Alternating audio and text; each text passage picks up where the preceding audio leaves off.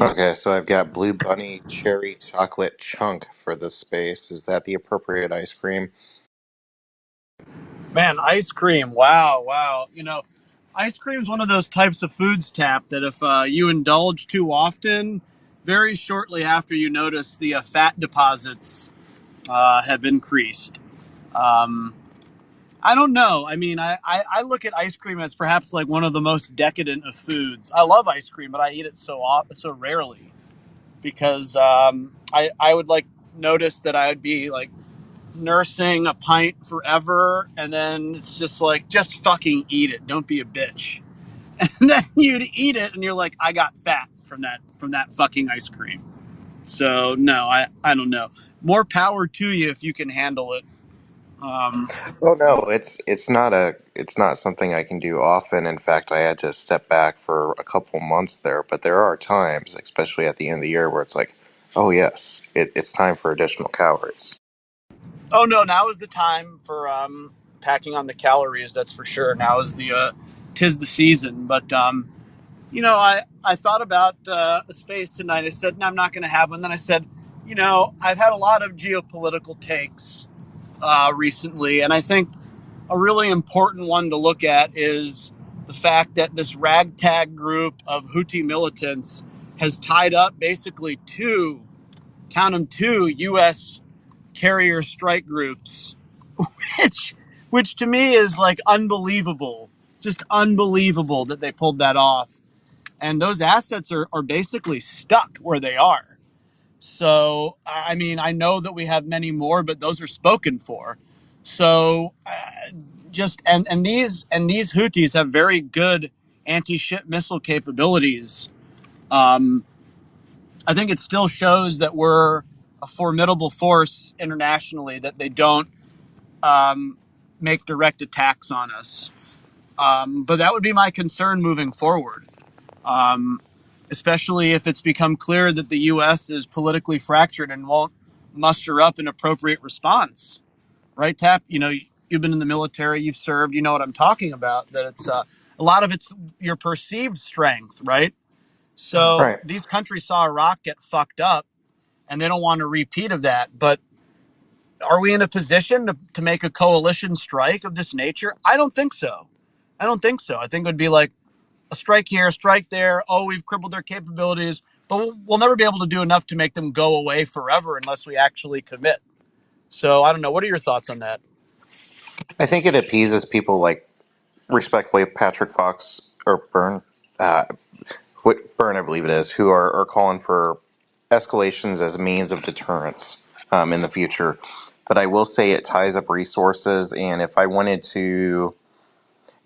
to take out some Navy assets, I'd kind of want them all lined up right there. I think in the same way that Russia's been trying to demilitarize the Ukraine, just grinding away at it, I would definitely want to distract the United States with multiple conflicts and gradually wear her down. If I can't take out her resources, I want to increase the amount of time it takes to move stuff and position them to respond. But ultimately, when you think about the cost, we're taking billions of dollars of assets, and we're taking thousands of personnel and dedicating them towards this one mission. And so, if that's the what we really need to be doing, then I'm going to continue to make a new argument that it's the ultimate form of corporate welfare, corporate subsidies that we've ever done, because we're basically paying for security for international companies. And you can argue, but my tax dollars are providing that. But the sun set eventually on the British Empire, and Britannia no longer rules the seas. And the same thing can happen with America. Yemen is over 8,000 miles away from the furthermost east point of the east coast of the continental United States. Yes, we want trade routes. We don't want isolationism. But for the cost of all these assets there, is it really justified compared to what the losses would be from those shipping lanes? And I know that's callous, but resources are finite. Yeah, very well said. Very well said. And it basically does look like a security operation at this point. And now you're seeing traffic is being diverted through the Cape of Good Hope instead of through the Suez. And we all know what that's going to do to prices of things. Things will be delayed, and commerce occurs on such short notice now, and we all rely on and have grown accustomed to getting things quickly. that I think any sort of perceived disruption could be quite bad for PR. And also, what does it say about these other Arab states? Can they not provide their own security? Increasingly, no. That's clearly the case. What? Um, And why would you if you can get someone else to do it for you? Why dedicate your yeah, state resources towards that if you can continue to invest in businesses and infrastructure, etc.? Same as why would we use our own oil when we can bleed the rest of the world dry and still have our reserves? right. And I think SPR is something that we need to be very careful about. And in the future, we should maintain a certain number, and we shouldn't disclose it. And we should say you can't use this for domestic political purposes. This is military reserve. This is for emergencies. Joe Biden, hands off. Keep your grubby mitts off of this stuff. Yeah, SPR, SPR, SPR, and a Slocum should arrive. Yes, Slocum's big on this. Slocum thinks that SPR should become a matter of national security and not a campaign platform. But yep, trash. Listen. I don't know what the fuck happened with those groypers last night. I mean, these people are generally a waste of time. Oh yeah, Um, no, I don't care about that. But like you guys are talking, no, like listen. They called me out. They created a space in my name. I went in there. They muted me the entire time. Was not allowed to talk. It's clear that they're very lowbrow, stupid people. But what I'll say is, when you're talking about the Strategic Petroleum Reserve, which I just came in on SPR, um, couple things. So number one. Uh, we know that like when Biden took over in office, he signed, I don't know, 76, 77, I don't know, executive orders, whatever it was. One of them it was shutting down American oil and gas production in the country. And that was supposed to be like a nod to like the Green Party, the progressive wing of the Democrats that got him elected, whatever. You elected, selected, whatever you want to call it. Don't really care. I'm not here to litigate that. But what I will say is this, and Vivek Ramaswamy has actually expertly pointed this out in the past, and I've shown the clip. I've talked about it because he was right. I've been right. I've been right for a very long time. In that he shut down basically the Exxon and the Mobil and basically any American oil and gas producer in this country. He shut them down. They said you can't participate on federal lands on oil and gas leases. They shut it down.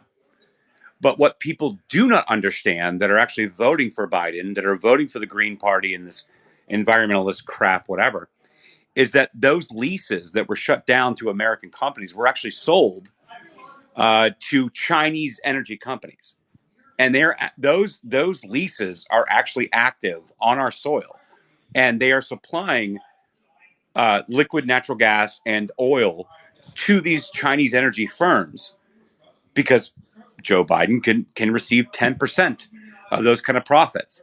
So like those projects have not been shut down. They've been pulled from American energy producers and given to Chinese energy producers, and they're still active to this day. And the second thing I'll say is what people don't understand about the actual strategic petroleum reserves that we had in this country that were depleted. And Joe Biden said he sold them on the market when market was high, and he'll reap the rewards of the benefit when the market's low because he can then recoup the losses that he sold at that time. He was never able to do that. Instead, what he did quietly was actually step up oil and gas production domestically over the last year. Matter of fact, I have the proof. I have the Bloomberg terminal screenshots that I've kept that show over the last 2 or 3 months the Biden administration. Well, I mean, prior to the elections that we just had, but basically what he's done is actually greenlighted all the American projects again. And the only people that benefited from this when he shut that down was number one, Joe Biden. Joe Biden 100% was getting 10% kickbacks from the Chinese energy firms that he sold the leases to. But then what he also profited off of politically that he thought he can get away with was that we were actually replenishing our strategic petroleum reserves by actually stepping up domestic oil and gas production over the last 6 months. So we've seen this. I see it, and no one's talking about it. All he did was simply shift it domestically to foreign interests. They were still actually drilling and speculating off of what their returns would be to earn 10%. But then he's actually stepping up the domestic oil and gas production in the country quietly so we can parrot through Karine Jean-Pierre at press conferences that gas prices have gone down under Bidenomics. It was a hustle. I see it. I have the numbers. I have the proof. It was just a hustle. And so that's where we're at. Like, he's replenishing our petroleum reserves, not by buying it cheap off the world market like he proposed, but rather stepping up domestic oil and gas production in this country once he sold the oil and gas leases. And thus, the BlackRocks of the world were actually able to bring an ETF, the only and first ETF, to China and to support Chinese energy companies so BlackRock could make a bunch of money in China and be the first American company to actually hold hedge funds and mutual funds on the Chinese market because the Chinese energy companies benefited from it. It's a hustle. I see it. You can dispute it, but I have the numbers. Yeah, I'm sure. I'm sure Charles will have a different take on this, but like, if that's true, that's a huge issue. And I think you're right. I think a lot of things happen behind closed doors, and the U.S. consumer just has no clue that certain things are going on. Yeah, you can make an argument that things are above people's pay grade all the time. Yeah, and like, I think there's truth to that, but not with energy commodities. I think we need to be careful with this. What's your take, Charles? Do you think Joe has sort of sold us out to the Chinese and the highest bidder, or do you think that he's got something more up his sleeve here? No, I mean, I don't really see what Trash is talking about. I mean, look, the Joe Biden policy has been to increase domestic production of oil so as to stabilize prices lower while we do a transition in our overall economy to a more, energy diverse market. So I'm not there on that. As for BlackRock, I mean, there's always going to be people that benefit from relationships between the first and second largest economies on the planet. And BlackRock, I guess, is one of those that's going to benefit. But that doesn't surprise me at all, to be honest with you. It's like one of the least surprising things in the world that they have that kind of relationship. I mean, more likely, as I see it, is that the U.S. and China are thawing, their negative relations, and they're kind of trying to go back to the Chimerica model that worked. And there's lots of people that don't like that model, who are worried about that model. Like, namely, the Mexicans are worried about that because they benefited for a long time off of all the fentanyl and other stuff going through the China Loa corridor, and all that shit's getting shut down. And then, of course, you have other groups like the Israelis that don't like America and China, basically building a world order that doesn't include them, especially now that Kissinger is dead and can't kind of interlope there. So no, in general, I'm sort of broadly in favor of the Biden policies when it comes to energy production. If you look at the chart I posted up in the graph, you can see it for yourself that Biden actually pursued a policy that was quite different from Obama, basically encouraging domestic oil production. And I think that's all to the good. Did they replenish the strategic reserves after the midterms? I know they had depleted quite a bit of it. Is it back up to being I full don't, I again? don't know, but I don't really look upon the strategic reserves as like the be all and end all here, because if you have a situation where the UAE and Saudi and others are producing, I mean, the question really gets to, like, what do you think about OPEC, right? And what do you think about Biden's relationship with OPEC? And my view is that the U.S. should be trying to break OPEC, and has been very successfully keeping world prices low. So I'm actually somewhat surprised that they've actually been effective at this, and that while they're also pursuing this clean climate agenda, issue, right, where they're banning methane from production. And then I think the other thing that's kind of interesting is that, like, Jared Kushner banned, effectively sanctioned sanctioned Venezuela during his presidency. One of the final things President Kushner did was in sanctioning Venezuela, and of course that was about making them much more dependent on the Chinese. But what was interesting about them doing that is that we effectively have this like weird setup now with China, and where we have Venezuela that we could always like turn on or turn off as we see fit. And the thing that's interesting about the Venezuelan oil is that a lot of it is very bad for the environment. Like it's especially polluted, it's especially like emissions rich, and so that's kind of fascinating. That there's like now a kind of like Venezuela that we could like turn on or turn off on the global market as we see fit. And it's interesting that President Biden wanted to send Exxon there to kind of like clean it up because Exxon is kind of like the deep state oil company for all intents and purposes. So I don't know. I'm sort of like broadly sympathetic to Joe Biden. I think he should be much harder on the Israelis. Like I think what's happening in Israel is disgusting, and he should be sweeping their assets. But you saw today there was a huge report from the Miami Herald about Mayor Suarez being an Israeli spy. I guess they called him a Saudi spy, whatever. And so you're seeing like a pushback that's going on in Missouri against the Israeli networks. You see Prince Harry successfully suing the Israeli networks that were defaming him through the Daily Mirror. Similarly, you see a similar effort, going on with these two election workers dealing with Rudy Giuliani. So, I'm just generally like pretty happy going into, what is an election year. I think Biden's very likely to win re-election, barring something crazy. He is, 81 years old, so it's not like he's, buying ripe green bananas or anything. But the stuff that's going on in the Middle East, I look upon that as just basically trying to increase the price of oil by causing more volatility in the region.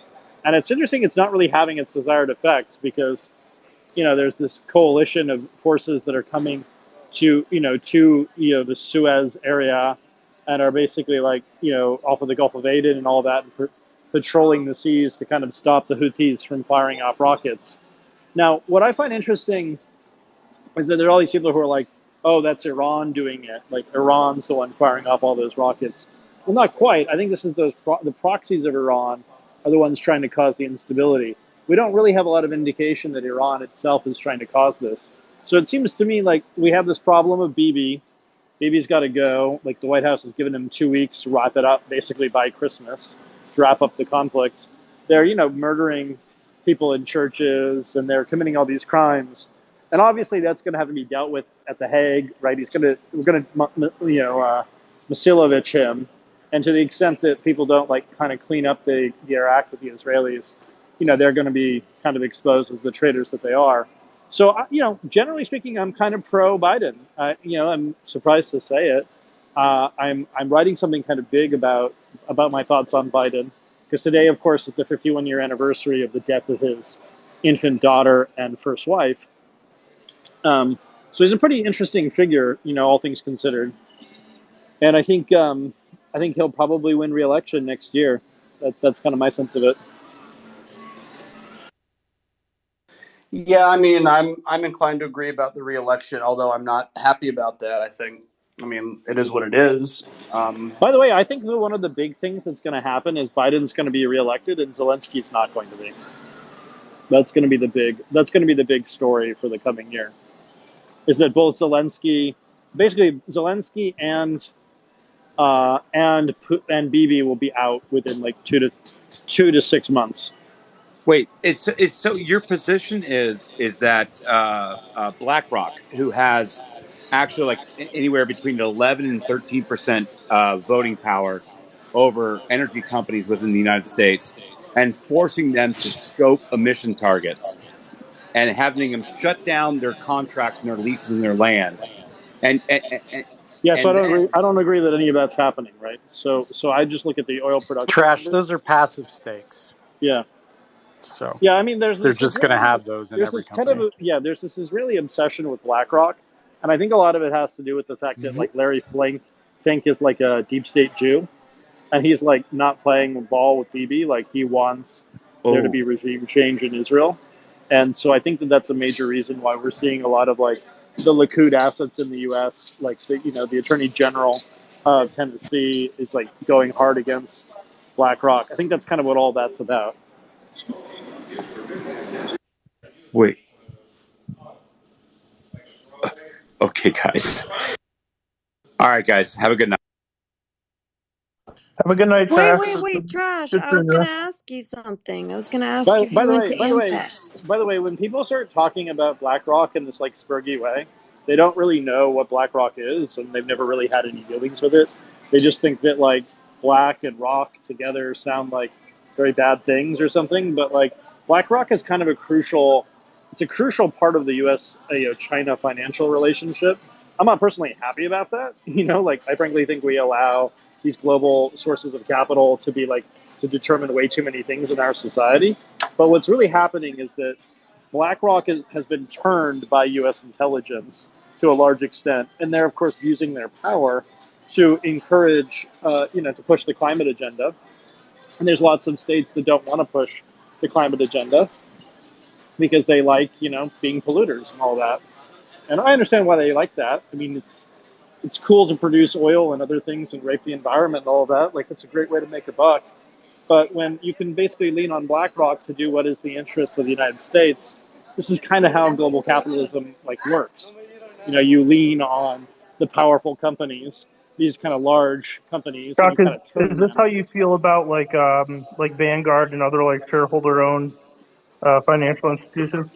Yeah, basically, I mean, the U.S. state more or less controls, a lot of these companies through this mechanism. I don't like it. Like, I'd like to live in a capitalist society, but this is a kind of like quasi socialism, and it kind of works for all intents and purposes. They look for like who are the deep state players. Like in oil, it's Exxon. In tech, it's increasingly Google and Amazon against Microsoft, and they kind of lean on them to push them in certain directions. And this is kind of how the state really governs, is through these corporations.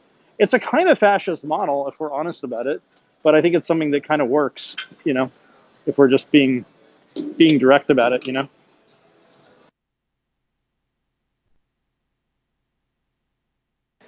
Yeah, very quickly before we go to Moneypenny, Charles, did you see that Hamas sources are saying that the Israelis have been withdrawn from their positions the last 2 days? They haven't made any further advances, and it's because, and the IDF doesn't really like to disclose these things, but they've been continuing to get ambushed with RPGs with very lax behavior. They've had 8, 9, 10 guys at a time just hanging out around a tank. Just sort of very poor levels of preparedness and readiness, and they've been getting ambushed. And I think they've taken a lot more than 139 kills. I mean, that sounds very low. Yeah, I mean, of course, it's a state secret, right? So we don't really know the numbers. It's getting so bad they may pull some of these spaces host. Oh no. I think more likely what you'll see is you'll see the Israelis will be they'll be compensated for withdrawing from from Gaza. They'll be compensated by giving them contracts on the U.S. Mexico border. That's kind of my sense of how it's going to go down. Yeah, I would tend to agree that. That's why that Israeli spy, John Fetterman, the one who's from Pennsylvania, that guy, that's why he's in favor of border security, right? That's like a big part of it because he's with the Israelis. So, Doc, you said Bibi's gonna have to answer to the Hague. Do you actually think that they're gonna hold him accountable? I mean, I hope they do, but yeah, I think Benny Gantz will see it as a crucial part of, building up the relationship with the U.S. government when he becomes the de jure prime minister rather than just the de facto one. I think Israel is basically going to become a military dictatorship rather than a mob dictatorship, which is what it currently is. For what it's So for would what it's military worth, dictatorship look more aggressive to its Arab neighbors like Egypt, especially? no, in a weird way, a military dictatorship might actually be more peaceful than what we currently have, where the mob basically dictates, how the military behaves, which is what we currently have with Israel, where we have this kind of like weird political alliance with the settlers. So in a weird way, the IDF basically having a coup and taking over political power in Israel is actually like, in a weird way, it's a way of stabilizing the country. And effectively, Benny Gantz has been prime minister since effectively early November, is my understanding. Interesting. Yeah. You'll notice too how Bibi is like increasingly undisciplined in what he says. Like he talks about how he like stopped the Palestinian state from happening, and he's like very proud of it. He's like bragging about that. So I think that that's all going to basically come out in the wash over the next few years.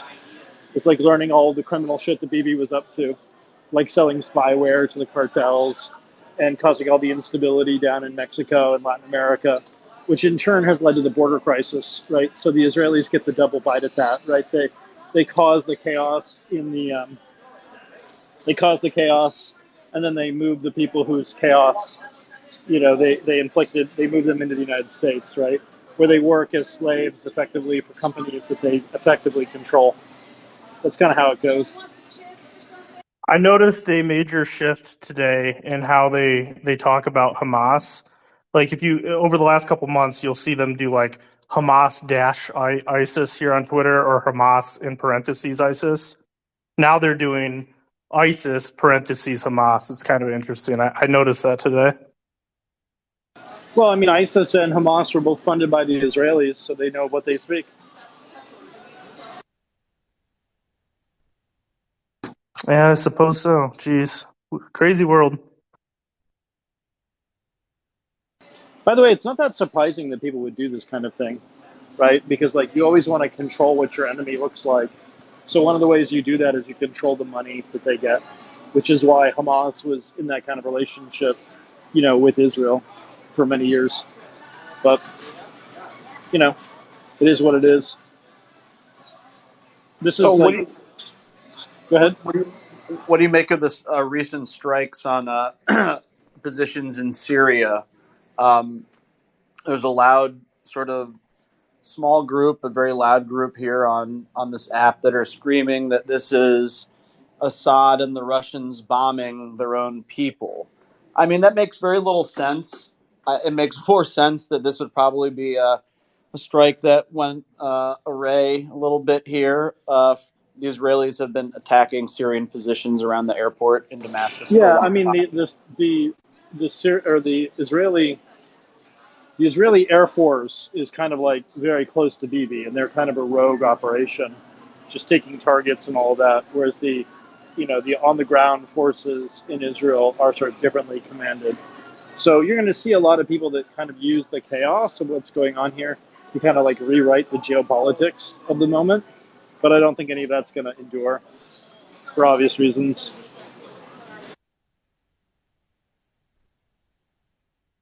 Yeah, of course, the Turks have a role to play in all of this too, don't they? The Turks do, as does Central Asia generally, which is increasingly sweeping for Israeli influence. I'm actually hosting some people from Kyrgyzstan over the Christmas holiday at my home in Northern Virginia. So we shall see, what that. I'll learn more about all of the Kyrgyz and Kazakh stuff over the next week and change. Yeah, that'll be interesting, huh? The Kyrgyz are often an overlooked people. I think it'll be interesting to see who they align themselves with, or perhaps not just with one. Maybe they'll try to play the cards between the United States and Russia. I mean, it would benefit Well, them to do so. the Organization of Central Asian States, they all want to be aligned with the United States for obvious reasons, and with the Turks, they want to have less involvement with the Russians and the Chinese, who they regard as bad business partners. So that'll be kind of how that goes. Is it Turkmenistan that has a large border with China, or is it one of the other stands? It's one of the other stands. Turkmenistan has a shitload of natural gas, but it's a closed-off society. So we don't really know. Like, they have something like, I think they have a very, very small population, but they have like 10% of the world's known natural gas reserves, which is kind of crazy. So Turkmenistan could be one of the most important countries for stabilizing Turkey and for stabilizing a lot of that region, assuming it could actually export its gas. I think a lot of that's going to have to depend on its relationship with Iran and its relationship with the Caspian Sea and all that. So, Unfortunately for my Armenian people, that probably isn't a good thing. well, the Armenians need to stop aligning themselves with criminal syndicates and with the Russians at every opportunity that they have. It's really unfortunate. Probably. So Charles, basically, your thinking is that the Turks are sort of angling long term for, sort of reclaiming control one way or another, economically, militarily, of all the Stan countries, all the Turkic people, sort of uniting under one banner again. Is that what I'm meant to believe here?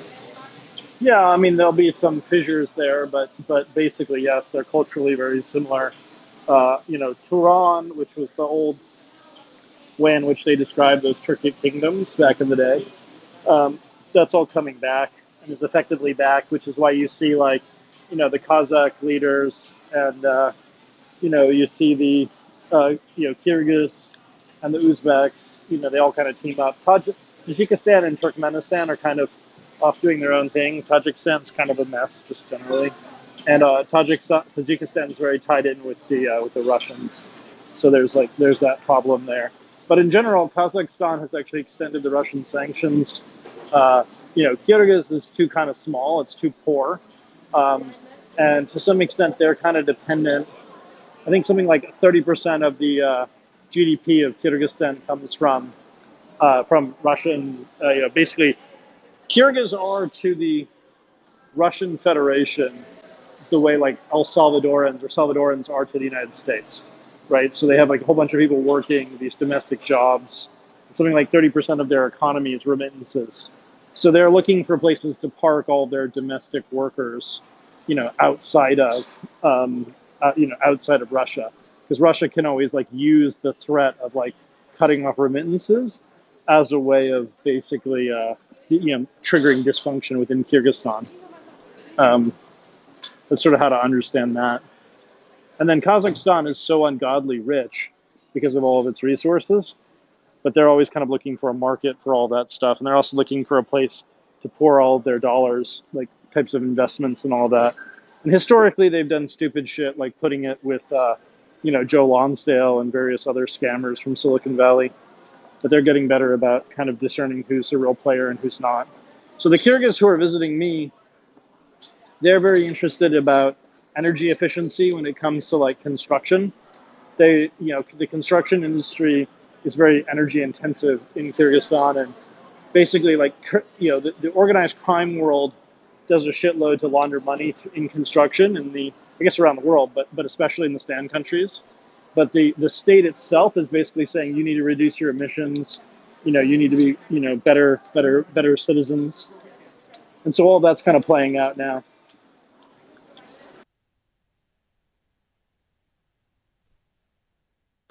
I'll have more sense, by the way, on all this stuff. I'm going to Kazakhstan and Kyrgyzstan and Uzbekistan this summer, so I'll have more of a sense of it then. Are those safe areas to travel to, or? I guess we'll find out. Yeah, I hope you don't get swept up by some like warlord that fought in one of the Afghan conflicts. Oh, you know me. They'll let me run the warlord thing within short order. I'm not so worried about it. Yeah, you'll become indispensable. I'm more worried. I'm more worried. Yeah, I'm more worried actually about Missouri or like various parts of the United States than I am about Kyrgyzstan or Kazakhstan or whatever. I mean, the reality is that like the U.S. has a organized crime problem, and it's pretty pronounced in certain parts of the country. And if you talk about it, they try to kill you, and so or reputationally smear you or whatever. So that's actually what I'm more worried about than I am about traveling abroad where a U.S. passport still counts for something. Good evening, Richard. How are you?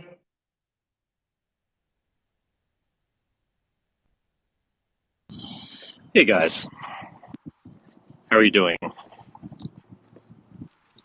Surviving, man, surviving for a Monday. It feels like Staying it's going to be a alive, long staying week. alive, staying alive. Okay, Ella, thank Surviving you for man? Who that. is that? That's me. Oh, okay. Richard, So Charles was talking about Biden's energy policies earlier. What are your thoughts? I don't know if you heard him speaking. What are your thoughts on I have all no that? thoughts. I have no thoughts on these matters. I don't know I what to like say. I like It's I just not like my. I like how you say that you have no thoughts on it. And that's just such a more honest answer than all the other, bullshitting Oh things yeah. that people say in these spaces. I like it. I like when people are like, I don't know, whatever, man. Like It's so just much not more my real. my ballywick. Yeah, I mean, I was reading the prose edda this weekend, so needless to say, it didn't include these topics. Have you ever A read the prose disastrous edda? Cowboys defeat too.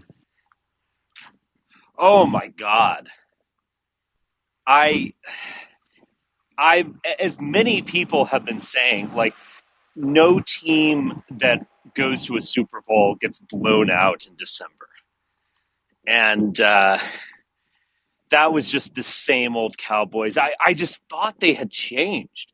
I mean, it's like your alcoholic, uncle or something. You keep giving him a second chance, and then he shows up to Christmas drunk off his ass with a prostitute in tow and running from the law. I mean, it's just the same old story. I mean, that sounds like a great Christmas to me. This is a standard Christmas for Charles. Yeah. I remember having a relative she was a bit of a slut and a bit of a fuck up. I think she had an illegitimate child along the way. And anyway, I always liked her because she took so much pressure off of me. So I was always like, she could sit right next to me and tell me about all of her travails. Everybody needs one of those people at Christmas time. Yeah. Do you want to talk about DeSantis? What Or is about he him? not? I've seen a lot of predictions that he's going to close his campaign this month. Yeah. Yeah, I was wondering if he just didn't want to be embarrassed in Iowa, and then someone actually mentioned that he might want to pull a Ted Cruz and just take it to the end, give Trump hating factions at least a somewhat of an option with his delegates. I don't know. It's an interesting question.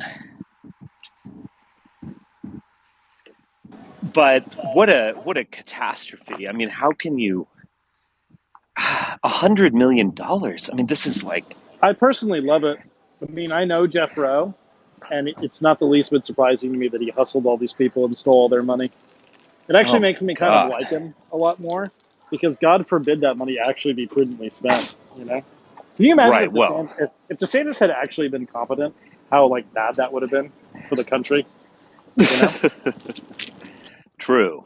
There's something to be said. These grifters actually do us a solid in all these weird ways. It's like kind of not politically correct to talk about, but like sometimes these con men are kind of patriotic if you think about it.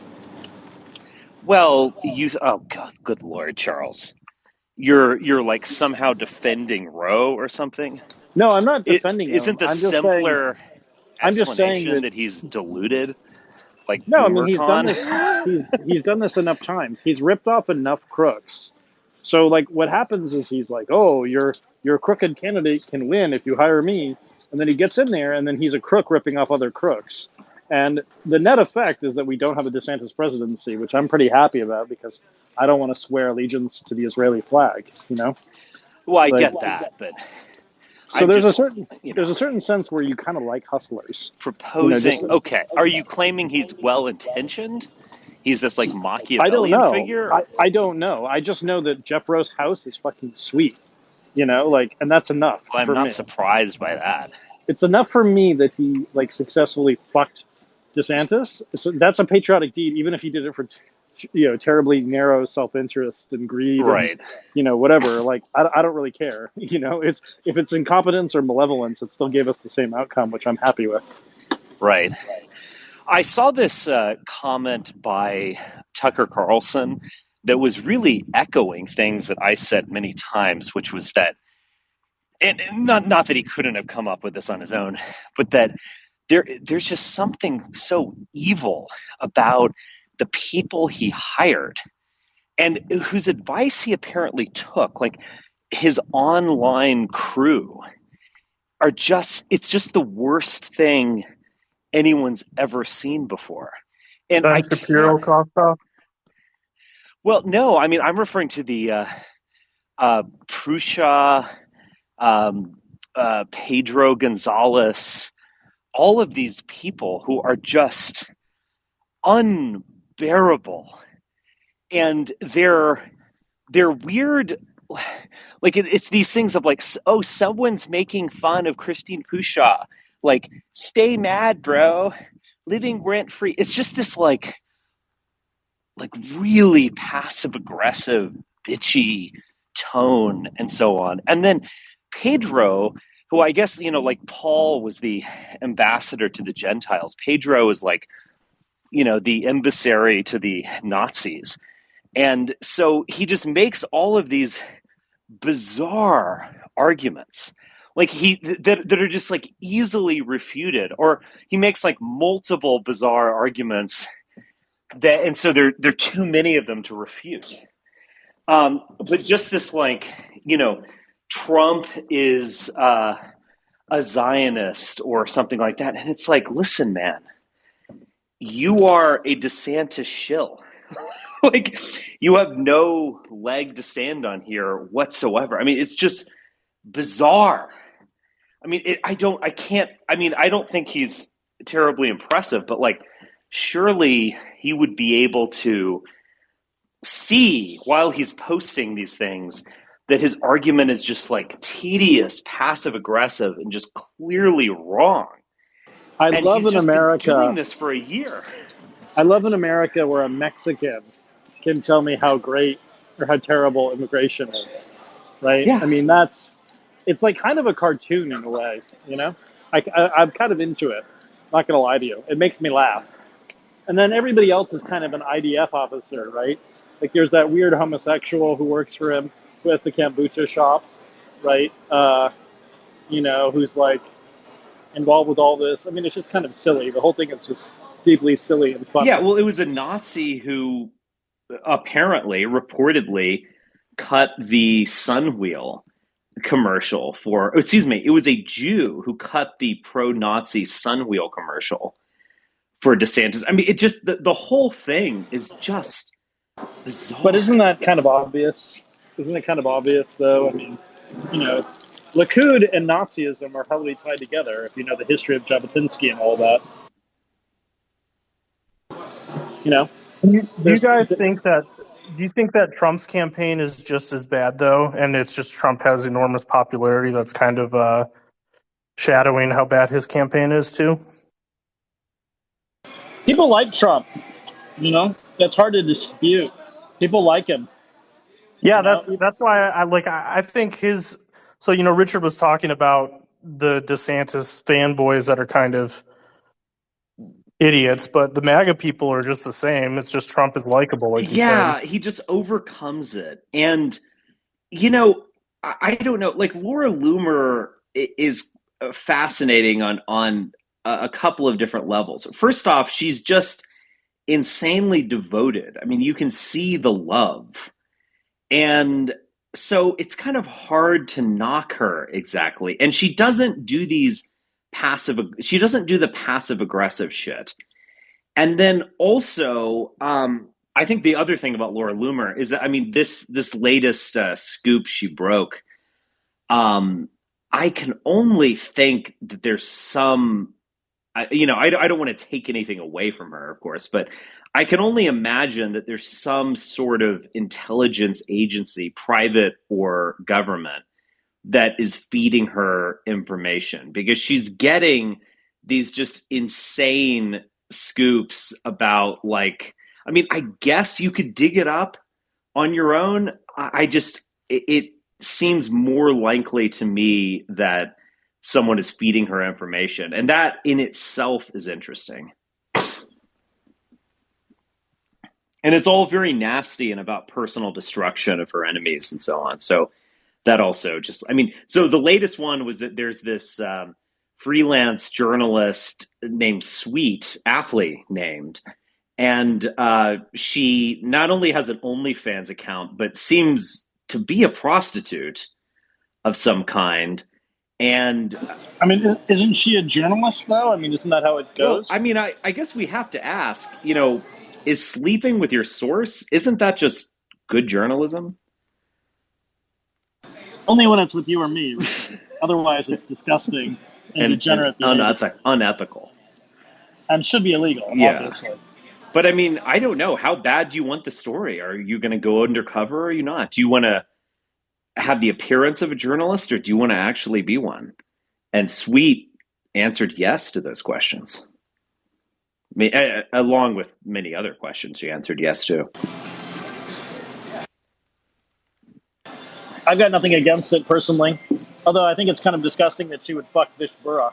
Yeah, that was that does. He looks like he owns a casino in Nebraska. Yeah.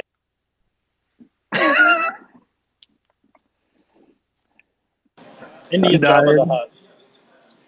Indian Jabba the Hutt. Yeah, that's the image. But who knows? I mean, look, we're just assuming she slept with him. I mean, she might have just her smile and tits and ass and stuff and got in the story that way. Who knows?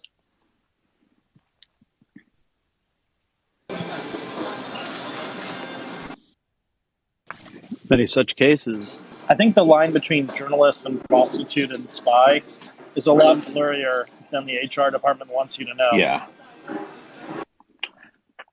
But anyway, you suggest that Laura is connected to Likud or something like that, Charles, or? I think Laura's more Mossad than Likud. Okay, interesting. Yeah. And I think Laura's mother is British, and nobody ever talks about her British side. But I think that that's a very interesting side of her. I also think it's MI6. What's Charles? What does Laura think about Bibi? She thinks Yair Netanyahu's a fucking moron. She's told me that on several occasions. I don't know about Netanyahu. He hasn't come up, but I do know that I was being harassed by the Israelis, and Laura called them up and told them to knock it off, and they did for a time.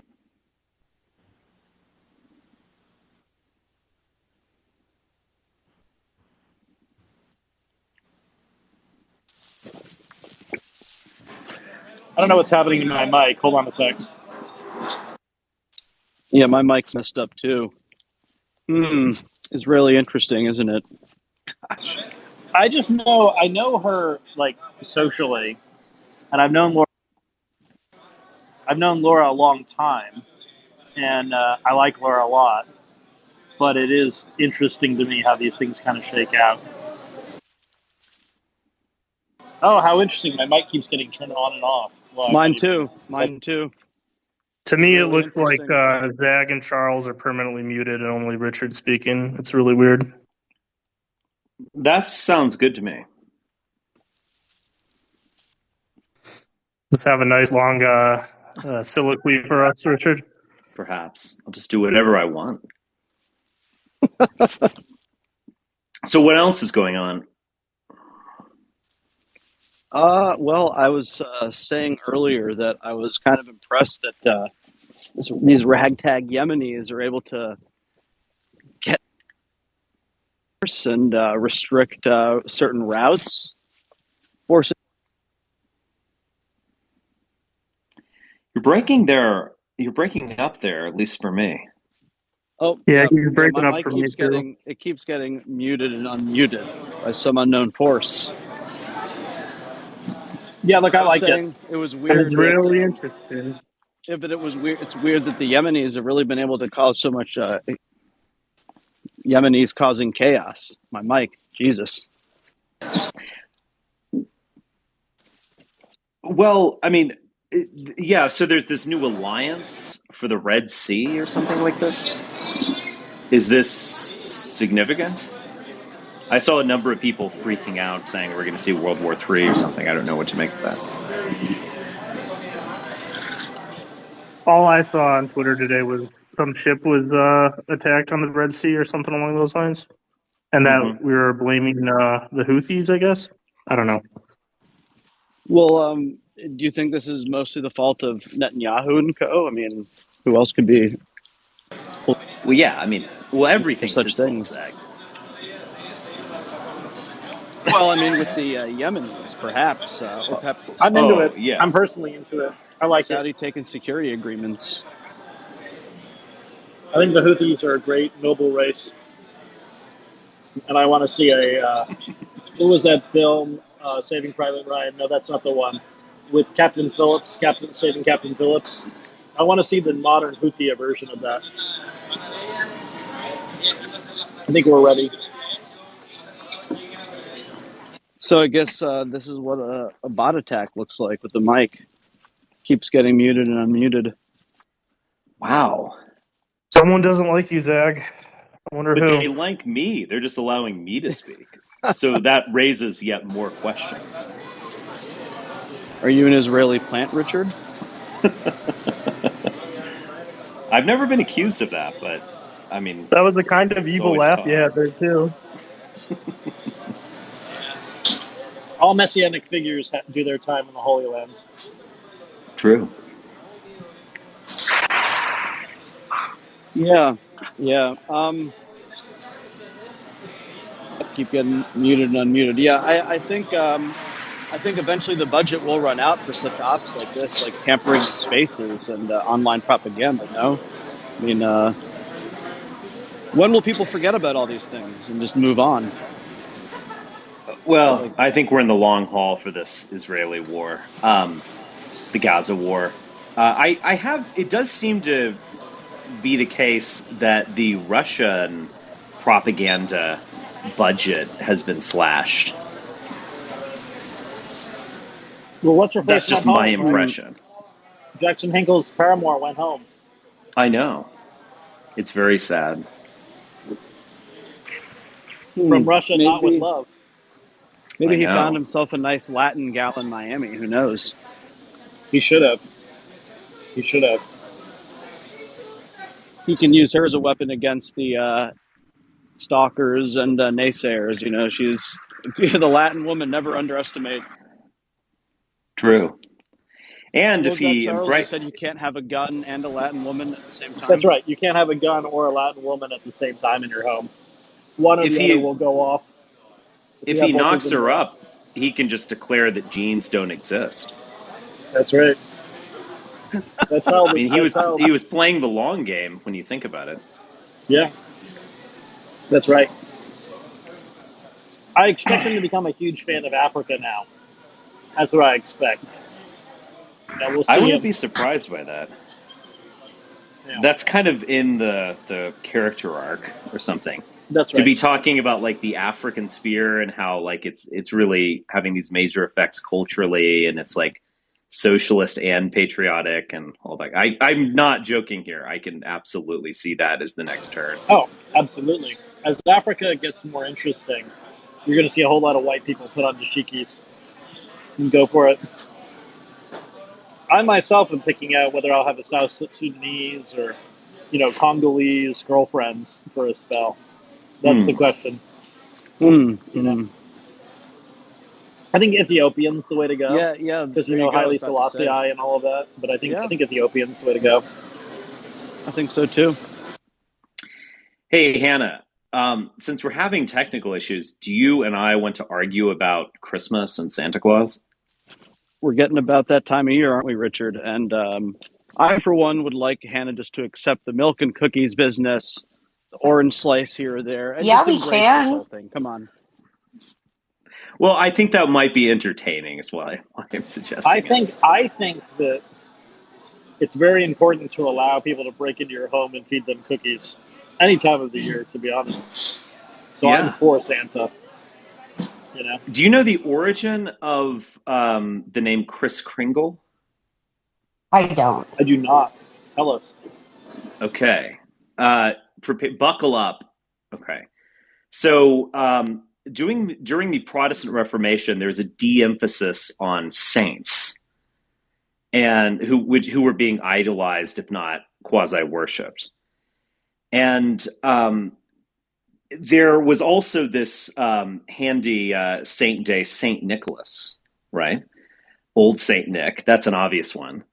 On December 6th, though, and not December 25th. So Martin Luther himself actually had a solution, and that is that there would be a sort of, not idol, but mascot named the Christ Child.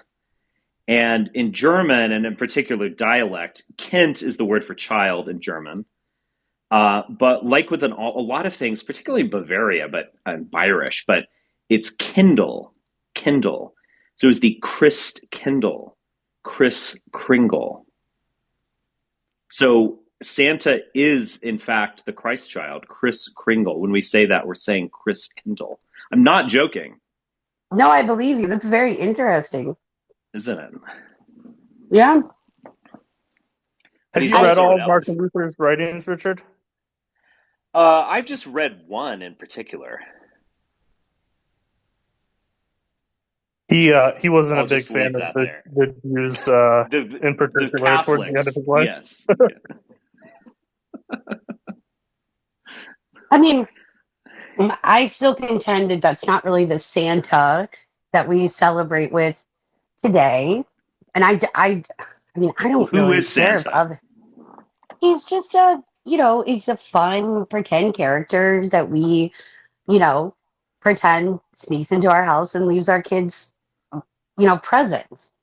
That's it. Like the fictional character, we don't do that part of it, but we do talk about, St. Nicholas, and I'll probably tell my kids that story, and whatever. So, but we just don't participate in that part of it, mostly because, like I've said, I like my husband to get credit for buying the gifts. His work is what bought the gifts. I don't want to give credit to some fantasy man. Max Weber wrote a book about people like you. Oh, yeah. The Protestant work ethic and the origins of capitalism.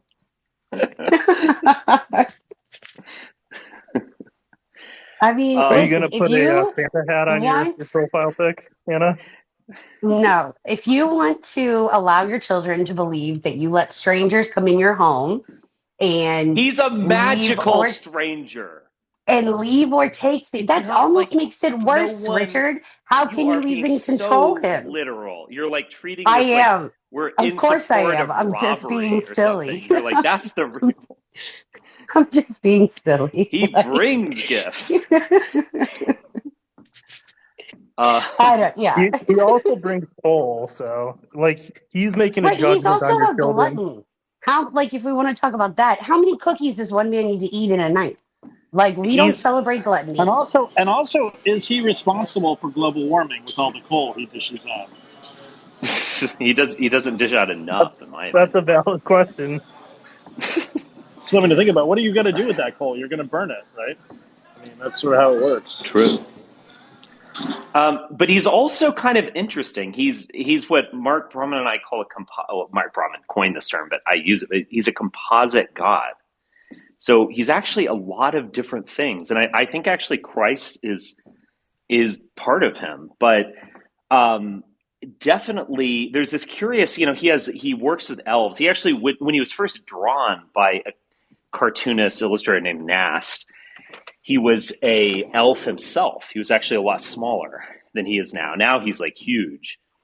And he's mentioned as an elf in the famous "'Twas the Night Before Christmas" poem.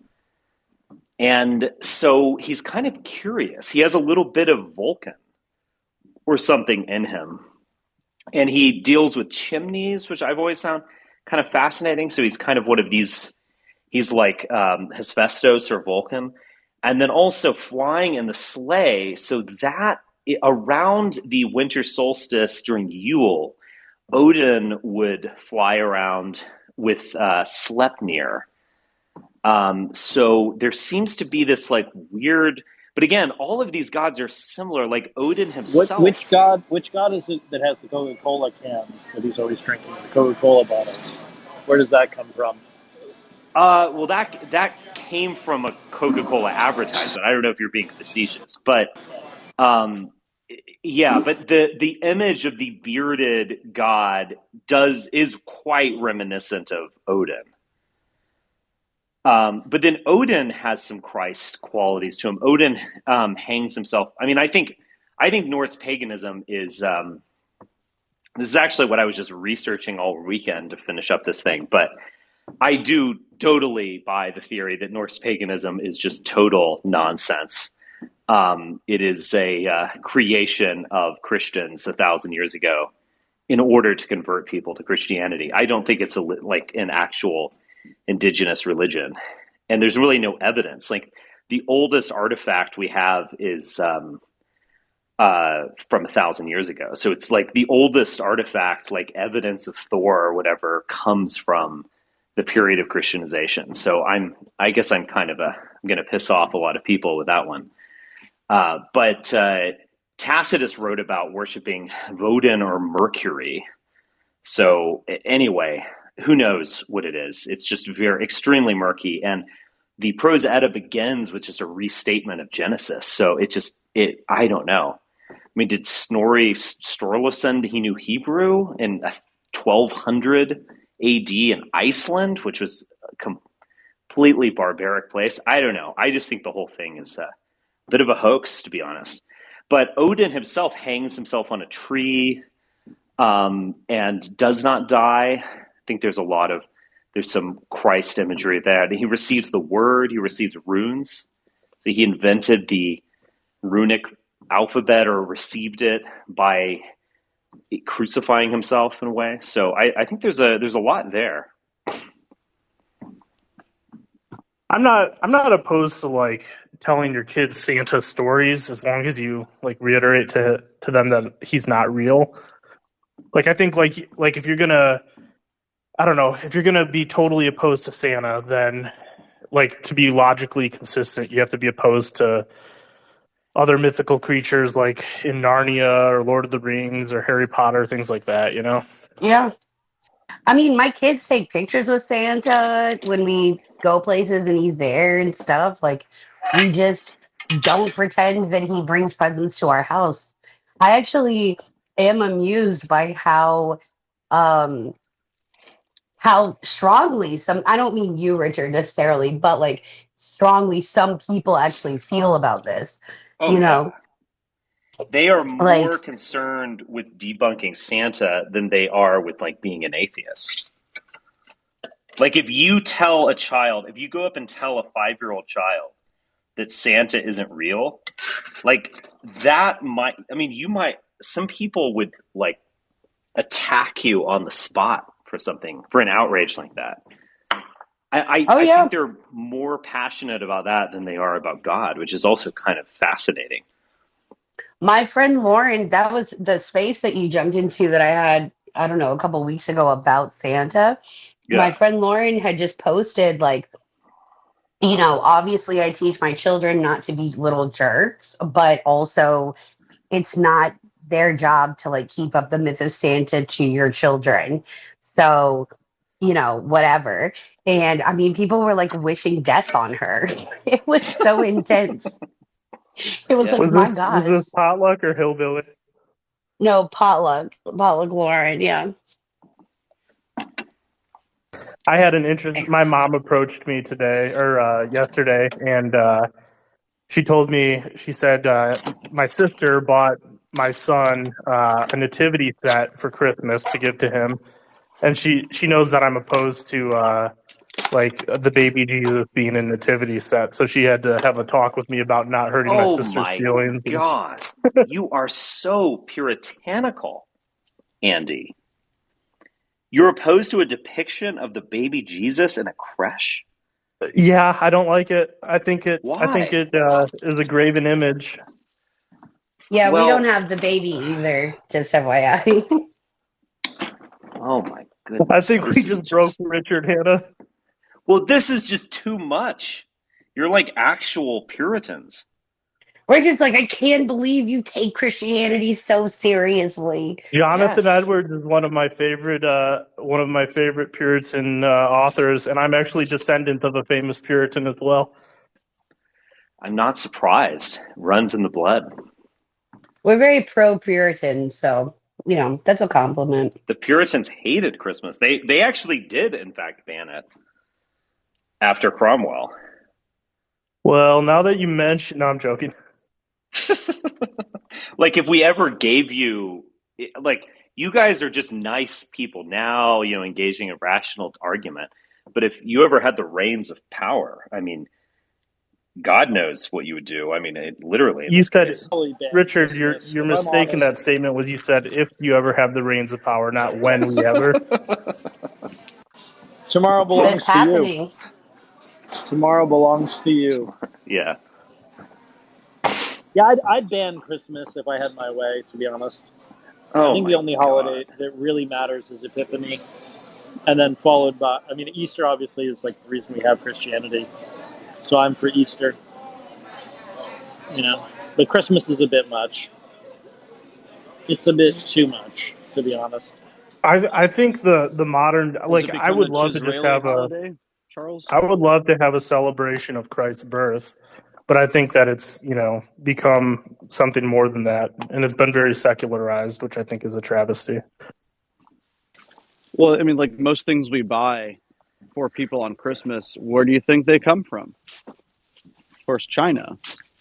So many could argue they come from China, and they're brought over by a Jewish entrepreneur, and they're sold to you and given for temporary joy around your family Christmas tree. I'm not a fan of the Christmas holiday. I don't like it. I've never really liked it. I kind of just don't like this period between Thanksgiving and Valentine's Day, if I'm really honest about it. Gosh. This is I just love very Christmas. depressing. Yeah. That's yeah, good, Christmas Hannah. is important because it's so dark out so early now that without something to look forward to, the holidays with family and friends, many would just become horrible alcoholics. I like to have my family and friends around me all year round, personally. Kind of like how I like to do it.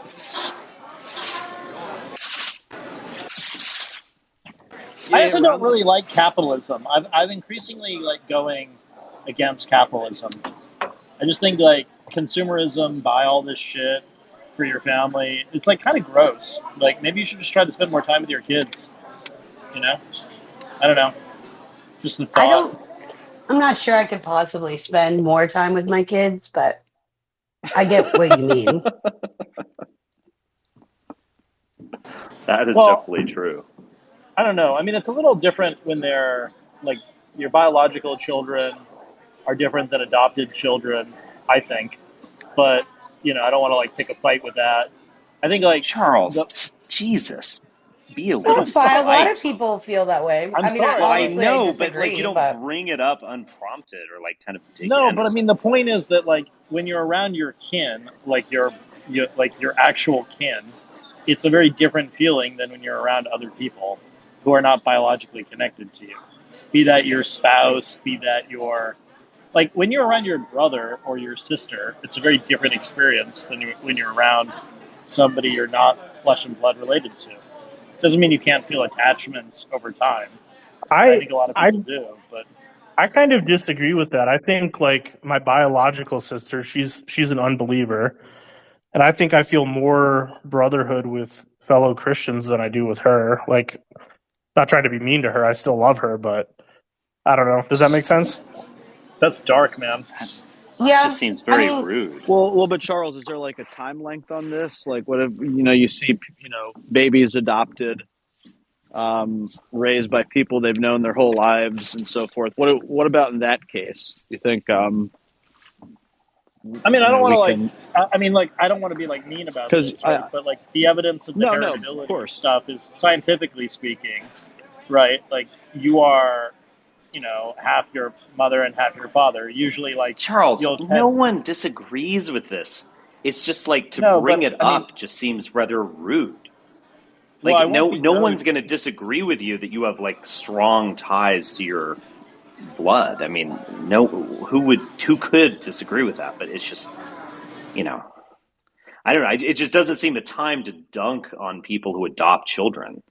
I mean, I'm not offended. Like the science is out, or something. It's like I'm not dunking on anyone, but I'm saying like there's a reason there's all this kinship stuff around the darkest time of year where you're supposed to be around people that you're flesh and blood related to.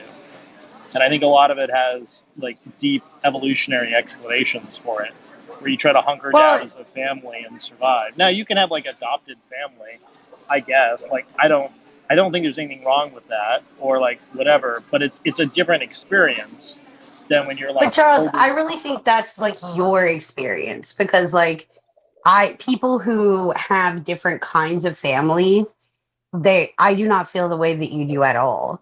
Like I have never had any relationship with my parents, and praise God for that because they were awful people. And I don't I think maybe if you came from a different family, maybe your perspective on that might be a little different. Just my 2 cents. I mean, I'm not offended by what you're saying. I don't really like fully agree.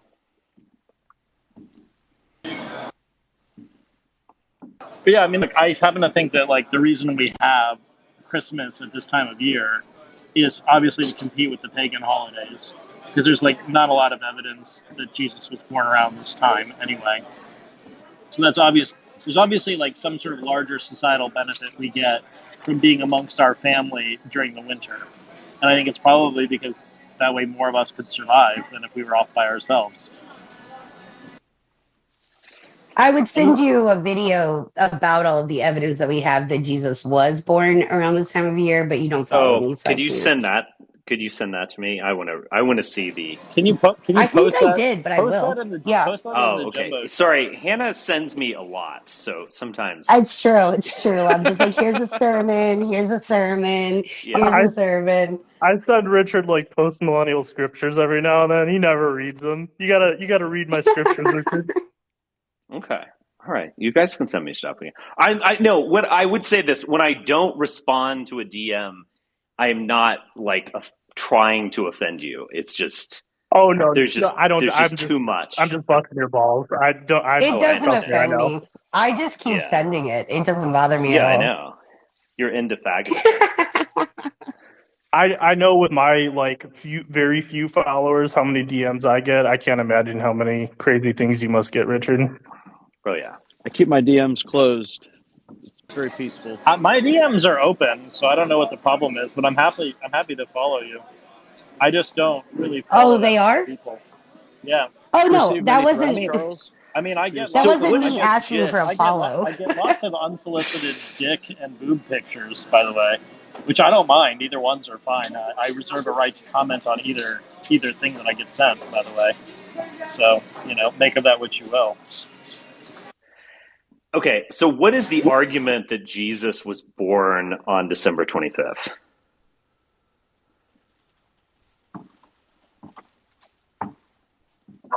Hannah, you'll have to take this one. You know more about this than me. I don't know if I could actually. That's why I offered the video. Okay, well. I don't know if this is what the video is about, but I think part it's of from Cultish. I wonder if I've seen it. Part of the argument probably is about like Byzantine tradition. A lot of the like archaeological finds that have like confirmed the historicity of the New Testament have been like around Byzantine Byzantine churches that were built.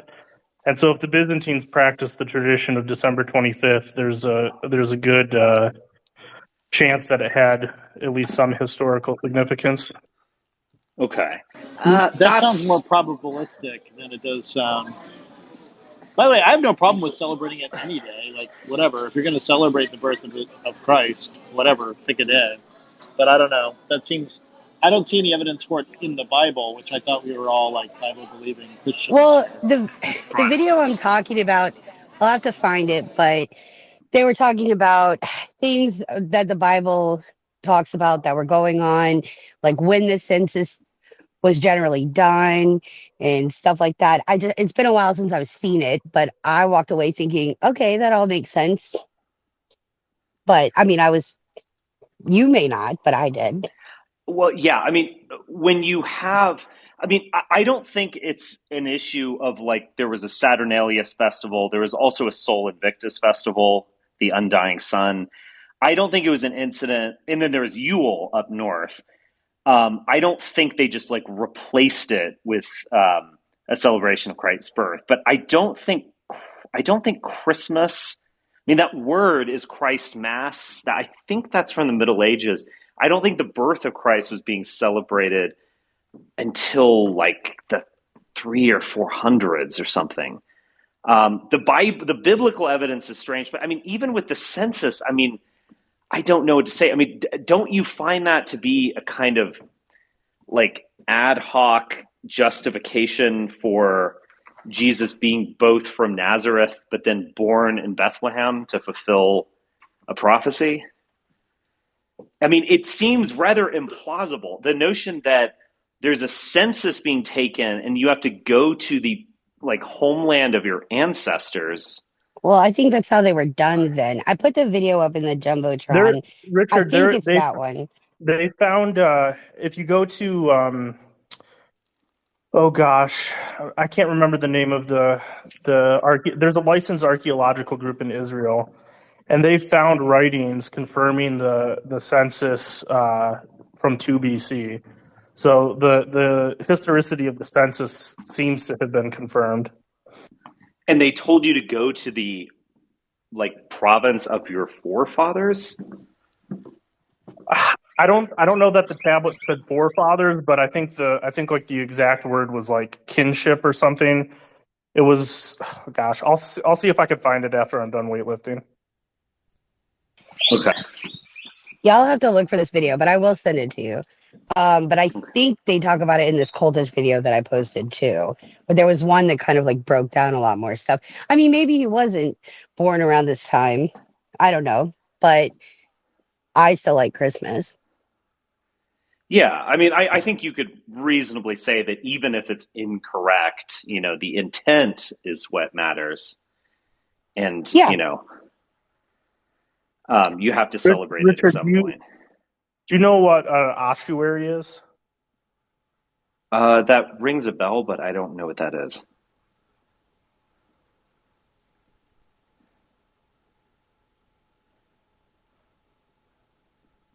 And I think you just muted yourself.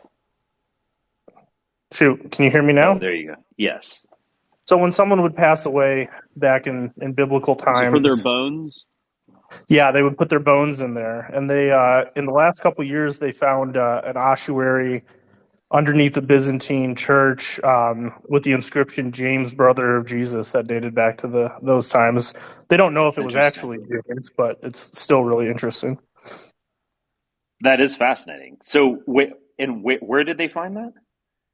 They found it under a Byzantine church. So the Byzantines. So that what I was talking about earlier, how the Byzantines placed churches on significant sites of early Christianity, that kind of at least confirms the hypothesis that the Byzantines built churches in important locations. And so a lot of biblical archaeologists now are moving towards excavating at old Byzantine churches to find, different artifacts from that era. Interesting. But the objections that would come up with that. I mean, do you think when I was in Bruges, this is many years, like 20 years ago, I remember visiting a church that claimed to have the foreskin of Jesus. Yeah, that's weird. Well, so the historic, they had all the pieces of the true cross that could build like how many ships? Something like that. Yeah. The build 100 ships. Foreskin? Ew, that's I don't like that. Shroud of Turin. Don't get mad at me, Hannah. Richard, what's your take on the Shroud of Turin? I'd like to sequence that foreskin to find out if it is in fact Jesus's foreskin. I think the Shroud of Turin is the shroud that draped By the way, I should probably not Jesus. yell Jesus's foreskin in the airport where I'm currently hanging out. So yeah, whoops. Oh, Charles. But yeah, Richard, what do you think of the Shroud of Turin? I mean, look, you know me. I think all of this is hokum, as H.L. Mencken would. I mean, there's just such obvious motivations for people to, create these fraudulent artifacts that will bring prestige and even tourism to their church or something. It just strikes me as very hard to believe. I mean, I agree with a lot of that. I think, Yeah. Has interestingly anyone enough, seen I the think Shroud that of Turin in person? Has anyone I seen have it? not seen I've it in never seen it. person. I've I seen saw it it. online. Yeah, I saw it, and it's like I didn't make much of it other than like what you'd make of if you saw the Crown of Thorns or the largest piece of the True Cross. Things like that. It did have sort of this eerie sensation to it, but it was fairly crowded. But I mean, I don't think they should have like the picture next to it. I think there's more mystery if it stands on its own, but it was weird. Although like there's so many possibilities as to what could have stained the way it was folded. I get it, but it seems to have more of like folklore myth to it. Now, no offense, Interestingly, Andy. No offense, Andy, but it oh, just no, seems no offense taken. It's interesting though that it's one of the only artifacts that Protestants and Roman Catholics and Greek Orthodox members kind of agree on, which is fascinating. Oh, I didn't even know I thought the Protestants would just reject all of this stuff. No, it's actually one of the few artifacts that like most Protestants would agree was the actual shroud. I'm not an expert on it. I haven't like studied it in years, but I'll have to go through again and look at the evidence right. that was presented. Interesting. I think I might have seen a YouTube video on it like a number of years ago. It was done by a believer though, so they were like, indefensible proof. I find all this stuff ridiculous. I just want to go fully on record for that. I find it all like really absurd, to put it mildly. Charles, have you seen any relics in person? Fuck no. Oh, that's not true. I did visit where Mary died in Turkey, but I did that mostly because I was with somebody who was into that kind of thing. Oof, don't tell the Catholics. Well, I mean, whatever. I don't really believe that the Catholics are correct about most of these things anyway. I enjoy it. Listen. If you like going and like checking out Jesus's whatever in a back alley somewhere, and you want to pay some nice person $20 to go do it, by all means, knock yourself out. But I don't think that that's how God works. To put it mildly, I think it's much more interesting than that. I think 99.9% of the artifacts are fake, but I would probably say the only artifact that I think is real would be the Shroud of Turin. I think everything else is probably hogwash. Yeah. Well, I think they even if have it's dated true, the fibers back to a biblical period. even if it's true. real, so what? That's what I would say. No, you're absolutely right. It has no inherent value. Like, I don't want to say that. It doesn't contribute to your faith, and it doesn't detract from your faith one way or the other. So it's kind of irrelevant in that manner. So one of the questions I was getting into. So I'm a believer in the alone in the universe hypothesis. So I think like humans are the only sentient species in the universe. That's sort of my view, and it's like a lot of reasons I believe that, which I can go into if people are curious. But I did ask like a very religious, very Catholic friend of mine about like what would happen if like aliens showed up. Would we have to like preach the word of God to them? And like, what would it rate? If like we're made in the image of God, like what kind of theological questions would this raise? And it was interesting. Kind of like apparently this has been discussed in the Vatican over the years about like what would happen or what should be the position of the church vis-a-vis extraterrestrials. I find all that stuff very, very absurd, but very interesting to think through. What was their position? Effectively, that basically that it wouldn't change all that much, more or less. That we would just sort of, we would treat all of God's creation with dignity, and that would include the extraterrestrials. That's my understanding of it. So presumably they can't be existing outside of. So just like you can't treat your dog inhumanely, right? Like you can't cook your dog and eat them, right? Like unless you have to, as a human being, you have to treat animals with dignity and respect, right? And so similarly, the same kind of logic would apply to the aliens, that you have to treat them in a kind of manner to which they're accustomed, I guess, would be the ways. But of course, that doesn't get to the larger question of what if the aliens are superior to us, right? It does seem like if aliens show up, our first instinct, good or bad, but maybe good in a way, would be to attack them first. Do you think so? My answer would be, aliens arriving wouldn't invalidate the word of God. Whether or not that they could receive salvation or not, I don't know the answer to that.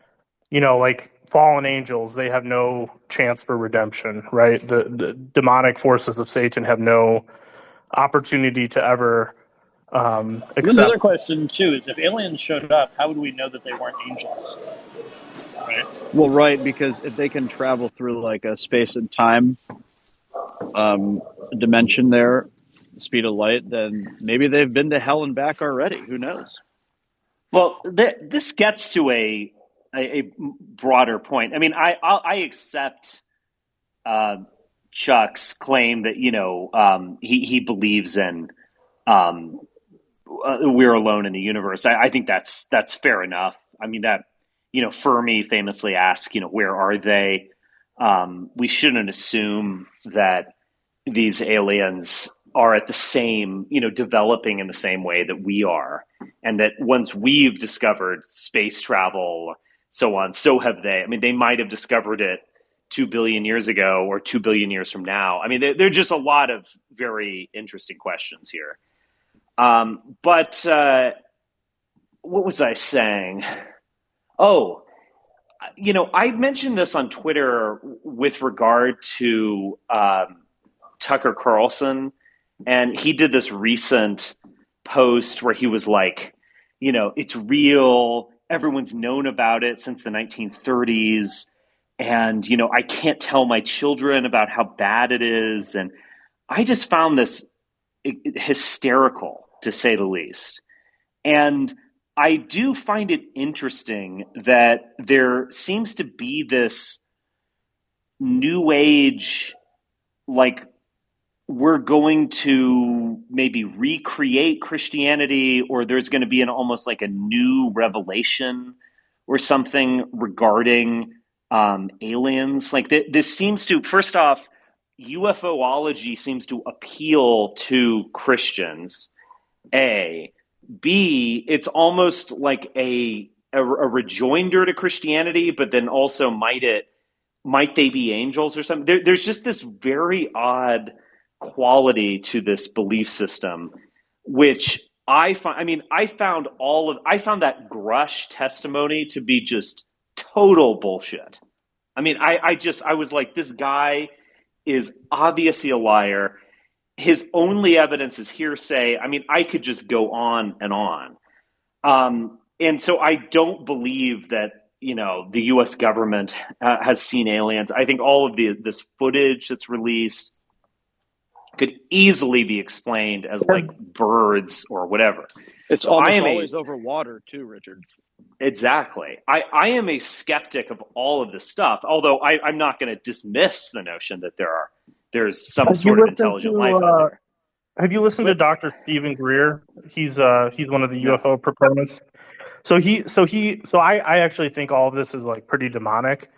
He describes how he's one of the people that submitted testimony to Congress. I don't know if he's actually testified in front of Congress or not, but the whole process of how he and his followers communicate with these so-called alien species is kind of like a seance. It requires like meditation and all these kind of, I mean, I think it's completely demonic. It's really weird, but that's kind of my take on it.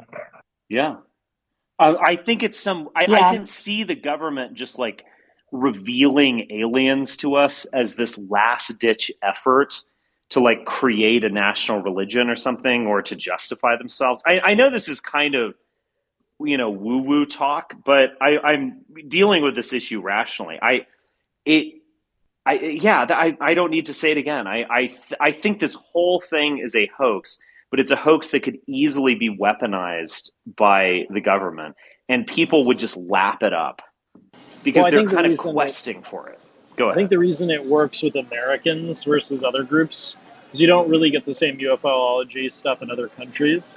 Is that the big fear of being an American is that we're going to be dominated somehow by something from the sky, right? Is it going to be Sputnik? Is it going to be, the Chinese air balloon? Like, what's it going to be, right? And we constantly talk about all these apocalyptic films, right? Like, we have all these movies that we watch that are about, like, the end times, whether it's zombies or it's, Civil War porn, like this new thing that's coming out. And so there's something about being an American, which is to be anxious about things from the sky or from the horizon coming down and harming us. And I just think that, like, that's wrong, right? Like, that basically Americans should be focused on making the here and now a better place, and we should be more focused on like basically the Alien film replaced the Western, right? It replaced the kind of like danger of like settling the western part of the United States. And I think we need to get back to like making maps of the earth and like focusing on the environment and focusing on stewardship, like rightly understood. And like a lot of this obsession with like abstract weird things in Christianity takes away from the obligations that Christians have to be like proper stewards of the earth. So in a weird way, like this idea that like we're going to focus on like the biology of aliens rather than on like whether or not there are any humpback whales in like 10 or 20 or 30 years is kind of like a giant distraction from like what we should be doing as the dominant power on the planet.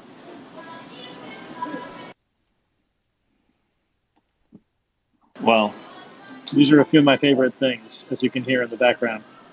For the record, Charles, I am concerned about conservation and the environment. Like, I think that as Christians, we do have a responsibility to steward what God has given us through creation well. So, yeah, I agree with that too.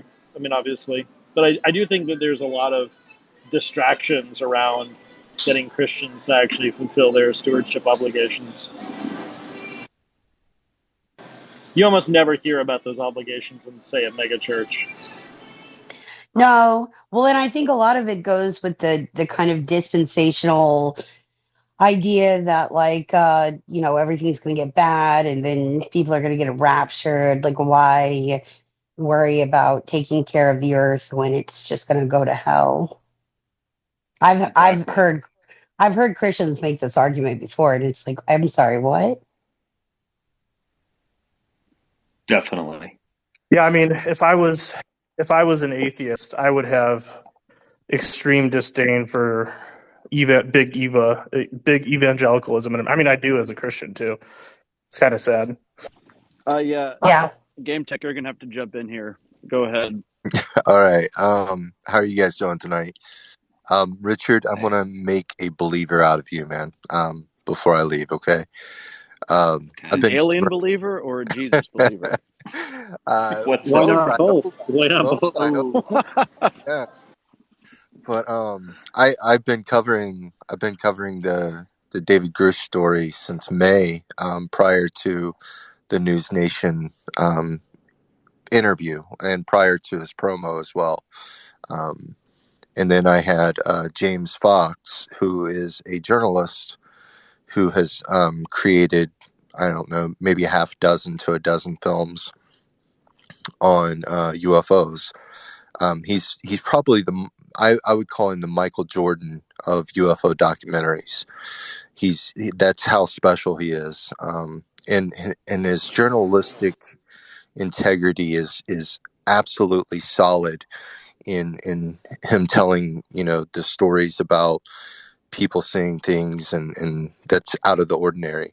Now, I know that you guys doubt, but the thing of it is that the difference behind this story is that not only do we have military radar footage and military pilot witnessing these things, we also have,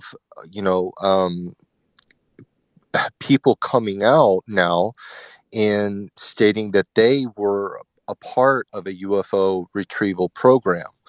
I really highly suggest you guys to We watch. don't though. We have hearsay from David Grusch. Grush. Okay, okay. Here's no. We don't. We do have the And evidence. I'm sorry, just We, speaking as an expert on body language, or someone, and I'm not obviously. I am sorry. I have seen that type of person. I've seen the way he acts and he talks. That is a liar. That man is a liar. all Doesn't right. he have All right. like he doesn't he have Let's like put David. alcoholism issues and all of Let's that put. too? Like doesn't he have like psychological issues that we've kind of seen in the past too? Well, let's put David Grusch aside. Let's just count him out completely with Okay. this story. Okay. So David Grusch, we don't even know his name now. Why don't What you about mute what yourself, about Charles? I think Yeah, that's Charles, you got a lot of we're background Yeah, my hearing. noise. bad. But wait, Game Tech, before you keep what? going, can I ask you one question that relates to this topic? It's like it's a really important thing to keep in mind when discussing any of this. Yeah. Let me finish this real quick Okay, go point ahead, and because I I'll think go. it's very important. But put David Grusch aside. If we take and listen to the other military pilots, what about them? Are they crazy as well? You can discount one, but you're not going to discount a lot of these military men that are Yeah, I speaking. am. I I'm can discount 100% all going of them. to. Yeah, Okay, well, I mean, like, please come on, I man. think don't they Like, be saw lionized. they saw something, but there are just so many plausible explanations. The bird is the just most obvious one. A bird flying on the ocean ground, on the ocean floor, if that's a word that people use. Um, yeah, surface of the ocean. I just absolutely. I think they've all seen something, but I mean, I don't know. It's kind of weird. Like, would you say the same thing about leprechauns? I mean, I could find, like, you could say if one person said they saw a leprechaun, well, that's a coincidence. But if 10,000, yeah, I could easily find 10,000 people, most of whom live in the state of Alabama, who have seen leprechauns. Sorry, Richard, do you remember that was an that news unnecessary story dig. Sorry. about the ghetto leprechaun? Correct. That I was kind of referencing that, but Oh, yeah. were you? Okay. Yeah, I mean, like, first off, there are people who see things that are, literally speaking, unidentified flying objects. What is that? That does not imply aliens. yeah, and haven't you Secondly, ever had a there's just a case in lot of which, like, kooky people, particularly in the military. Give me a break.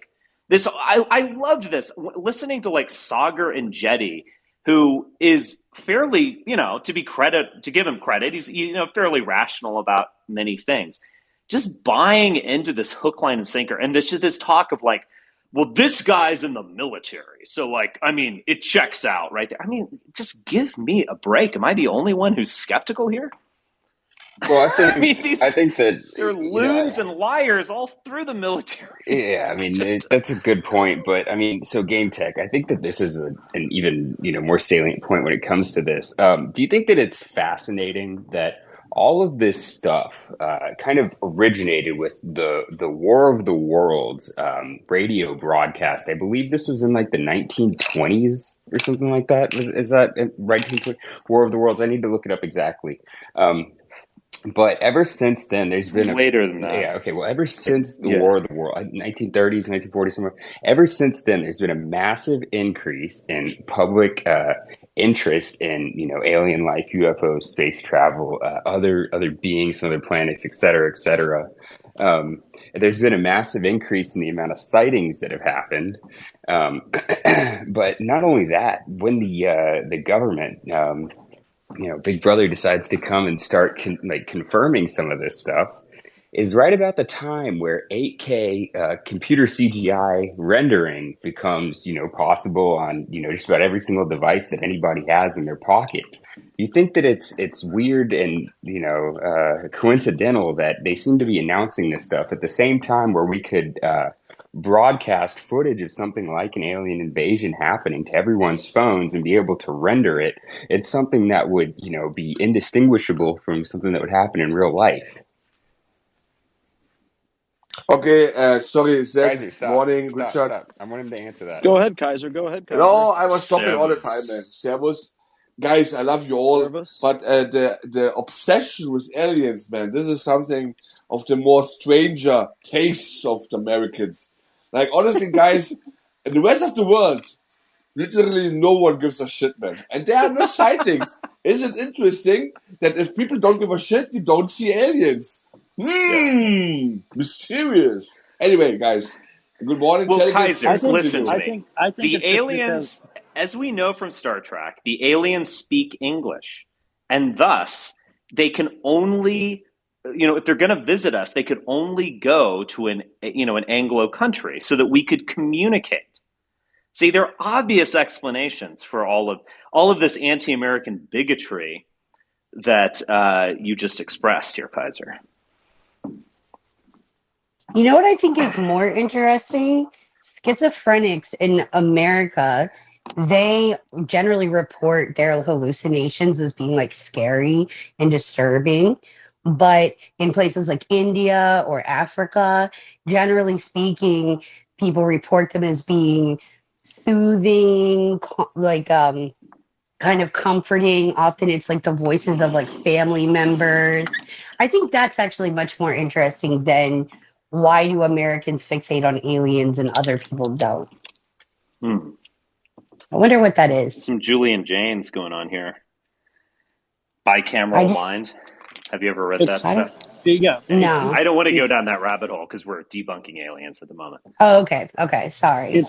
It's something about the American psyche that we are like an anxious, nervous, depressive people.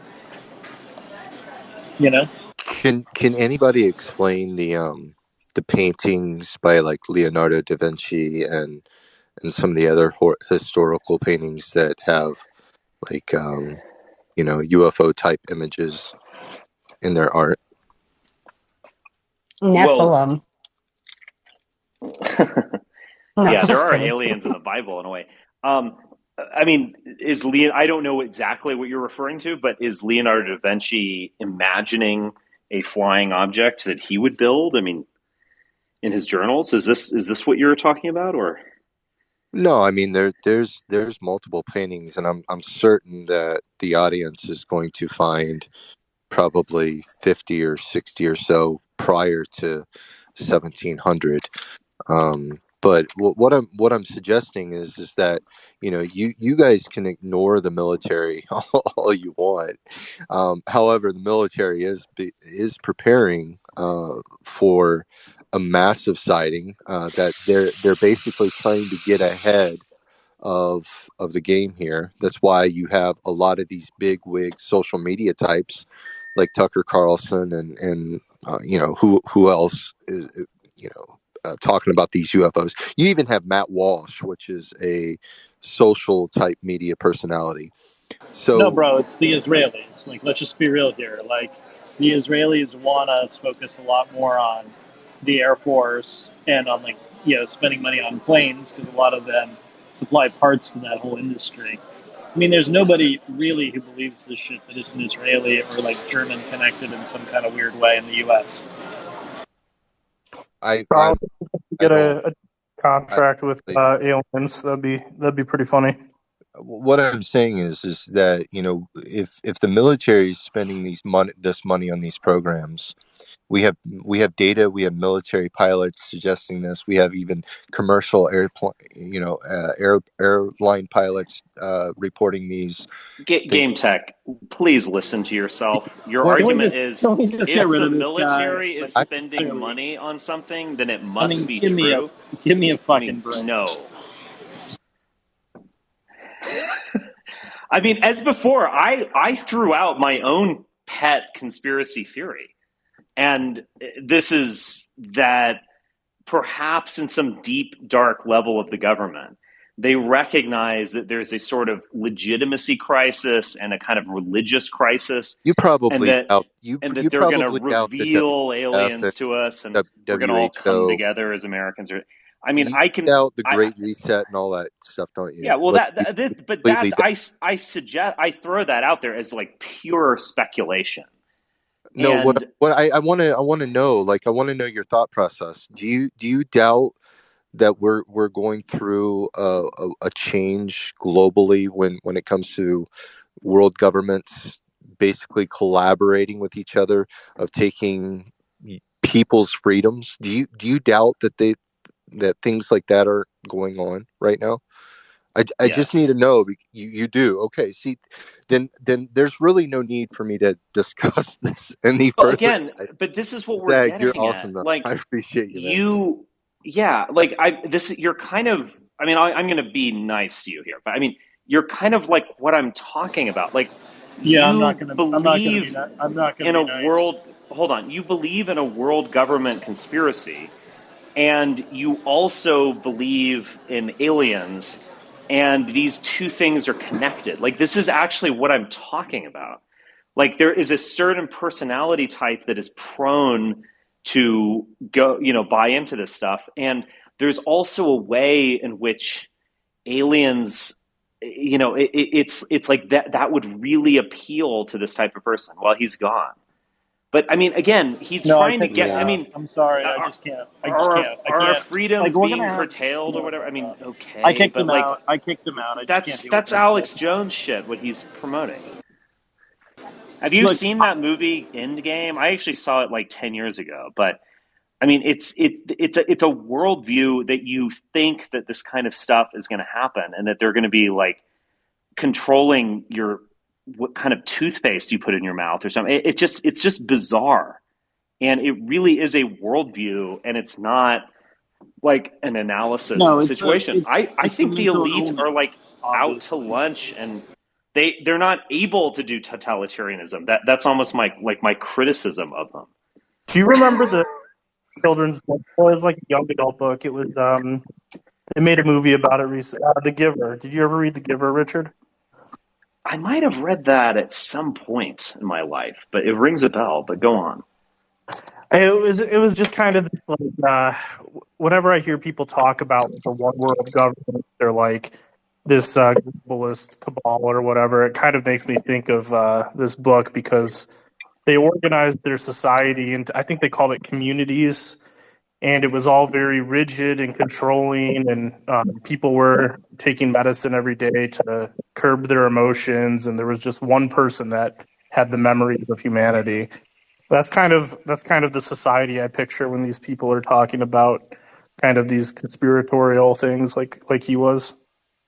I have not read that book. I must be thinking of like The Giving Tree or something. But I read think it. I might have I've read it. I've read heard it. of that book at some point. I've read it. I I think The recommend it. Giver missed Gen X. Yeah, but Ah, Yeah. what game was describing was the plot of the X Files. I'm a '90s kid. That was the plot of the X Files. Like the aliens are already here, and all the world governments, like the leaders, they basically sold out because they wanted to be like the Viceroys, and then Oh, there I was always thought this. the X Files was about the Chinese. No. Yeah, That maybe was always my read on it. if the aliens are Chinese in your Yeah, the reading aliens are interpretation. Chinese. They're Okay, with a. yeah, Yeah, so that okay. was my interpretation of it. Okay. No, I'm not even kidding. Like I thought that was what it was. They're Yeah. already among you. There's like law enforcement will work with the aliens. Like that's all very Chinese, 1990s, bullshit. Yeah, that was always my read on it. well, it was a bit of a screen that you could project your fears onto. I mean, you could say it's about the Jews or it's about No, it's not about the whatever. Jews. The Jews would be too much there. I mean, I think Superman is about the Jews. Like Superman is Jewish and Batman is British. Is always my take on that stuff. Batman's also Jewish. I hate to break it to you. No, he's not. He's based on Batman? Jayhawk Whitney. It was Bruce Weinberg, not Wayne. Yeah, All always. of the comic book characters are Jewish. I mean, it's What about the No, they're not. I'm sorry to destroy your childhood, but it's true. No, they're not though. I mean, Jayhawk Whitney was the base of Bruce Wayne. Like he was a real person, and that's pretty well established. But Superman certainly was Jewish. Yes, Kal-El, correct. Voice of God. Clark Kent is also interesting because that could be translated as white priest. That will get you thinking a little bit. Peter Parker, of course, is the everyman. Peter Parker is definitely Jewish. And of course, so is the military-industrial complex of Tony Stark, also Jewish. Tony Stark is not Jewish, actually. He's the Gentile who has a change of heart, literally. What about Bruce Banner? What do we think he is? Oh, definitely. It's Robert Bruce in Freemasonry is the illusion in both Bruce Wayne and Bruce Banner. Yeah, I'll get Mark Brahman on this. He like studied this in depth, but yeah, there's most of the characters are Jewish. Superman is just very obvious. The fascinating thing about that is that the original Superman in like diary entries, and I think they even produced a manuscript. And this is like Schuster, and who's the other one? I forgot. He was kind of Nietzsche's Superman. He looked more like Lex Luthor. He had a bald head, and he was this like Mussolini-like figure. And then they flipped it, and so Superman becomes Kal-El, the alien thrown into Kansas. Voice of God, Hebraic quality to him. So it's actually, and he becomes a journalist. Again, he's this nebbish journalist. I mean, it's all pretty fascinating stuff. Yeah. Lex we Luthor. We have an infographic for Hannah here. We have an infographic on our website, Jewish Contributions, that tracks like all of the different superheroes and comics and all of these things. They all have Jewish creators and stuff. It's up on our website. I can tag it in the Jumbo if you want. Lex Luthor is interesting because that is definitely a reference to Martin Luther, Lex Law Luthor. And he is basically a kind of looking at the Protestant attack on Jewry. Well, from the comics, Wayne is British on his father's side and Jewish on his mother's side. So I guess that kind of proves your point. It makes sense. Osborn is the best one because that's named after Fairfield Osborn. So that is basically Peter Parker, who's basically fighting against the eugenicist of the country. So, and it makes sense. Lex Luthor, like the mad German genius, obviously a genius, but mad, and German. Typically, makes total sense. And they called him Lex when his, Lex is very similar to lox, like bagels and lox, No, Lex Luthor is not a Jew. Lex Luthor. No, I'm just saying that the name decision. Lex is law. Lex law, my friend Chadical, don't ruin this. I know that. No, I know. The law of Luthor. Okay, so what this gets to is this is like the numerology where you change one number or something like that, and it's like, oh, it's like this. It's like, oh, it's 9/11 upside down. It's like it's the same kind of like add remove thought process. No, there are, and this is literature where people are making allusions all the time. I mean, do you think there are no do you think there's no allusions in literature? No, I do. I'm not like, again, I helped put together the infographic, getting all the people that created a lot of these comics. Oh, okay. I'm completely on side. Okay. Well, then stop. That's why I was saying Lex and Lox. It's just like a kind of funny similarity. Okay. Kaiser, when do you think we'll get a German superhero? We only get the villains. We have a German superhero. His name is Magneto. Count yourself lucky. Villains are better than the superheroes. Actually, mostly, yes. Mostly, with the exception of a few. I was a huge fan of Batman in the past, but somehow now I cannot stand him in a certain way. Is it the no killing rule? Because he's Anglo, obviously. No. Nothing to do with Anglo. We discovered he has a drop of Polish blood in him. Nein, no. You know why? Because look, Bruce Wayne and his family, they are very powerful. They have a lot of money, but still, it's strange. They cannot solve any of the fundamental problems of Gotham City. Oh, the only thing what Batman is doing is fighting against let's say, not against the root causes, but basically against the symptoms.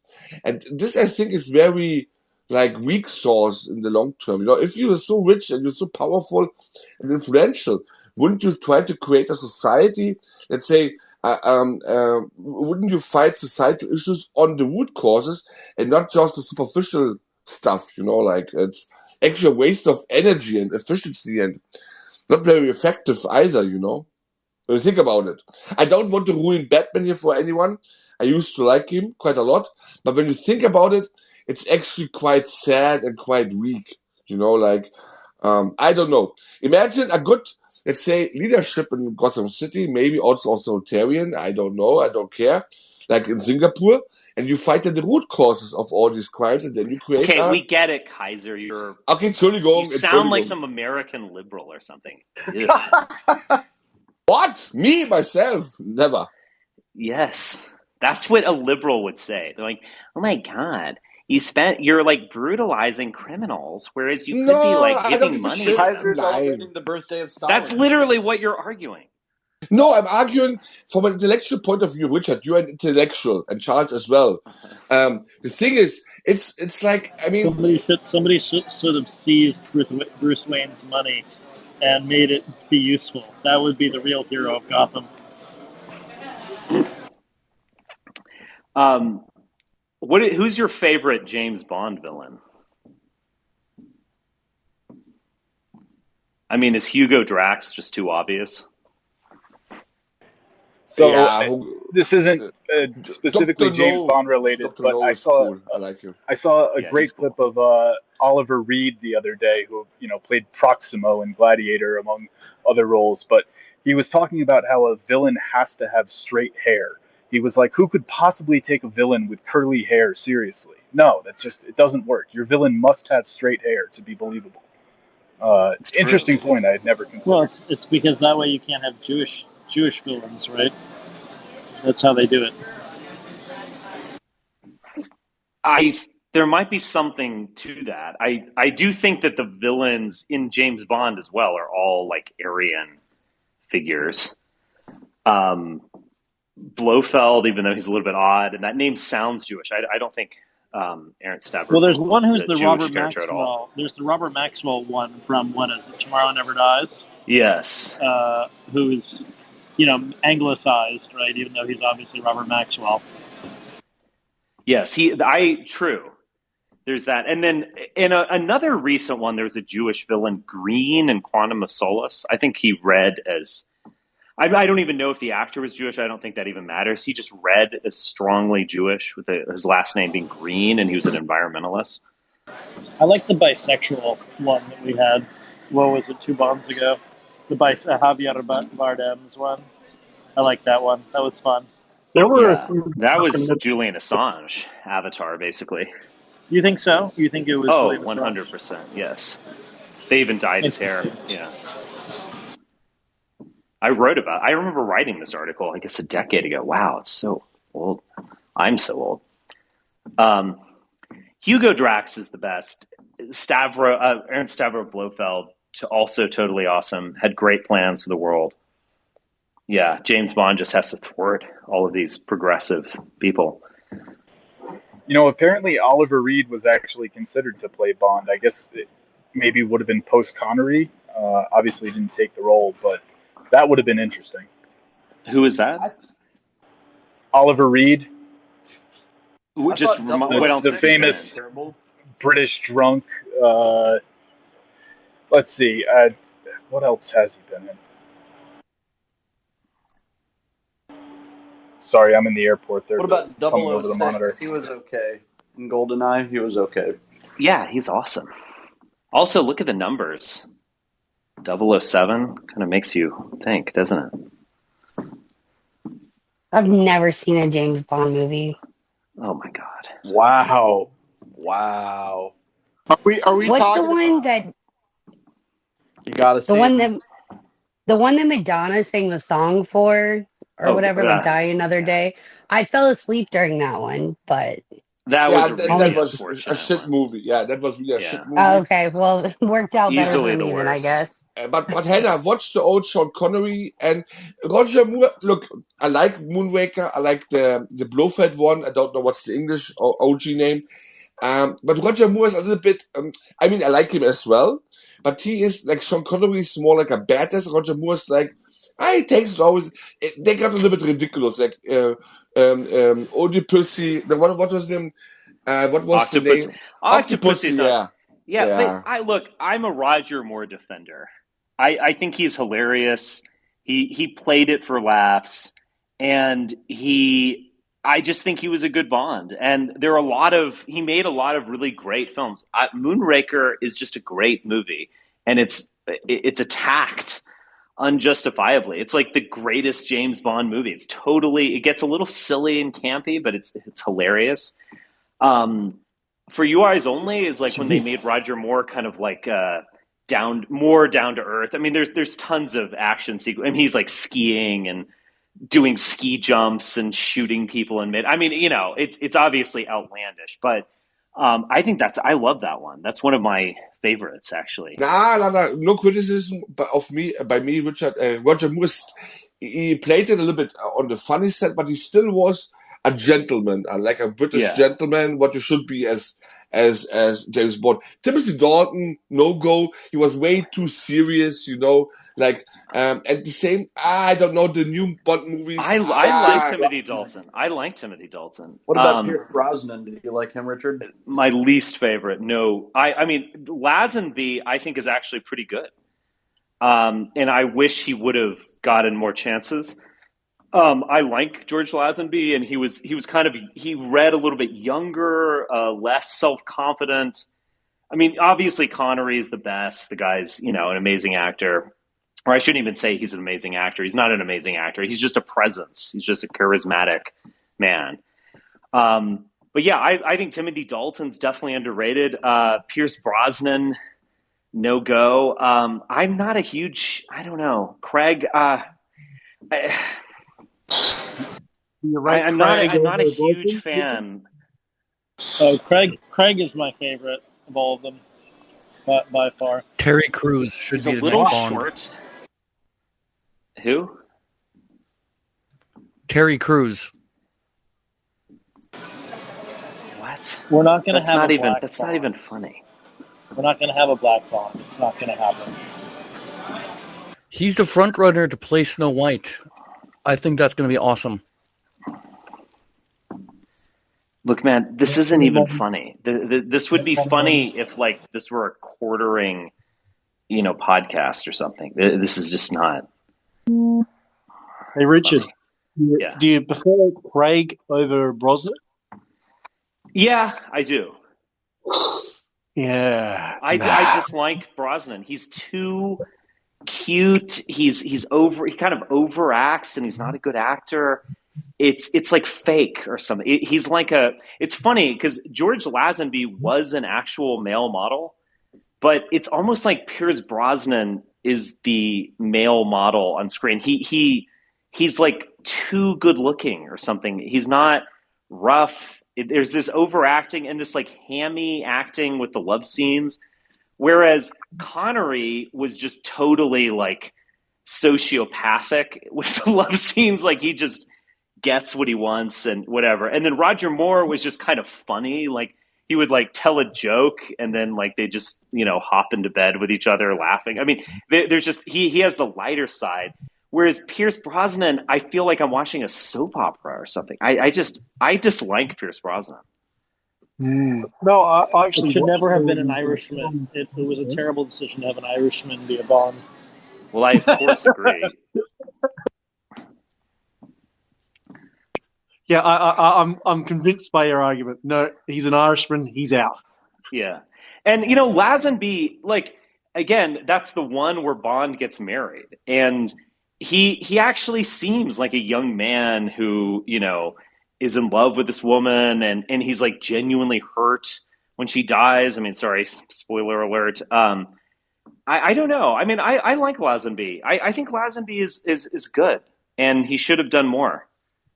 And Yeah, Diamonds Are Forever was a revenge film. Like that first little bit with Connery, where he's going around the world knocking all these villains off. yeah, If that was an entire film and they intersperse maybe a little bit of the Diamonds Are Forever book in there, but it was mainly a revenge film for the previous film, that could have been a really, really powerful film. But obviously, it just definitely. involved in the camp. My brother told me recently that in not a single one of the Bond films did the Israelis show up. Does anyone know if that's true? I'm not sure about the newer Craig films. I'm not sure. There's actually a Israeli actor who plays a kind of like good-hearted criminal in For Your Eyes Only. I don't know if that was like if you're trying to make it all about geopolitics. No, I'm not. I'm just. My brother just mentioned that to me offhandedly the other day when we were chatting, and I think that's true. Like I couldn't think off the top of my head if there was a single Israeli.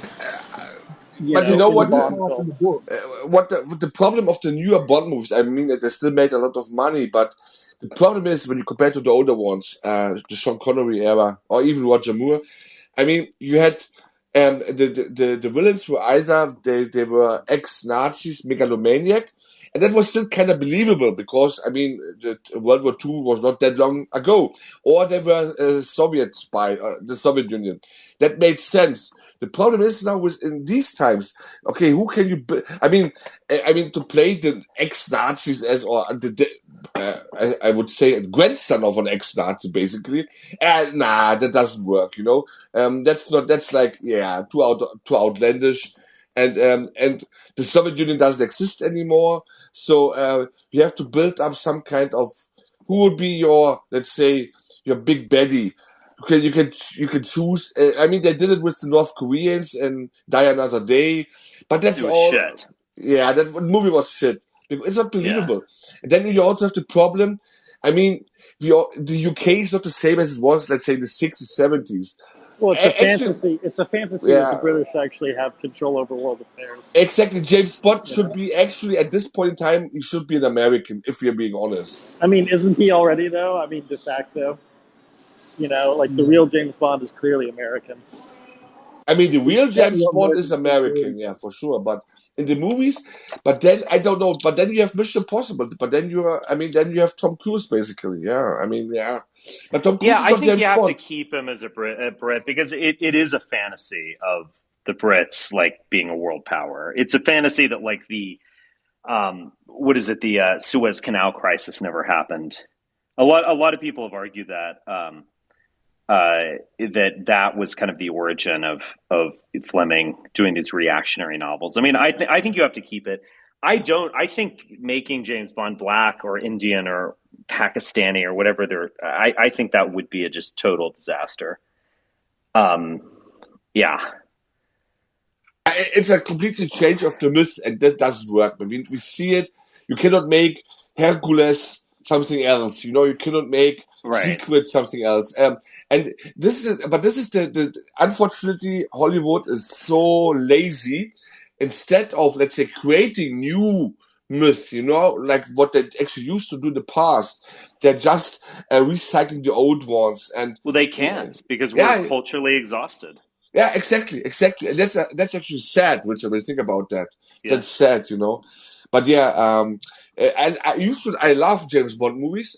Me and my dad, we watched them all the time as a child. They were always a big thing. The big, let's say, evening movie.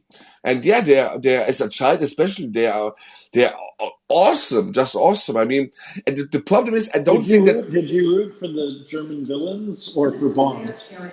Actually, for Bond. I mean, come on. I can compartmentalize, Charles. No problem here. It's a legit question. I would occasionally root for some of the villains. Problem I always supported Magneto in the X-Men movies because he was right. Humans were trying to wipe them all out. Sort of had a duty. I mean, no, James Bond, this the thing, I think James Bond must be British because he has this, he can be very tough as a nail, like Sean Connery, but he had to have this ironic charisma. And ironic charisma is something very British, Americans are not, they don't have that kind of charisma. Different kind of charisma, like Jack Reacher, whatsoever. But this kind of James Bond charisma is very, very British. And yeah, so it wouldn't translate well, I guess. Vin Diesel is basically the Triple X. That is like some kind of an American agent. On the one side, or Tom Cruise, Mission Impossible, but he's too Scientologist. Doesn't quite work. But yeah, forget about this, Charles, for the movie at least. I mean, I like the Mission Impossible movies. And I think they're really well done, and the stunts are amazing. And I even liked his last one, which I think got kind of bad reviews, or lukewarm reviews. And it went into AI. I thought that was kind of interesting, but it just doesn't have the mythical quality of Fleming's Bond. I mean, they're better in a way. They have better filming and stagecraft and all that kind of stuff. But they just kind of lack that mythical quality. They're kind of like a knockoff or something at some basic level. I find the Mission Impossible films, they're quite sexless as well. Like Tom Cruise, totally. And the first film, there was a little bit of a sexual thriller aspect to it as well. But ever since the second, probably the third film, it's been quite, it's like. Made for 13. It's also, it's like he has these friends. It's like, it's kind of bizarre. I mean, whenever James Bond has a friend, it's often an avuncular father figure, and then the friend dies. And there's a sacrificial lamb female who always dies, and then he always has sex with dangerous women. But in Mission Impossible, it's like Tom Cruise, earnestly saying, like, I believe in this team, that we can save the world from, it's just, it's pompous and like self-righteous or something. What did you say? The difference between James Bond as a British agent and an American agent is the focus when it comes to American spy is always on professionalism. He will not drink in the job, obviously. You don't do that. Smoking, very bad for your health. Right. And basically having some kind of affair, being basically... he would be puritanic, let's be honest. And James Bond cannot be puritanic. He must smoke cigars, whiskey, and gin, and tonic, and all, and he must fuck around. I'm sorry. James Bond who is not doing that is not James Bond. I'm sorry. I know. The Craig era, they kind of got away from that. I mean, there are a few examples, but... I mean, he's got to be bad. He's not like Tom Cruise is morally perfect, or Ethan Hunt. Like there is no ethical criticism of him whatsoever. James Bond, no. Like he's got to be ethically dubious for him to be interesting. That's just an essence of his character, and on all levels. And this like good guy and his team of best friends who are like motivated only by altruism. I mean, again, the Mission Impossible movies are great. I love them. In fact, they're just all fun, and like choreography is amazing, but it's just not the same. And it's just it's bad. If James Bond ever goes down that road, I think it will go away. I think the only place they can go is back in time. And there was this rumor, which I think was debunked, about Christopher Nolan doing a James Bond movie in the 1950s, so the time of the novel. But I kind of think that's the only way they can go forward. Oh, that would be awesome, like that, because then you can get away with everything. They're basically they're sleeping around with beautiful women, because it was the times. Ex-Nazis, the cigars everywhere, the whiskey, but the gambling, thing is, and because what you said, Richard, I was watching one of the older Sean Connery movies a couple of weeks ago, and as you said, James Bond was actually very ruthless.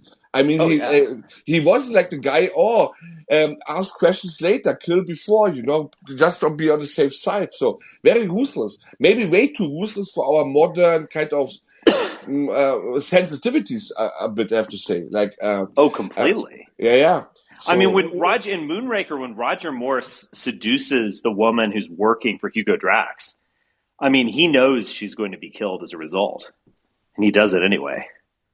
So, he did it also in Golden Gun. It was Maud Adams. That was one of the Bond girls. He had sex with her. And she was immediately killed. And all he's concerned is getting the MacGuffin of the film. Yeah. And also in For Your Eyes Only, there's this really great scene which they paid homage to in No Time to Die. But there's a guy who killed his friend, who's this Italian agent, who's kind of a secondary character. And he's the guy's trying to run him over with a car. But anyway, he shoots him in the car, and the car is like dangling off a cliff. And he walks up to him. I forgot the guy's name. His name is like, paid Paolo or something. He's like, this is for Paolo. And he just kicks the guy off the cliff.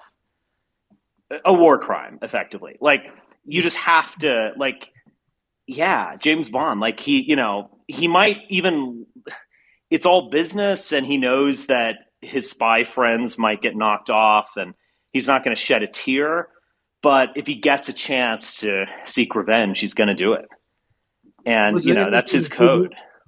Is there anything equivalent in the Craig films where he killed someone in cold blood like that? Kind of. So the character that was based on me, that was named Ash, I'm not joking, actually, but he was a, like, crypto Nazi working for the villain. And he does that. The guy's like, hey, can you help a brother out or something? And he let the car fall on him or something. So that was pretty badass. But again, it's kind of like it's paying homage. The worst thing was in the one before last, where Daniel Craig is on the bridge with Blofeld. And this was done by the, what's his name? The guy who did 1917, did Skyfall, directed American Beauty. Why am I forgetting his name? Mendes. Yeah, Sam Mendes. And they wanted to do this Batman, like, Batman doesn't kill. I've got one rule. And so Craig doesn't shoot Blofeld in cold blood. And it's like, I don't know what you are going for, Sam Mendes, but, like, you are just destroying the essence of the character. You just are. You're trying to make him the good guy and this morally white as opposed to gray figure. And I just found that insulting, actually. I haven't gotten up to the book where he kills Blofeld, but does he kill Blofeld in cold blood in the book? That's in where it's in Japan. The book version. He doesn't kill in. I think I have COVID brain or something, or I haven't thought about these things. What is the one that's in Japan with Connery? You only live twice. Yeah. No, I'm talking about the book. So in the book, You Only Live Twice, he strangles Blofeld with his bare hands. So, like, just total personal kill. And he also, in that book, also has a illegitimate child with a Japanese woman. Anyway, it's kind of interesting. And then he gets brainwashed in The Man with the Golden Gun, and he attacks England. So anyway, James Bond is not a good guy. Like, and if you try to make him like, Christopher Nolan's pompous Batman or whatever, you are just totally betraying what Fleming created. He's bad. I mean, I don't know what to tell you,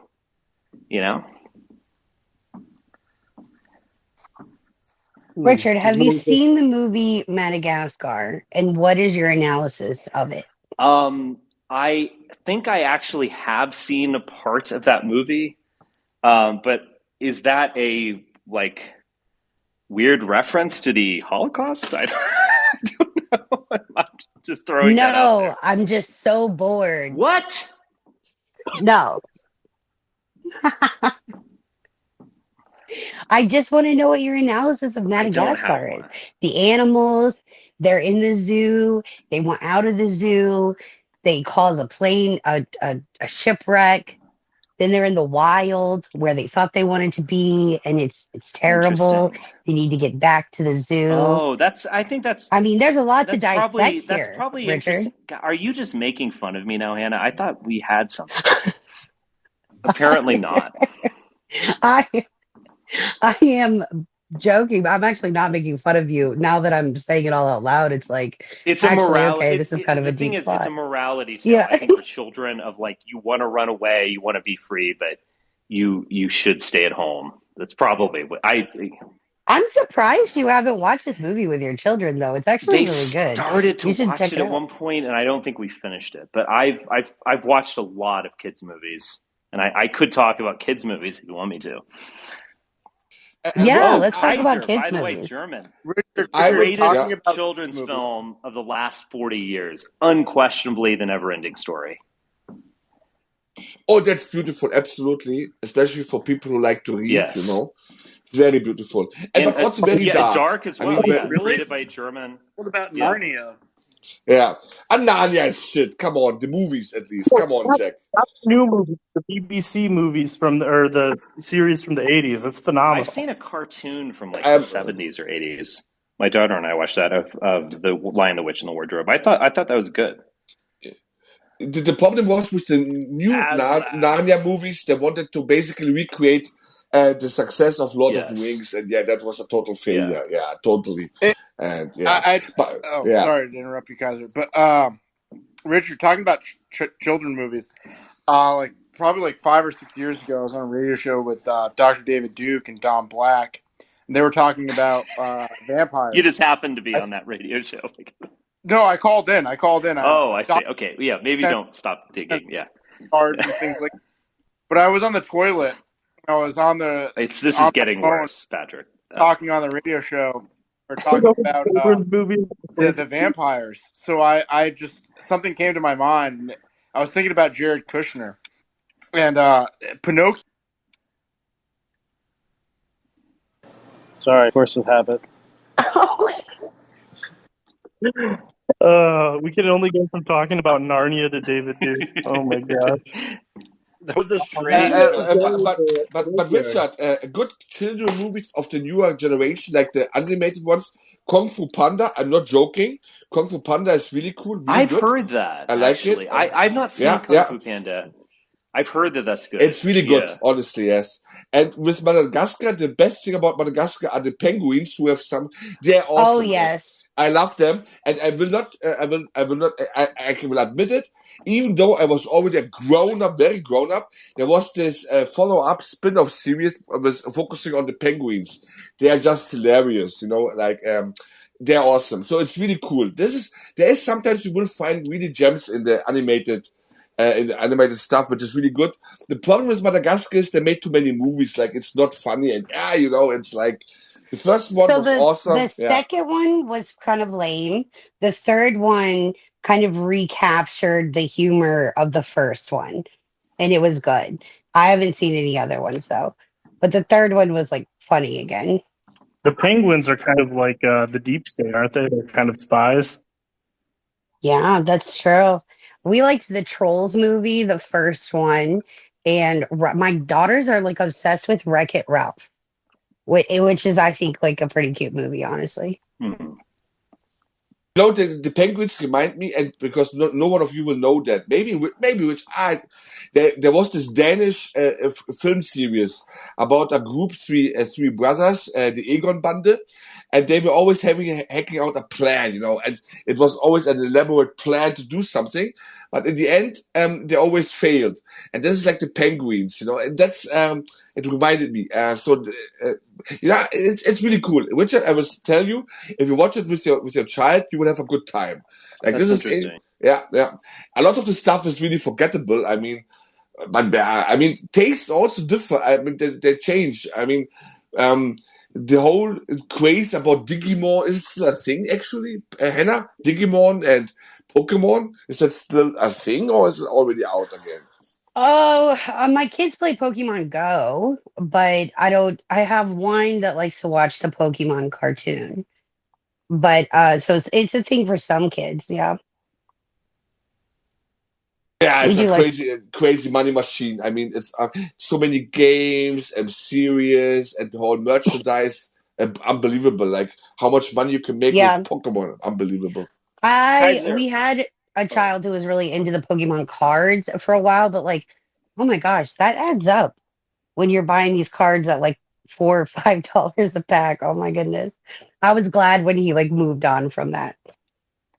Kaiser, what would you say are the top 5 James Bond movies? Wow, a different. I would say one of my favorites is The Spy Who Loved Me. That was with That's a great one. with the Atlantis and Stromberg stuff. That was awesome. Um, Without any ranking now in the top 5, I would say You Only Live Twice. I think it was some kind of a very dark old Sean Connery. Remember that movie, You Only Live Twice? In Japan, yeah. Yeah.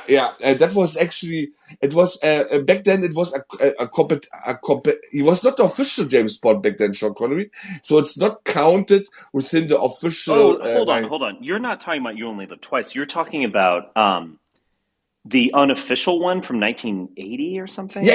Exactly. This one. You Yeah, like that one? What is that one called again? In German was Man lebt nur zwei. Let me look it up. Never say never Oh, again. Never Say Never Again. Yeah. Yeah, yes. That was Never say never. terrible. That was objectively a But bad movie. I like. You know what I liked about it? Did well in the GDR, obviously. No, the thing is, no. I like They it. didn't get actual James Bond movies. We just But, sent them never, but you know what I like about again. it, Richard? You know what I We're like like, about it? diplomacy. I don't know. Oh my goodness! No, the good thing is, it was the time when Roger Moore really went, really, let's say, the Moore movies got a little bit more silly, and then you have this throwback to an older James Bond, a little bit cynical. Not really cynic like in the modern sense, but a little bit. Yes, he getting older. He cannot pull off the same stunts as he did in the past, and I somehow like that. It was and it was. I don't know. Maybe I didn't watch it in a long time, but back when I watched it, I think it was a good contrast to the more and more sillier Roger Moore movies. I mean, Moonraker is awesome. I mean, the whole, especially, I mean, when I was a teenager, the whole technical aspect, the space station, that's unbelievable. Brilliant, yeah. Crazy. And then it was on the level of like Kubrick in many ways. It was really well done. Yeah. Absolutely. And then there was a space battle in these spacesuits between the Americans and the Moonraker crew with the lasers. It's unbelievable. And yeah, it's good stuff. It's well done. They even had like shadows on the models. It was just well done. Yeah. So I think from Russia with Love is a great movie because it's just like down to earth. It's very simple plot. It's definitely a classic. I like, in terms of more, I like from The Spy Who Loved Me, and I like just the campiness of Moonraker, and I would defend Moonraker definitely. My favorite James Bond movie is On Her Majesty's Secret Service with Lazenby. I just love it. It's very 60s. It has skiing. I like Lazenby. It has Blofeld in it. I think it's great. I like For Your Eyes Only as well. I think that's a good Roger Moore movie. And I like Casino Royale from the Craig films. I also liked the last one. I'm a little bit lukewarm on Craig, but I think No Time to Die. I really enjoyed that film actually. But Richard, don't kill me now. But there's one of the Brosnan movies which I think was actually quite good. That was Tomorrow Never Dies. Oh yeah. Well, you just have yellow fever, so that's why you're saying that. You were wanking it when you were like 14 when you watched that. We know the truth. But after it's like the story. I mean, yes, that was like a good transportation of the who can you create as, and basically in Tomorrow Never Dies, who's the villain? It's basically this multinational globalist kind of. corporation, who's then manipulating how people are viewing the world. I mean, it's very modern in the sense, And then the hilarious part is when the war breaks out between China and the UK. Even back then, the movie came out, I think, in 97, 98 or something. or 98, something like that. Yeah. It was on the edge of being unrealistic, like that the Brits alone, not talking NATO here, going to war against China, come on. How can they pull it off alone without the Americans? Come on, that's not realistic. The other thing I would say, so The Living Daylights with Timothy Dalton and License to Kill, I like those films. The Living Daylights kind of falls apart at the end or something. They go to Afghanistan. It was definitely like a CIA funded film because they're working with the Mujahideen and against the Soviets. So it's kind of hilarious in retrospect. But if you just put and I don't think it really works, to be honest. But the first like half or 2/3 of that film is just really good. It feels like Fleming. And License to Kill is a revenge film that actually works, and it definitely is kind of like an 80s action film, and it's bloody, but it has Robert Davi in it. When I met Robert Davi, I told him, I was like, "You are unquestionably the most underrated James Bond villain. Like, I think you're top 3 like guys to play a villain." I mean, I meant that very seriously. But I think I like that film. I think it's very good. Richard, you did an interview or something, didn't you? I know there's a picture of me with him. I've met Robert Davi, but yeah. I mean, objectively speaking, the Timothy Dalton movies were good movies. I mean, as on their own, if you would just erase the whole James Bond, let's say, kind of brand, they're good movies. I don't know why they're good James Bond movies. Yeah. Like James Bond goes to the Eastern Bloc and he meets this cellist, and there's like an assassination. First off, that comes from a villain. That comes from a Fleming book. I just thought that was cool. I don't know. It was very kind of like low. It wasn't spectacular. Like he's there to shoot a cellist, or excuse me, he's there to shoot an assassin for someone who's defecting.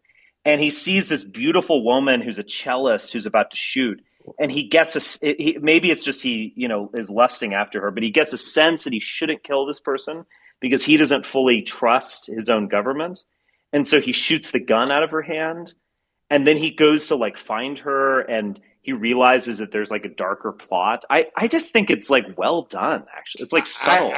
There are good movies, which I think the problem was, when I remember, they wanted to go more serious after the whole, let's say, the comedy stuff with Richard Moore. Yeah. But I think, if I remember correctly, the reason why Timothy Dalton didn't work out, the balance was missing. Timothy Dalton was a very dark James Bond, and was not the.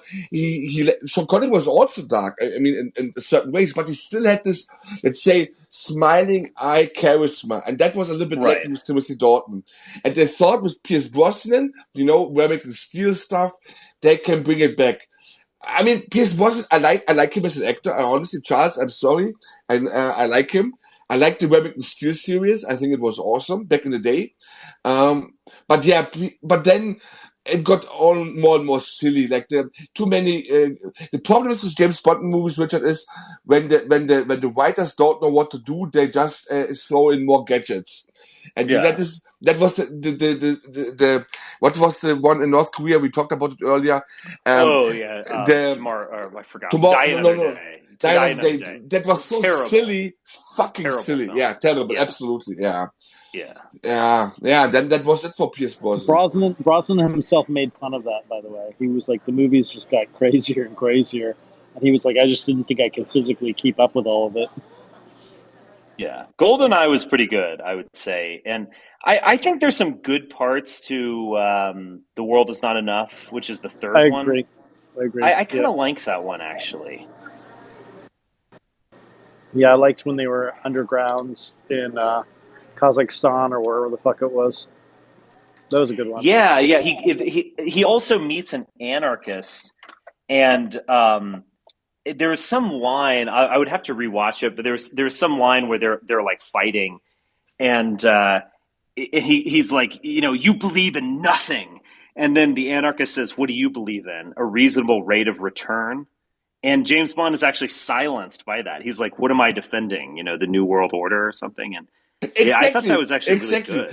That was Robert Carlyle, was a good Bond villain. Yeah. He has this psychopathic aura anyway. I mean, Yeah. and it wasn't bad, honestly. I think the problem with the Brosnan movies was they lacked some kind of overarching big bad. It was all okay. This bad one and this bad one, but there was the connecting link was missing between the movies. That was a little bit maybe a problem. Yeah. What do you guys think of Quantum of Solace? What's that? What do you think of Quantum of Solace? Craig's second film. I was okay with it personally. I know people like to hate on it, but I liked it. It has. I agree. Basically, it has the problem of the writer's strike, and so they because Casino Royale was so successful, they just wanted to pump it out, and it was not fully fleshed out. So it's a very short film, and the directing is a little too shaky cam, but I kind of like it. I like the idea of like James Bond just totally stripped down. He doesn't. He's for revenge or something. He's kind of rogue. Like I think that's actually pretty good, but it's not great though. It's not great. To be honest with you, I think it's his second best outing as Bond. Like everyone shits on it now, but in retrospect, I think it is second best outing as Bond. Well, I think Casino Royale, is that his best outing in your opinion? Yeah, it'd have to be. Yeah, because that's just a really well done movie. I liked No Time to Die. I really liked it, and I defended it on Twitter for what that is worth. Skyfall, I think, is overrated, and although I do like parts of it, and Spectre was just bad, and yikes. So yeah, I mean, I don't know. I think No Time to Die and Casino Royale are the best, and maybe Quantum of Solace is a kind of second, and Spectre is the worst. And what else did he do? And Skyfall is overrated.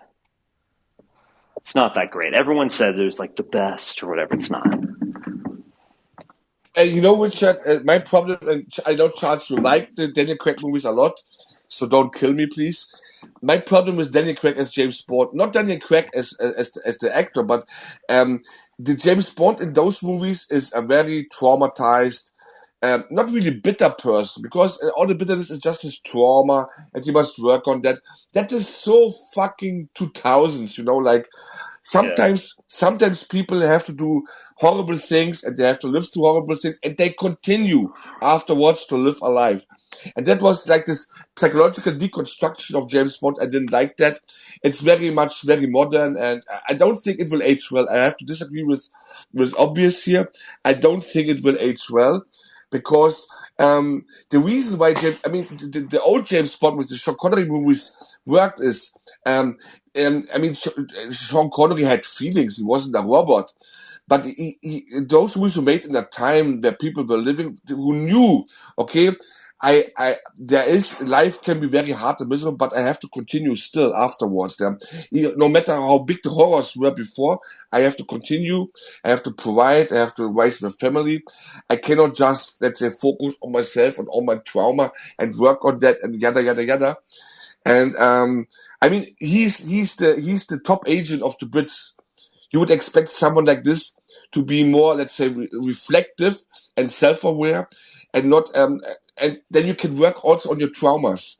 So that whole thing, the whole setup of this James Bond, I don't know. Something didn't fit for me personally, but I don't know. They've just gotta. They've got to go backwards to go forwards. James Bond just doesn't really exist outside of the 20th century, and I think they just need to die.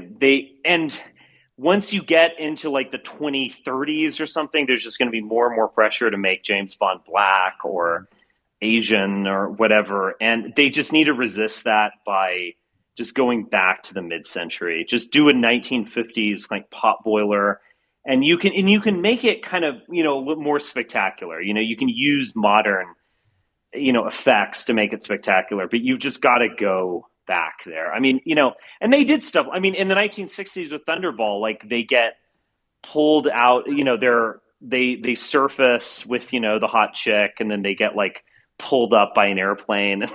I mean, like you can do kind of fun, almost whimsical, spectacular things, but I don't know. James Bond also doesn't work in technical, like the digital, thriller where everyone's hacking everyone else, and it just does not work. It's just, you got to go back to like old school espionage, fighting, sort of fighting the Soviets, I guess, but fighting like someone in between the Soviets and the US, and that's just the only way it works. Well, in the initial books, like Blofeld wasn't much of a thing. Like the pure enemy was mostly the Russians, and I think they really had the balls to do that. That's not true, though. But Lashif was an agent of the Russians, wasn't he? Yeah, but so From Russia with Love, the book, not the film, is the most like anti-Soviet thing. But I think Fleming is fascinated by that third way. I mean, Hugo Drax, Moonraker, that was the second book, I believe, and that was ex-Nazi. Dr. No is, kind of weird. He's, connected to the Chinese in some way. And I think there's always this like third way, and that's what they have to fight against. I think that's an interesting aspect of it. From Russia with Love does prove your point, though. And Richard, one important point also. I mean, I'm not in the Ian Fleming books, at least. Wasn't James Bond also a World War II veteran? I think so. When and this is yes, and this is the important thing. If you, let's say, James Bond, I mean, the novels are playing in the 50s, 60s. You are a World War II veteran. That means you have seen your fair share of people dying, friends dying, family dying. That will obviously have a huge impact on you, but you're not breaking down and crying. You have to continue to move on. That is James Bond for me. And you cannot, as you said, Richard, you cannot translate it into the modern era. I mean, it just doesn't work. They have to go, as you said, I think they have to go back if they want to make new movies, because if you continue this path down, James Bond becomes generic. He's not James Bond anymore. He's just some random spy dude, and that's that. Yeah, exactly. Yeah. If you just could pick one movie or movie franchise where the villain was more morally righteous than the hero, which movie would it be, or which villain? Huh. More morally righteous? Yeah, more. I guess more in the right than the hero or heroes. Lethal Weapon 2005's Valkyrie, starring Tom Cruise. No, just kidding. Lethal Weapon 2. Sorry, no one even got that.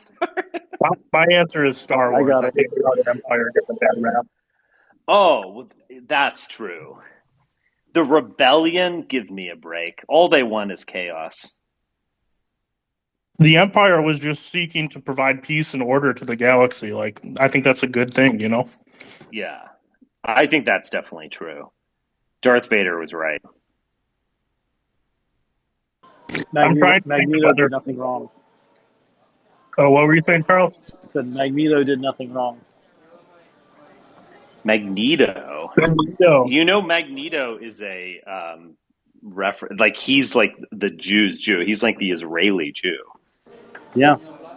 I'm kind of right now. At times you have found your soft spot, because Magneto is, in official movies, he is basically a survivor of the Holocaust, Charles. Yeah. Yeah. He works with Steel. Just like X-Men, it's a fiction.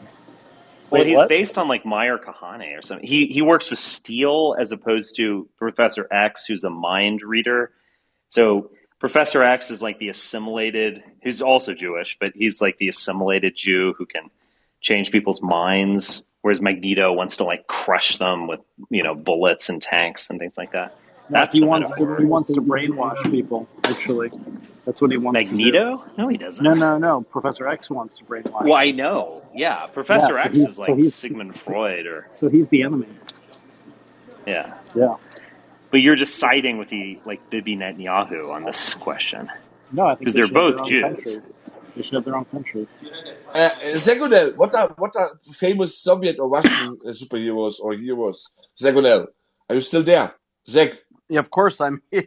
No, I've got to do my shopping. I don't know. Famous Soviet superheroes. I'm not well versed in that sort of thing. I'd probably say I don't know, some sort of gymnast or Yuri Gagarin, maybe. I don't know. What was the name of that Soviet television show that Putin loved? Like it was called like The Sword and the Shield or something. It was about the KGB and Putin loved it. Like the KGB was morally righteous or something. Anyway. No, I haven't seen that. Okay. Yeah, I have to say, free time I'm watching Soviet television. Yeah. My dear friend Zach, I mean, you can do your shopping online, obviously, but Zach, you have a huge responsibility as a host here. You cannot blink out completely, dear friend. Zaggy? No, I'm just listening to the discussion, man. It'd be rude to interrupt. Yeah. Richard, have you seen the Fast and Furious movies? Yeah, I've seen a number of those. Okay, so what do you think about them?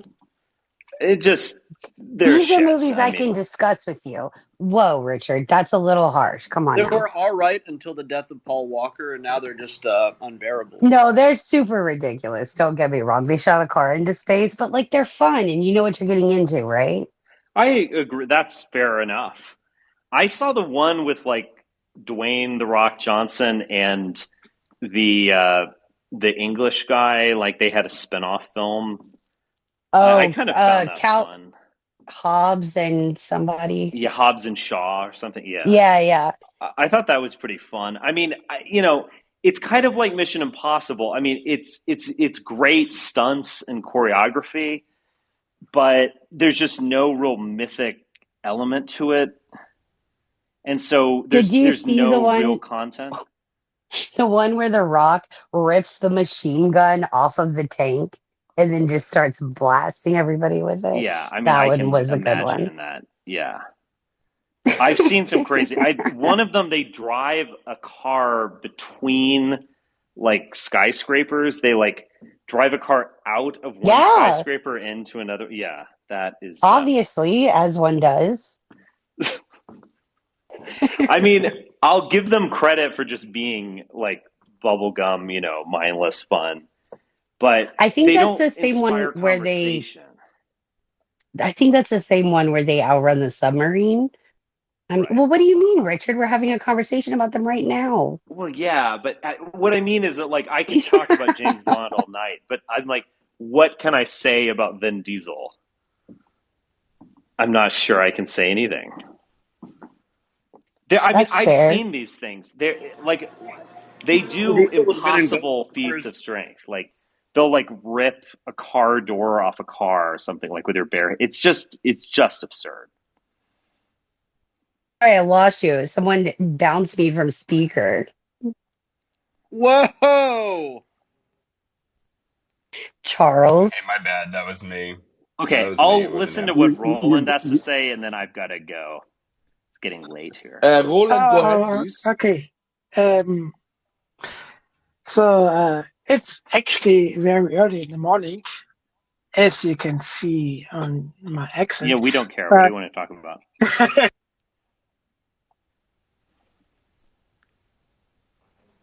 It was removed. Hey, why did you remove Zach? What's going on? I didn't remove. Roland, go ahead. I'm still there. Can you hear me? Start talking, man. Okay, Roland. Okay. Can you hear me? Go ahead.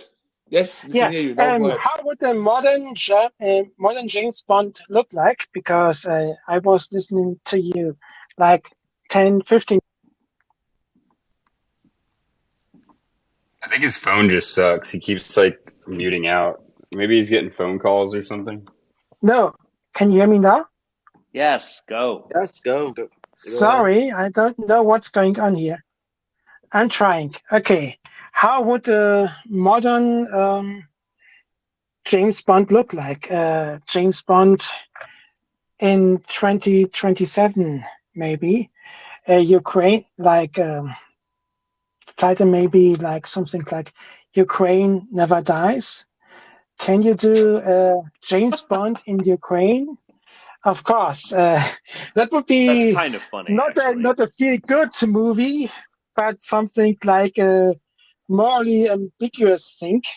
And now we Okay, are well, this going is the back thing. to James Bond fails when they do these ripped from the headlines things. Like James Bond has never really fought a terrorist organization. I mean, he's kind of has, but it's interesting that the only time they dealt with terrorism, James Bond was actually on the side of the terrorist. And I mentioned the Living Daylights, where he fought with the Mujahideen in the 1980s.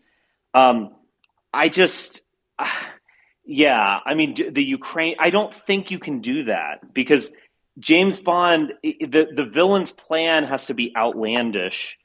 And so it can't be like Vladimir Putin isn't a James Bond villain. No, it's true. It's definitely true. James Bond is definitely something like a caricature, obviously. Yeah. And like you if can't do anything, that. James Bond would It's like realistic. save Yeah. Vladimir Putin from like a neo-Stalinist who's living in Ukraine and is like, underground trying to revive. Like that would be, now we're getting at a plot. But like Oh Putin is God. bad and Ukraine is attacked. I mean, that it just doesn't work. It has to be weird and outlandish and kind of mythical or something. And the thing is, Richard and Roland, it's important. This is the reason why those movies are still watchable. If you make them contemporary, like he's fighting real organizations, on the one hand, it could backfire. I look at them. Imagine 80s movies with the Mujahideen. Would you watch them in the same way today? Obviously not. Or people don't know again. They don't know anymore. Like, okay, what's the deal with these guys? Yeah. That is, it cannot has work. to be abstract. It has to be abstract. Something like a very abstract villain has to be there. Somebody that has no relationship to something in And the the context. reason, for example, the reason why he was never actually fighting against the Soviet Union is also it's good because otherwise these movies would be so antiquated. With the ex-Nazis is different. You can always say, look, ex-Nazi, megalomaniac, a little bit crazy, they had genius. That always works, and they were beaten anyway. So they are, but with the Soviet, imagine the main villain being the Soviet Union. Like, I would even say most modern people wouldn't even be able to relate to that. Like, they wouldn't even understand what's going on. They don't care. And it's better like this. The Nazis are basically, Richard, correct me if I'm wrong, they are already, not even 100 years after the deeds, they're already some kind of mythical villains, like really on a level like Beowulf, like the Hydra. They are really what's the name? Oh God, I'm also old. Okay. The woman with the snake hair. Medusa. Medusa. Yeah. Oh my God! Medusa, Sorry. exactly. That's the Nazi level already. There's so mythical evils. You can always use them. I mean, the problem is they're often used in a very silly way. Not really. Yeah. So, Yeah, but no, that's okay. it's true. Yeah, they worked in Indiana what, Jones, for instance. Yeah, no, Oh, it's basically absolutely. Yeah. Exactly. Yeah. No, it's the boogeyman of the English-speaking Anglo-Saxon world, and I'm saying it in that way specifically because obviously Hollywood, on the other hand, mirrors then this kind of worldview into the rest of the world via its movies. it's some way. It's an interesting way of making and that's your why archive things the heard. Soviets never worked as a evil villain. I mean, yes, you can say you can big up Stalin, but can you do the same as Khrushchev? I mean, the dude was on a personal level. He was not. He was a farmer's son, and he was actually quite lovable on a personal level. So he is not. The Soviets can never be this mythical evil. It doesn't work out. It just simply doesn't. It's there's lacking something, and I don't know. I don't even know who would be. Yeah, no, I mean it's true. Obviously, there's something about Stalin when you look a little bit further into the past, where you could say, "Wow, that's very horrible." But on the other hand, if you look on the wider scale in the world, you will see that nobody really registered it is as horrible as the Nazi deeds. On the other hand, well, I mean, millions of people died in either case, and so I'm basically a little bit ambiguous about equating just huge amounts of people that died in either case. Just put it this way: the publicity of the Soviet Union has always been a little bit better than the publicity of Nazi Germany. Yeah, okay. I mean, Roland, that might be true, but still, there's a big difference. The Soviet Union is at the end of the day, okay. Stalin is just one epoch here, and this is why I was mentioning Khrushchev, completely different character, actually quite weak, basically being played by Kennedy. The thing is, with the Nazis, you have what you need for a mythological villain. You need this aspiration to something larger than life. I mean, the aspirations, the plans or the visions, they were so outrageously over the top of the Nazis, and that is actually what you need for a mythological villain.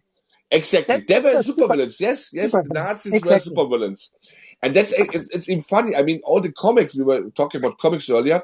Most of these comics books were started fighting these superheroes were fighting Nazis like Captain America and Superman and all these figures, and yeah, it works, and you could still.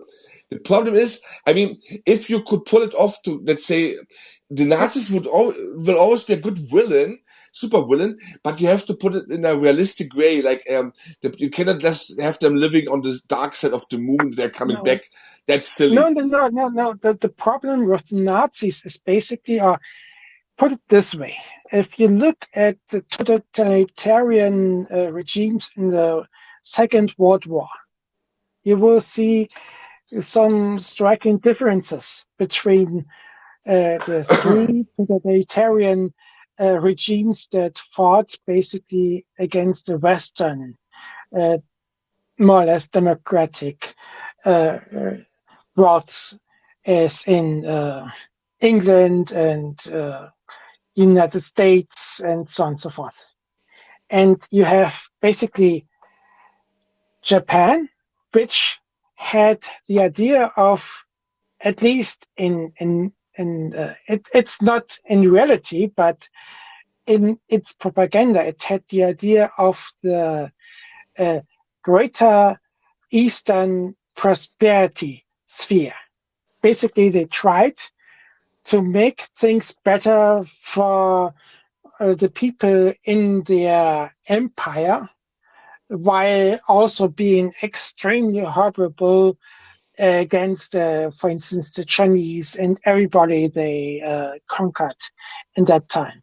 But they had at least the pretense, when they started out their regime of conquering the space, of being the better conquering force and being something that will bring more wealth to the people.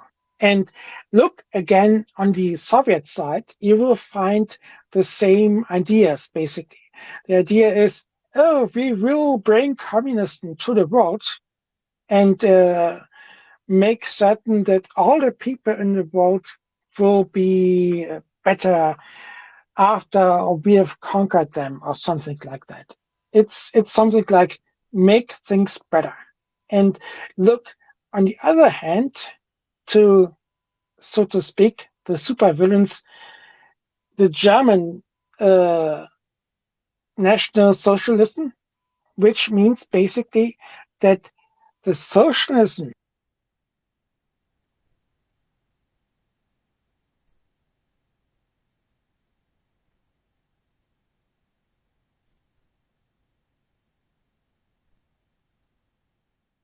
Is everyone muted? Oh, I'm sorry. Can you hear me? Yeah, but Roland, I think this is a little bit off topic now. Let's not delve into. This is like too broad of a team now. Yeah, Right now. Yeah, honestly, inappropriate. we need a different space for this to discuss because that's going very deep into philosophical and all that stuff. I mean, that was more like a little bit of fun movie stuff. No, got a little bit too serious now. Zagonel. Zach. What did you hear? Yep. Are you there, Kaiser? Can you hear me? Out. All right, let's move on from this. All right. Okay. Whatever. Yeah. Now I wonder, is it a good idea to bring Patrick back up? I don't know. Yeah, Patrick had a question I can ask. Patrick had a question for Richard, but I suppose Charles can also be asked here. So Patrick's question was, if Pinocchio was an how do you say was an allegory for, oh my goodness, I cannot even say it. Allegory? Allegory. Allegory for Jews because he's a fake puppet who wishes he was a real man and his nose grows as he lies. I'm not touching any of that. Are you serious? I mean, Patrick, come on, man, dude. This is like, come on, Patrick, man. Thank you for making me laugh. Yeah, I mean. Yeah, it's a little bit too far. Yeah, honestly, this is the problem, guys, man. This is always saying, if your head is full of, if a hammer is the only thing you have in your head, then obviously you will see nails everywhere. That's the problem, guys. You need a screwdriver. You need other tools, not only a hammer. Come on, guys. That's the problem I have with Chenical as well. He often has, Jenny, I like you, man, but you have only hammers in the head. Like, then you see nails everywhere. Man. It's like you only have the United States Army and a lot of budget in the That's not United even close States to true. for. Sorry. So, Chenical, what's your take on Patrick's? No. Patrick's what? Did you hear it? No, I didn't hear. I had a phone call. Can you repeat? And I'll give you my take. What's going on? So Patrick was asking if Pinocchio is an allegory for basically a Jew. Oh, if wait, who made Pinocchio? Was that a Walt Disney? Yes. Yeah. No, I don't think so. No. No, it's actually an older. It's an older story. It was just dramatized by Walt Disney. Well, the thing about Walt Disney is, like, if it is Walt Disney, you can kind of make some inferences about the villains in it. But the funny part is about it being Pinocchio being the antagonist. So I don't know. It's a tough one. But that's the thing too, is it's like all Jews don't have the big noses. So. Oh, come on, Chenical, man. Are you playing it serious? Yeah, that's what I'm giving. I'm giving you like a serious analysis. Like, it's because, like, I mean, it's not like a universal thing. I mean, there is like that, what it's called, Wasmanian mimicry. It's where a prey will, like, a prey's attributes will be impersonated by the predator. And so that's kind of been referred to as the Jews getting nose jobs. But I mean, not all Jews have like the crooked nose kind of thing, the hook nose thing. Come on. Are you It's a little saying bit they too all far. do? Actually, you're taking it too Wait a No, serious. that's second. what I'm Yeah. giving you serious analysis. But Patrick's main point was because of the fakeness. Like Pinocchio is like not a real human being, a fake human being, and he wants to become a real human being. I think that was actually his main. But we can ask. Second, it's your decision if you want to bring up Patrick. It's your space, Zach. You decide. Patrick will definitely have some commentary on this topic in particular. I can tell you that. I don't Second, really care to talk about Pinocchio, though. This is it's a waste of time. I'm more interested in these shipping lanes that are going to be inconvenienced, and if prices will I go. like the space Oh, when it was a geopolitics. geopolitics space. Back to geopolitics. What was that, He's Charles? annoying. Roland's annoying to me. Yeah, he I got interrupted. rid of Chatical just on aesthetic grounds. So, had to be done. Had to be done.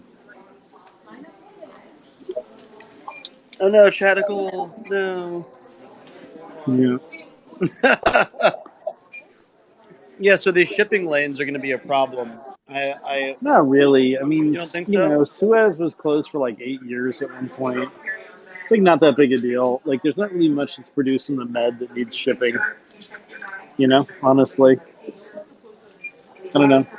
What's more interesting to me is like the Houthis seem to be like blowing their load, right? Like they seem to be like acting independent of Iran, which is a fascinating thing because we have like Hamas acting independent of its funders, and then we have allegedly, right, and then we have the Houthis acting independent. And then you had Bibi today say that the U.S. is at war with Iran. And it's like that's obviously not true. So I don't know. I find the whole thing very fascinating. But it's like, why do we have a navy? We have a navy to like do this kind of thing, keep the sea lanes open. Yeah, it is fascinating, isn't it? They're sort of acting out, but I wonder how upset their masters really are, though. I mean, you think the IRGC is really furious that the Houthis are doing this? I can't imagine so. Yeah, I think they're probably acting off script. Yeah. Right, off script, but do you think this is all something that has been discussed in the past that is just being implemented now, maybe a little too soon? I think the issue is really simple, which is that, the Israelis are a problem. And there are lots of places and actors that are acting, because the Israelis are a problem, they're acting accordingly. So I think that's a big part of what's going on here. Just like Hamas reset the conversation about normalization with Saudi Arabia and Israel, so too are the Houthis, changing the conversation around, transportation in the Red Sea. And what's going to happen most likely, I would think, is that Saudi or UAE or whatever are going to pledge to invest money in Yemen as a precondition of, the Houthis being turned off. Yeah, that's a good thought. Money should solve it. Well, I mean, the Yemeni, kind of the only thing to do there is terrorism, right? I mean, it's kind of how it works. I mean, I kind of somewhat sarcastically tweeted this today, which is, so Israel-linked hackers claim cyber attack that hit 70% of Iran's gas stations. And I just was like, they never do that in the U.S., right? They never do that in the U.S. Of course they would, right? I mean, this is like these cyber operations are becoming more and more common. What I think is interesting is how effortlessly the British and the Americans, have been about like swatting down these drone attacks from the Houthis. I find that pretty fascinating. Well, the Houthis have a pretty good anti-ship missile, don't they? And yet I just they haven't deployed any of that, which is also interesting. Yes, they haven't done anything. They haven't deployed those things forward. The I think Chinese if they always joke do, about these anti-ship things. They're always like, "Oh, they have a anti-ship weapon system," and it's like the Chinese always talk about that through their assets, and it's like, and yet they never seem to deploy any of that stuff. Maybe it's all just theater, or well, I think they maybe have maybe these, but maybe the Houthis have been ordered to destroy their ordinances, and one of the ways they're destroying their ordinances is by firing them right into the Navy blockade. Right, because What if these hits the ship though? That's the problem.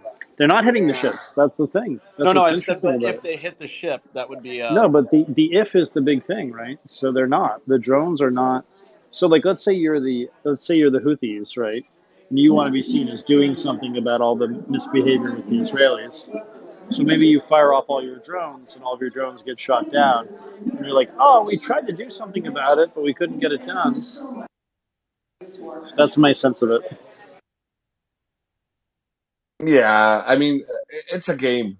But imagine if the Houthis would attack an American Navy vessel and with severe damage. I mean, they're not stupid. They know, okay, from this moment on, they will be eradicated by US air power. You know, Yeah. I mean, you have to play it careful. Which makes you wonder why they haven't done it at all. Yeah. But things I would say, Charles. I mean, I'm not Nostradamus, but I would say things are culminating and heating up to quite the finale here in 24, isn't it? Everywhere around, it's like the big crescendo show, and 24 seems to be, let's say, for an outside spectator, very exciting. You know, geopolitical. Yeah, my theory of how it's going to go down is that the Israelis are going to be paid off to end the war by getting all these contracts on the U.S.-Mexico border, because the Israelis caused the conflicts on the border and all the human smuggling and trafficking because of a lot of the policies they pursue in these Latin American countries. And so they caused the migration on the one hand, and then they solve it on the other hand with their detection software. So they run both sides of the trade. And my sense is that the Congress and Senate will be called back to pass some kind of like large bill on Ukraine and Israel and the border.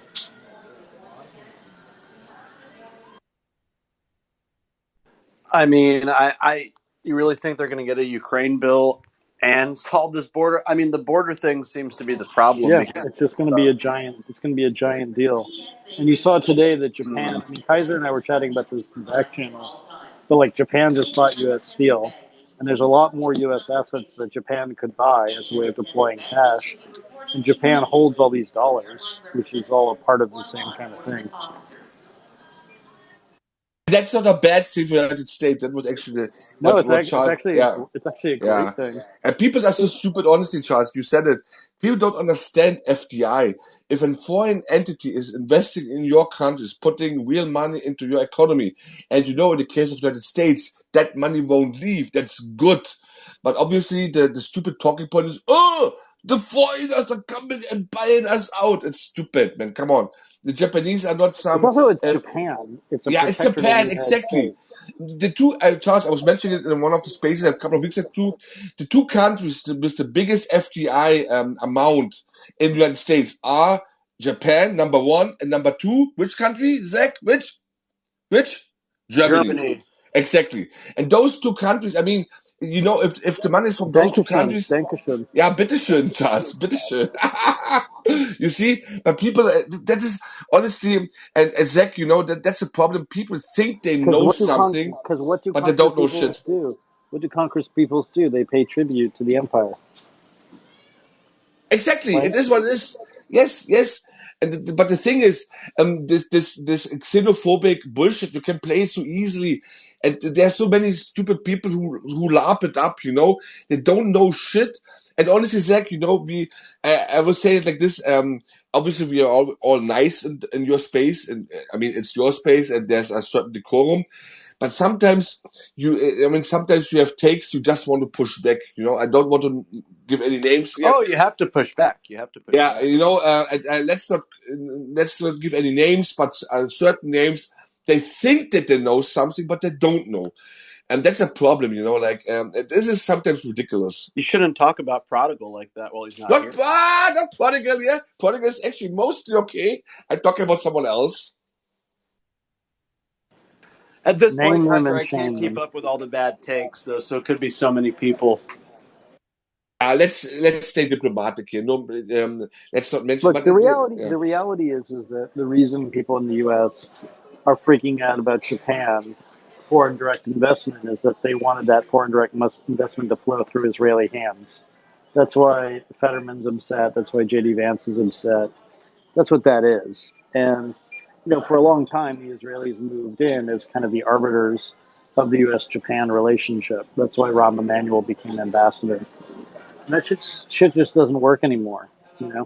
So when Japan and Korea bought a shitload of our debt, they got a lot of our dollars, and those dollars are now being recycled into our system.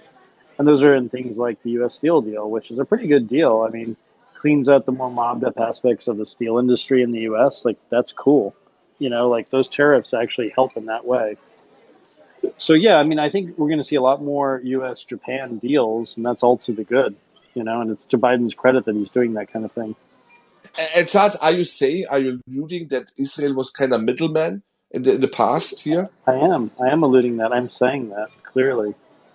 I hope you don't tell my minders, Kaiser. Don't tell them, okay? They might call me an anti-Semite.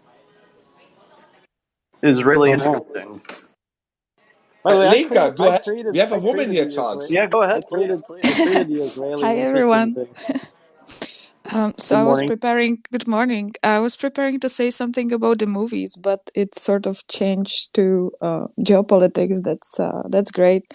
I was curious. You started to talk about Ukraine and that they will most probably approve another aid.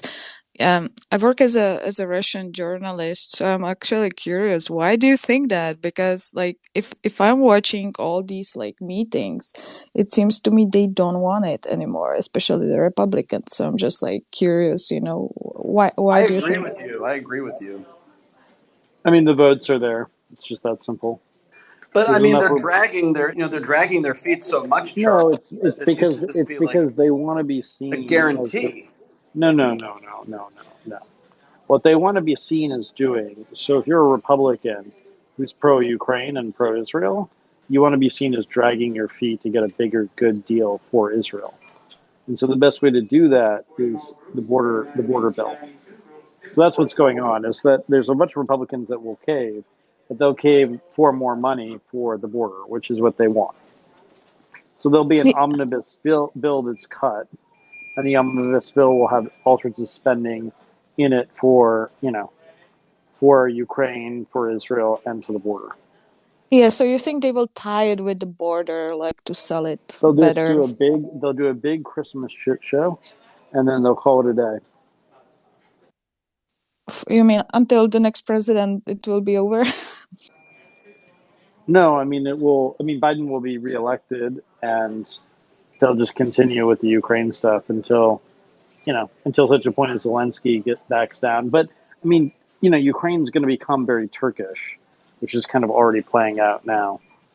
Well, one thing, Charles, I don't know if you had a chance to go through the NDAA, but in the one that just passed the House and Senate, all the provisions from the 2023 NDAA that listed, I'd have to go through them again myself, but anything in there that mentioned Ukraine from 2023, they've revised it in this new 2024 to Ukraine, Israel, and Taiwan. So any sort of weapons system delivery, cooperation with joint NATO type exercises or observing, pretty much anywhere where Ukraine. I mean, if you just search Israel, I think it comes up 190 times in that bill, Taiwan and Ukraine over 100 times as well. So they're getting ready for the part that you said as far as, omnibus or CR bills of just direct funding. They'll pass a giant bill to cover all those bases, because that way everybody gets cover for what's going to be passed. I mean, I think the Russians are hoping that their allies in the Republican Party will stop the Ukraine money, and that just won't happen. It's kind of silly. In fact, the Russians should probably want the U.S. to spend the money, because they're going to take the $300 billion or whatever that the rest of the world sees of money from the Russian central bank. And if I were Russia, I would much rather get that money back than and have the Americans like spend themselves more into debt, which of course is just going to be debt that's bought by the Germanys and Japans and Koreas of the world anyway, because the dollar is a relatively safe investment. I don't know. The way we see it is that the aid is slowing down. It's not that quick. Yeah, that's It's wrong. not that I mean, that's wrong. much. No, that's Well, wrong. it I They has mean, have slowed down bigger a lot, issues. Charles. no. It's being done as a way of leveraging Zelensky. Like the U.S. is increasingly not pro Zelensky. It's pro Merov and it's pro the other players there. Well, I guess Zaluzhny, right? Because Zelensky is sort of incompetent. Even Ukrainians don't like him anymore. Yeah, I So, mean, well, Zelensky was created by the Likud in Kolomoisky world in Russian. He was created by Ukrainian organized crime, which is connected to Jewish organized crime and Israeli organized crime. So Zelensky will be the scapegoat of a lot of the bad Ukrainian policies. yeah, I wonder what they will do with Zelensky. Is he like going to Oh, he'll escape? be Probably Because going killed. to some say, suffer the same fate as all the other Yeah, former he'll yeah, suffer the presidents. He'll same be fate killed. as it's Prigozhin or yeah. because he knows too many things, he's not going to be permitted to retire, and so he's Some say frustrated about all that. some say he wants to escape to the UK, not even to the US, That's not but going No, to to the happen. UK. there's nowhere for him to go. He's done. He'll be killed. Yeah, but I would say, Charles, it's time. I mean, I hope you don't disagree with me here. Time is running out for whatever the goal is, objective in Ukraine. Time is running out. I would give it maybe we are talking maybe 8 to 12 months. That's the time window left. Because I know No. you would disagree So with me here. I knew who's it. going to rebuild? Who's going to rebuild Ukraine? Right? It's going to be Turkey, But who's financing this thing, Charles? That's the big Nobody will question. the rebuild UAE, portions of the it. It will UAE stay will in the rubble UAE. for a generation. No. The UAE will finance it, and Turkey will build it because Turkey wants to control the entire Black Sea. And the U.S. wants Turkey to control the entire Black Sea because the U.S. doesn't want to have to deal with that part of the world. But if you look at, for example, BlackRock is starting to have agreements with Ukraine on No. rebuilding. Yeah. Google it. BlackRock is the go-between between the Chinese and the United States, and of course they're going to have some like weird deals or whatever with Ukraine, but none of that matters. What matters is who's going to actually build the shit, and it's going to be Turkey. And Russia's not going to fuck with Turkey because if they fuck with Turkey, we'll just blow up Turk Stream like we did Nord Stream 1 and 2. Yeah, I have to I say don't that know. the whole BlackRock statesman thing. Honestly, Linka, BlackRock Yeah, invests in it's kind of existing delusional. assets. Yeah, it's If you delusional. really want to go down that route, you have to go to private infrastructure funds. Yes, they do investment in assets which have to be built. But at the end of the day, BlackRock doesn't do that. State Street doesn't do that. They Turkey's going to inv- want to, I mean, and look, Russia's going to yeah. want to maintain Turk Stream. Turk Stream is very valuable to them because it's their leverage point on Turkey, which enables them to have access to the Med. And the second they cause trouble, people will just blow up Turk Stream. The Russians, that is. Like they did Nord Stream 1 and Nord Stream 2. And the only reason that hasn't happened already is because the Ukrainians need the Turks to do the rebuilding. So they're perfectly Didn't happy to didn't the let them. US say that Ukrainian blew up the Nord Stream in the end? Sure.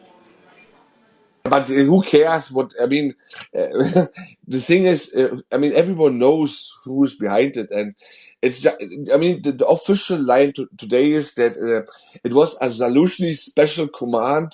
Oh man, that sounds even like a fucking movie. Like Zaluzhny chose the dirty dozen, and they did the deed. It's so fucking crazy. I mean, who cares who did the British many? operation too. Yeah, the thing is, no one gives a shit who did the menial work there. No, Um, uh, it's about making Germany under the uh, boot of the United States, exactly, everyone and knows it more who or is less works. the who everyone. It's only important who is the let's say let's say the go ahead Look, basically we've giver. all Yeah. been to suburbs. We've all been to apartment complexes in Germany that are all like dominated by the Russians, right? Like we've all seen this ourselves with our own two eyes. And like there's lots of Russian influence in Germany. So one of the best ways to deal with that Russian influence, if you want to force Germany's hand, is to blow up Nord Stream 1 and Nord Stream 2. And that of course strengthens the position of Qatar. And Qatar is basically a US ally. And it also strengthens the position of Turkey because Turkey is guaranteed the security of Qatar. So Turkey, basically, as long as Turk Stream exists, that's the leverage over the Russians. The second Turk Stream is destroyed, that's where things get very interesting, but we're not there yet. Yeah, let's see. It will get very exciting, Charles. The thing is, they By the way, fucked it you up. will see them. They will blow up Turk Stream only the moment in which they have a guaranteed supply of gas from Iran or from Azerbaijan or from the Turkic countries. So aligning Iran and U.S. interests would be monumental. In other words, Well, I mean, the U.S. and Iran are already aligned, which is like the big story of the Biden presidency that no one wants to talk about yet because it's rude. So what do you mean by aligned? Like they've opened a discourse again and a dialogue? Yeah, well, I mean, look, the issue is Iran gets sanctioned because Bibi needs it sanctioned because Bibi likes the black market, and the Turks, to a lesser extent, like that black market because Erdogan's wife is from a smuggler family, right? That's like why they like that. But of course, like you can't keep the smuggling shit going too long in Turkey. So what they're doing is they're kind of normalizing everything and having everything be above board now. And of course, Netanyahu doesn't like that because Netanyahu loves a black market. A black market is really good for him because a lot of black markets around the world are controlled by the Israelis and by Jewish, kind of diaspora. So Netanyahu likes sanctioned Iran. The sanctioned Iran also produces gas and oil super cheaply for China, which is until recently an ally of Netanyahu's. But China's going direct to Saudi and it's going direct to Iran, and that's a real problem for Israel. And you'll see China has increasingly been anti-Netanyahu. You can see that from their assets all over the place.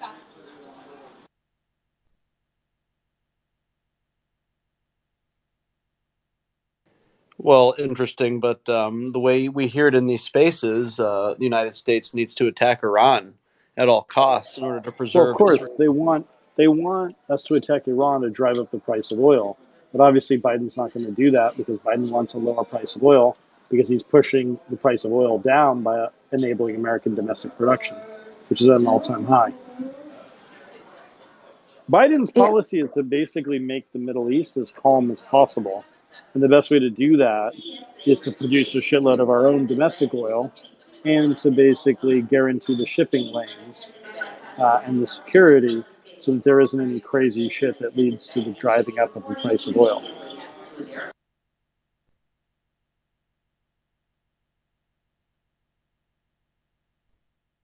So the whole like notion that Joe Biden's killing the fossil fuel industry, he's going green. You think these are just like right wing tropes? I mean, if they were true, why are we producing the most oil that we've produced? Well, a lot of people will say, those are just the Trump leases. Yeah, I mean, it's not true. I mean, many of those leases were done in the last few years. By the way, even if they were the Trump leases, who cares? Like, the fact of the matter remains that the price of oil is cheap now relative to what it was. Oil is falling, not rising. Well, it's still almost twice the cost of what it was during the Trump administration. So, is it? I don't think that. Well, first of all, that's a yeah, large measure because of. I mean, that's because of the coronavirus, right? Right? Like everybody was staying at home and everything. I mean, that But, doesn't but, really count. but Zach, this argument I don't get. The thing is, actually, let's say a price of oil around $80 is actually very good for the U.S. industry, the oil and gas industry, because most of the no, we're oil. talking about per gallon at the pump. It's very different because of all the middlemen. But the thing No, is, the U.S. wants the price of oil to go up at the gas station. I'm just saying, look, most of the U.S. oil is basically shale oil at this moment, and you need the beauty about shale oil producers. Thomas and here, those are relatively small fields, so they have, let's say, they're very, very volatile. So you can ramp them up very fast if the price is right, but if the price falls below a certain threshold, and they have to be closed, they're not productive anymore. But they're small fields, you can. It's very easy to scale. And honestly, you need a price. I mean, if the price of oil would go down to, let's say, $30, $40, that would kill the offshore industry. Tom Oil and Gas wouldn't be happy, and it would It kill. would damage the Russians a lot. But the thing is, it would damage U.S. Let's say oligarchs as well, because then the U.S. oil and gas industry, let's say the producers, they couldn't produce and make a good profit. You need for offshore oil, you need a certain threshold, and for shale oil, Yeah, I mean, you also need a basically, threshold. you need a price of oil between $65 and $90 a barrel. Basically. Exactly. Thank you, Charles. Thank you very And I much. think Yes. it's like what? It's like 71, 72 today. I haven't checked it Yeah, yet. it's like 70, but I'm checking during the Trump administration, it was actually lower. It was around the 60s Yeah, but that was in large measure because the on Saudis were doing average. that, and that was also because of the coronavirus, because demand was Yeah, but still dissipating. it was lower than it's now. Yeah, but when was it lower? In 2020, when no one Yeah, demanded yeah, that? yeah. The Since thing, since like forget it. Only 2016, 17, 2016. 18 years of importance. The thing is, Yeah, that doesn't really matter. Like the Trump presidency, whatever. Like none of that really matters.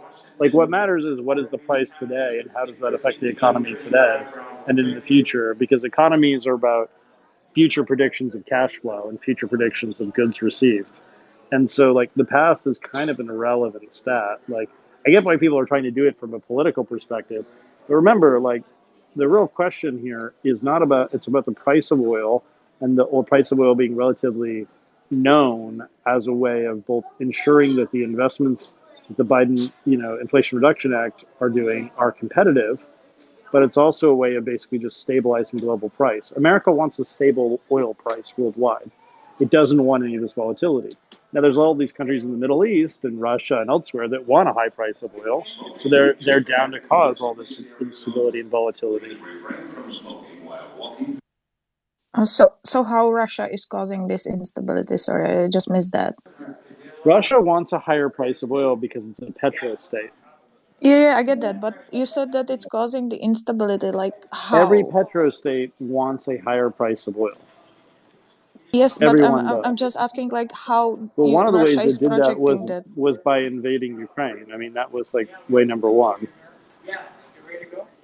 Because if you invade Ukraine, that drives up the price of oil, and then driving up the price of oil, that in turn pays for the war itself. But the U.S. has stabilized the price of oil by allowing a lot of domestic manufacturing of oil production in the United States, as well as in Canada.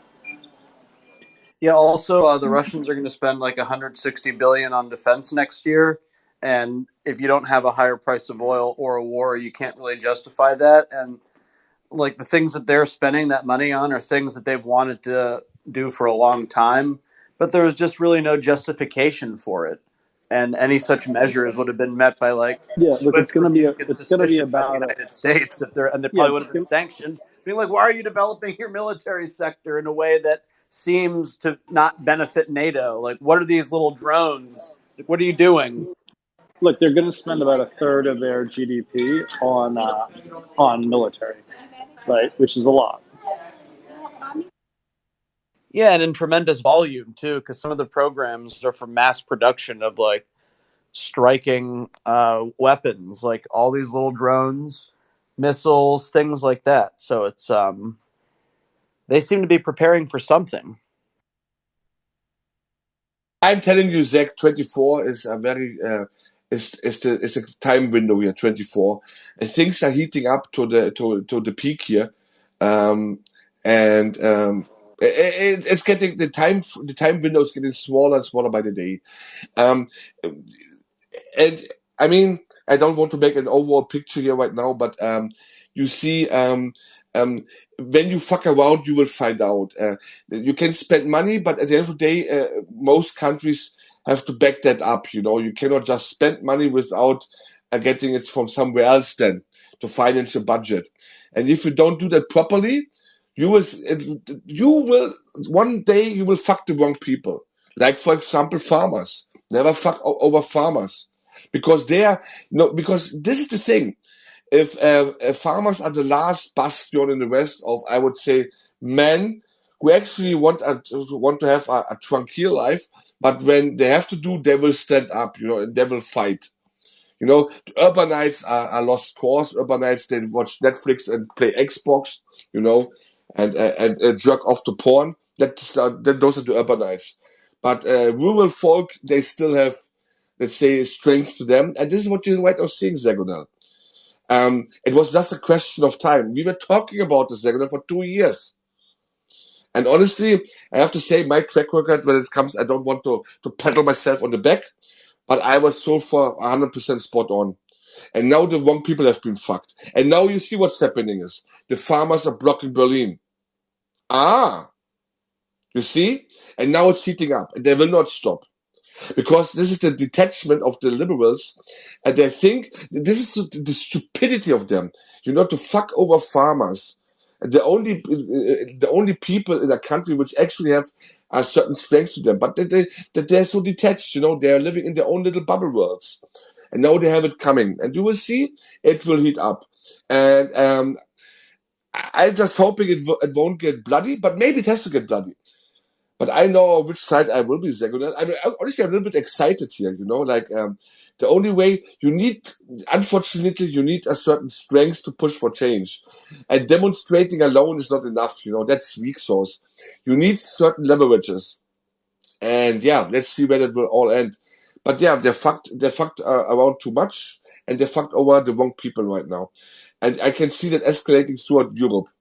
And I think it will escalate. We had those farmers protests in France, in the Netherlands, and everyone was saying, but that's all nice and good. But if you really want, let's say, to change something within the European Union, it must be in Germany. And now it is here. And they will not stop. And the other side cannot back down now. They cannot, because they would completely lose faith.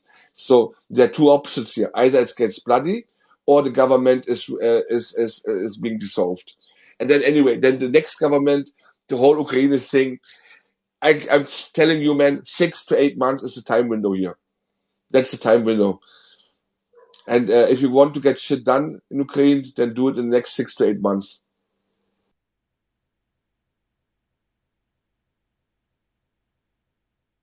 Well, Charles seems to think there's a longer timeline than 6 to 8 months. We can. It'll just be Zelensky that's sacrificed. Let's see. I mean, okay, some sacrifice. If that's the case, where will he go? What will happen to him, you think? He will be removed.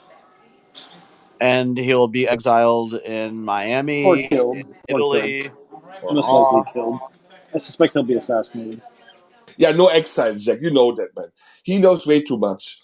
Zelensky, and the thing is, you cannot trust him. He would sell this knowledge, let's say, for a Netflix miniseries or for I don't know what.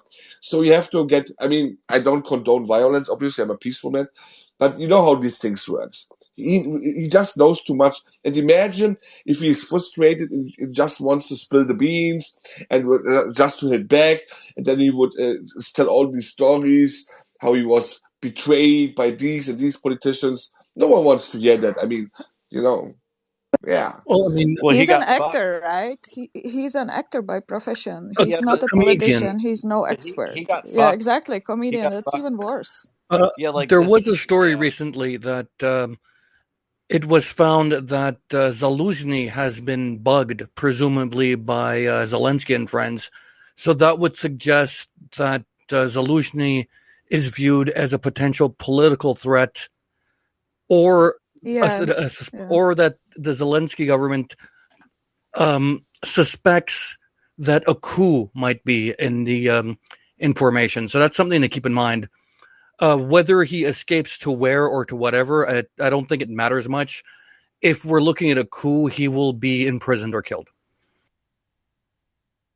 Yeah, I think Zaluzhny has much better rating now across Ukraine, and they also are saying that Zelensky is not talking to him and not giving him any orders and going around him whenever he can. So it looks really bad. I mean, his hold on power is weakening. His wife said recently that they can't even imagine running for a second term. Klitschko has been taking shots at him. It doesn't look good. It doesn't look good for him. And if anyone can, seize power or replace him and keep the ultra nationalists in check, it is Zaluzhny. So that puts a bit more credence on the coup hypothesis. But the thing is, but Zagonel and von Clausewitz and Charles, we were talking about this a half a year ago. if things are failing, you always need a sacrificial lamb. You always need that. And you cannot expect, I mean, the whole offensive in the summer offensive, whatever, it didn't went to plan. A lot of money has been wasted. A lot of human lives have been wasted. There must be consequences. And we talked about that. And we talked about it a year ago. If you and you see how easy it is to change the narrative and the framing. You know, Zaluzhny, basically what's going on. Yeah, Zelensky was too stubborn. He wasted too much resources and human lives for Bakhmut. Totally unnecessary. Zaluzhny was warning him, don't do that, be more rational. You see how easy it is. And with him, you know, the thing is, you can create out of a hero, within 2 weeks, you can create a villain. And this is the power of media, and that is also the stupidity of the normal, let's say, media consumer. Within 2 weeks, you make out of Zelensky, I mean, he isn't a hero anymore. He's far away from the hero he was a year ago, far away, how he's portrayed. You know, but it's so easy to do that, and I wouldn't wonder if this was already been prepared. You know, like you see, you know, where are the heroic pictures of Zelensky right now? You always see this miserable guy, you know, and it's like no sleep, and he looks nervous. This is how he's portrayed in Western media Kaiser, right now. To be fair, if you're a comedian turned president, and your quote-unquote allies have been blowing smoke up your ass for the last 2 years about how, like, you're the last hope of mankind and you're going to win this. But, you know, as I've said a million times in the last 2 years, Western policy, I mean, their actions not betray, but let us make assumptions about what their intent is, and all that talk about whatever it takes, how long it takes until victory is all nonsense. Because they're slow dripping weapons in just enough to keep the war going, to try and bleed out Russia. And if that's the situation you're in, you're going to age 25,000 years in 6 months as well. You know. Exactly. I think he realized it. I think he's finally stopped believing his own hype. I think maybe his wife was setting him straight again. But he realized it. He was and he's so stupid. I mean, as you said, Western politicians or Western media, they can build you up as the superhero, but if the need is there, they will drop you like a hot potato within 1 second. Within 1 second, and you are snow of yesterday. And yeah, I think he's seeing what's coming, because I do think there must be a sacrificial lamb. Even, let's say, the Ukro supporters, they demand someone has to pay for the missuccess. Someone has to pay for the price. And Zaluzhny is not. I think the question maybe a month ago, but Charles, you will know more about that. A month or 2 months ago, the question was, will it be Zaluzhny? Will it be Zelensky? I do think that I do think that the decision has been made that Zelensky will pay the price here for the missuccess. I'm not so sold on that. It's going to depend on how severe the losses are and the damages, because we have no way of knowing that. If they still feel that they could keep fighting, they might sack Zaluzhny, because that makes sense. It makes sense. He's in charge of the military. He fucked up. War keeps going. If they're willing to, if the losses are too substantial, then the option is, and it makes more sense to negotiate. Then it makes sense for Zelensky to take the fall, and Zaluzhny to be the one to do it. It all depends on what they intend to do going forward. I mean, that's true enough. That's true enough for Clausewitz. I think it can go either way. I feel they already made that decision, because I don't see any kind or not that much of let's say, compromise or smear campaign against Zaluzhny right now. There was in the past a little bit, actually, like he loved to party as well, and with the young women and all that shit.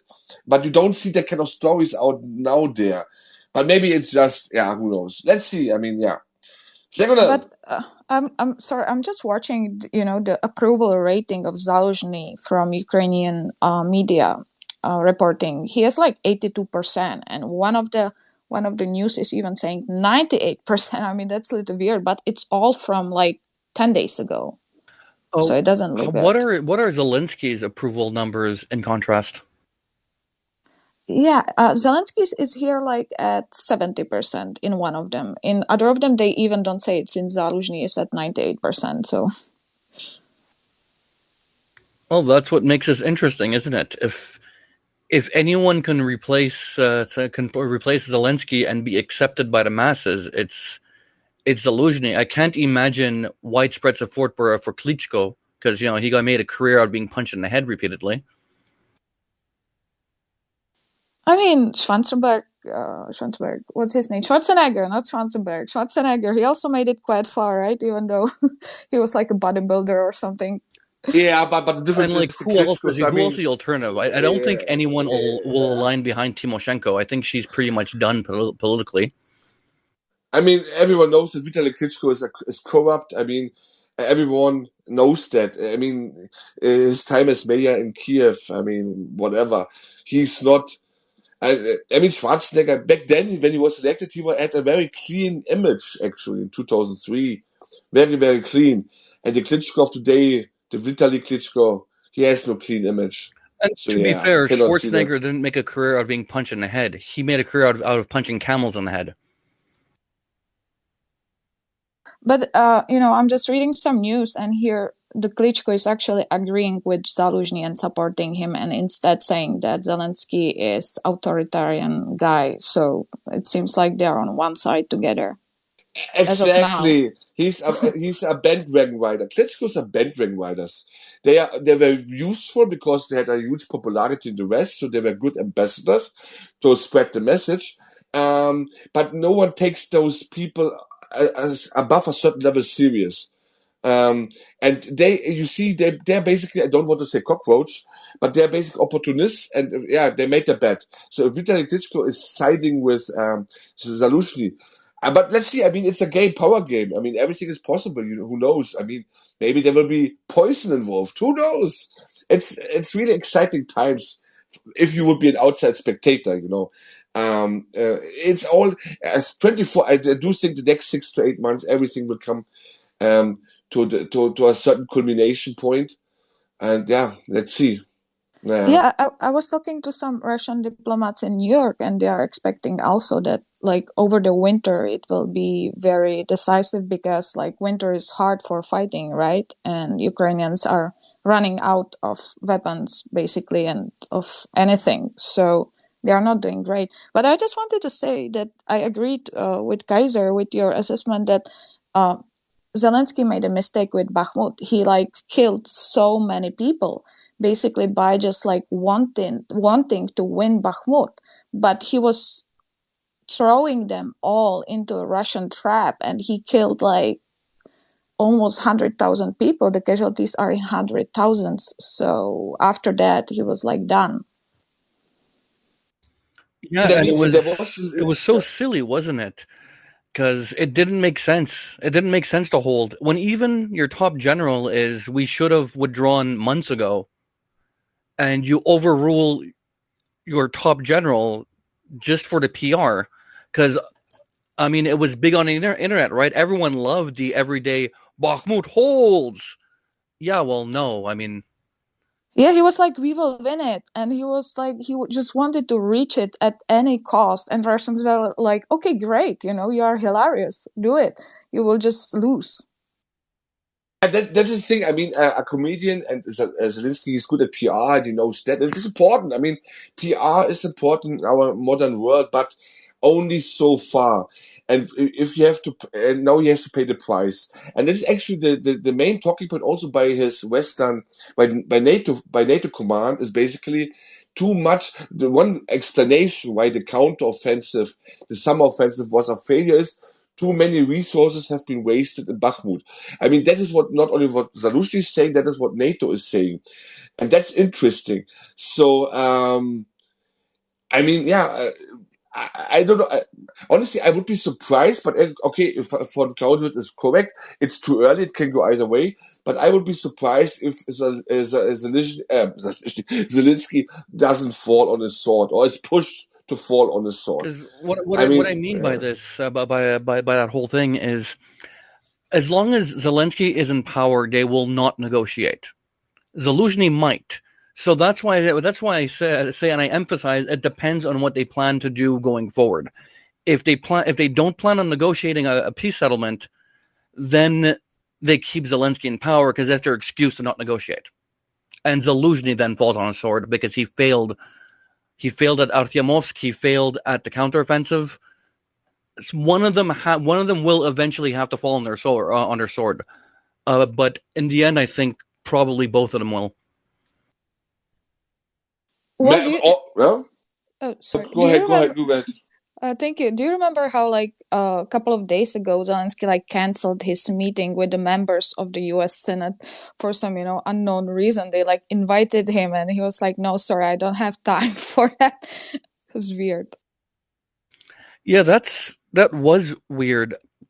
It's if I had to make guesses, it would be sort of as a pressure making effort, like, I don't care about your petty political drama. Solve it. We need help. Blah blah blah blah blah. Trying to appear tough, but it just, I don't know. I'm not American, but to the American homies, that's kind of insulting, isn't it? I'm not American either, but my American friends said that it was insulting. They were like, "What? We are pouring so much money to him, and he's not even able to make a video conference with us for that." Yeah, and it's kind of digging his own grave, because it's not only that. The main PR line since the counteroffensive failed is that it's the West's fault. It's the Americans' fault. It's Europe's fault. They didn't give us enough. Their war games didn't work. Blah blah blah blah blah blah blah. We did what we could. It's everyone else's fault, and that's like your. The British gave them shit for it several months ago when they were like, you could be a little bit less ungrateful. Yeah, but here's the thing. I will say it very bluntly here. The Ukrainians have been blowing sugar up the American ass for a long, long time.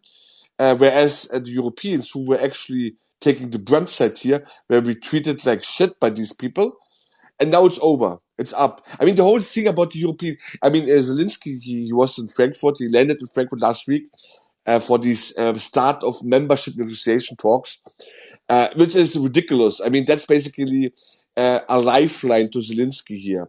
Everyone knows that isn't going to happen no matter what, in the next 20 years. But he needs that lifeline, because his own people will start questioning, okay, why we are dying here, why we are destroying us. What's the outcome here? What's there to win? And this membership talks, negotiation, that is basically his lifeline for Zelensky. His friends, his cuck friends in the European Union are throwing him this lifeline. But the thing is, and that's the beauty of it, it's like a Shakespearean drama. They are destroying themselves now. It's like you cannot shit on us all the time, then expect that we eat shit continuously. That is why the farmers are rising right now. Because this is the thing what I was telling you earlier. The problem was we have big holes in the budget, big holes. And instead, because all this thing, too much money being spent, you don't have enough income. Basically, you have a big budgetal hole, and you cannot bullshit your way around anymore. And with filling that hole with other money, that was considered illegally by the Constitutional Court. So now you have to face the situation. You have to cut spending. And what is your first thought? You cut the spending for farmers of your own country, instead of the money you are giving other people. It's over, guys. I was telling you, the Germans are very patient because we swallow a lot, okay? And you can guilt trip us a lot. But now it's over. Now now it's like it changed. It's from alkaline to from like the water. When it just switches from sour to when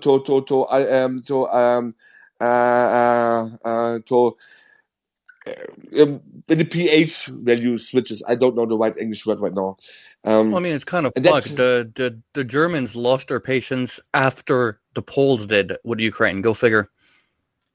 Yeah, it's unbelievable because we were conditioned to be basically to take it on and on and on, but it's enough. You must imagine and when the government tells, like this fat Ricarda Lang, watch her, just look at this person who didn't even finish a university is saying, okay, if the Americans stop financing, we will have to basically we have to renegotiate and have to basically make another amount of debt to basically to cover for that.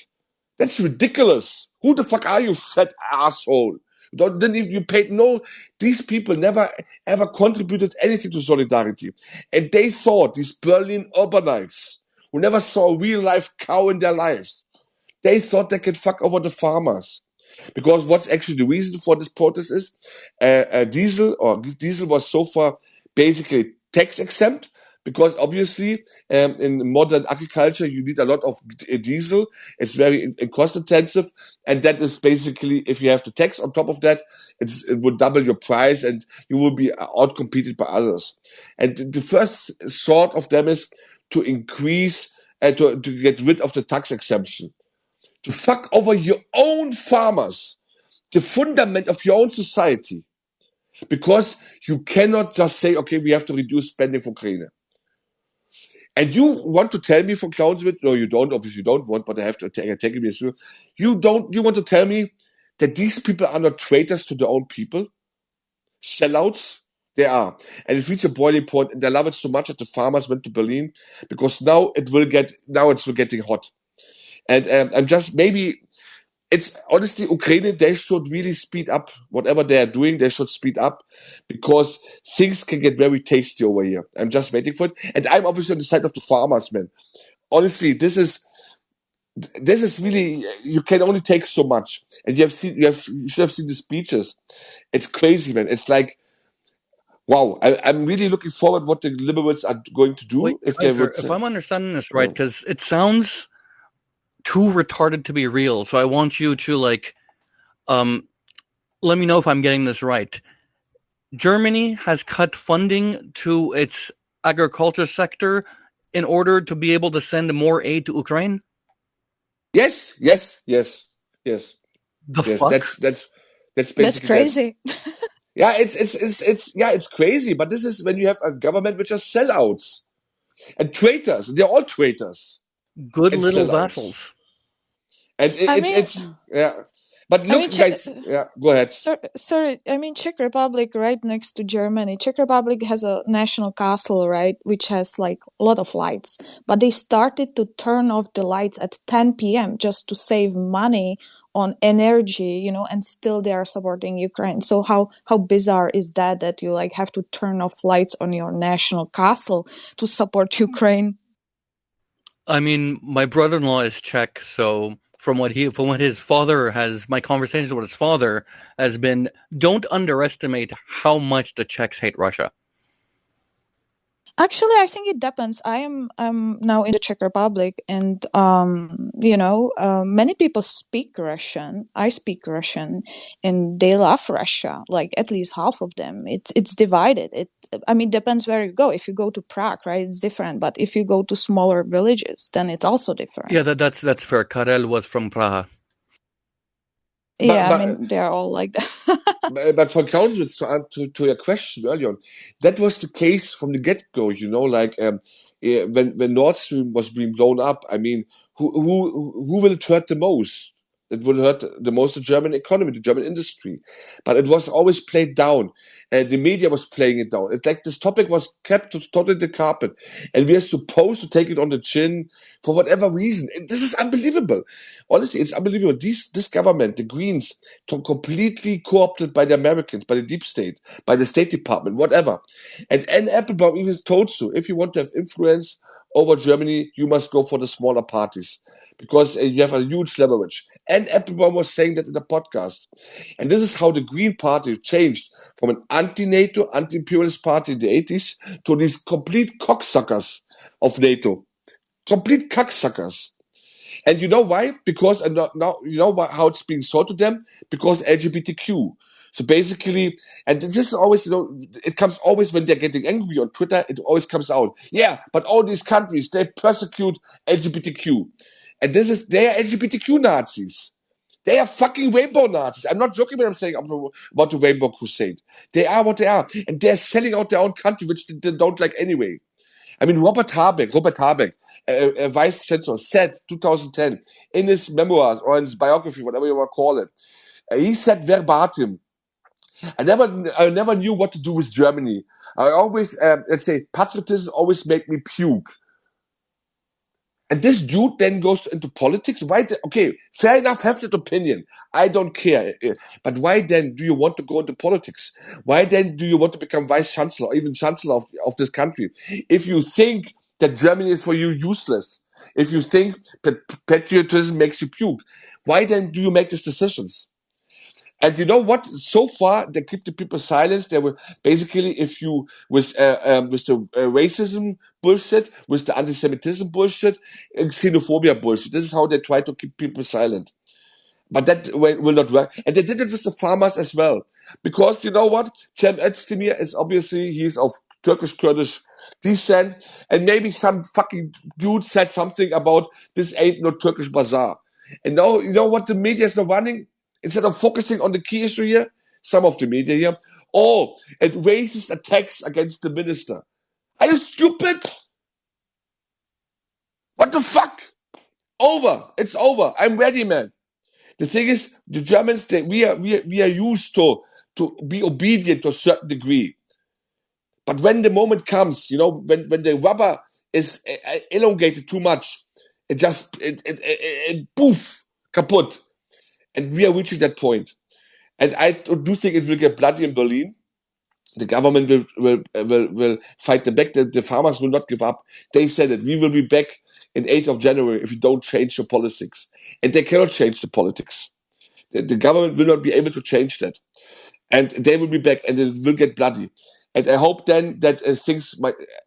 I don't hope that it will escalate, but I will hope that it will motivate the other people here in this country to finally stand up and fight against that, And I do think we reached that point.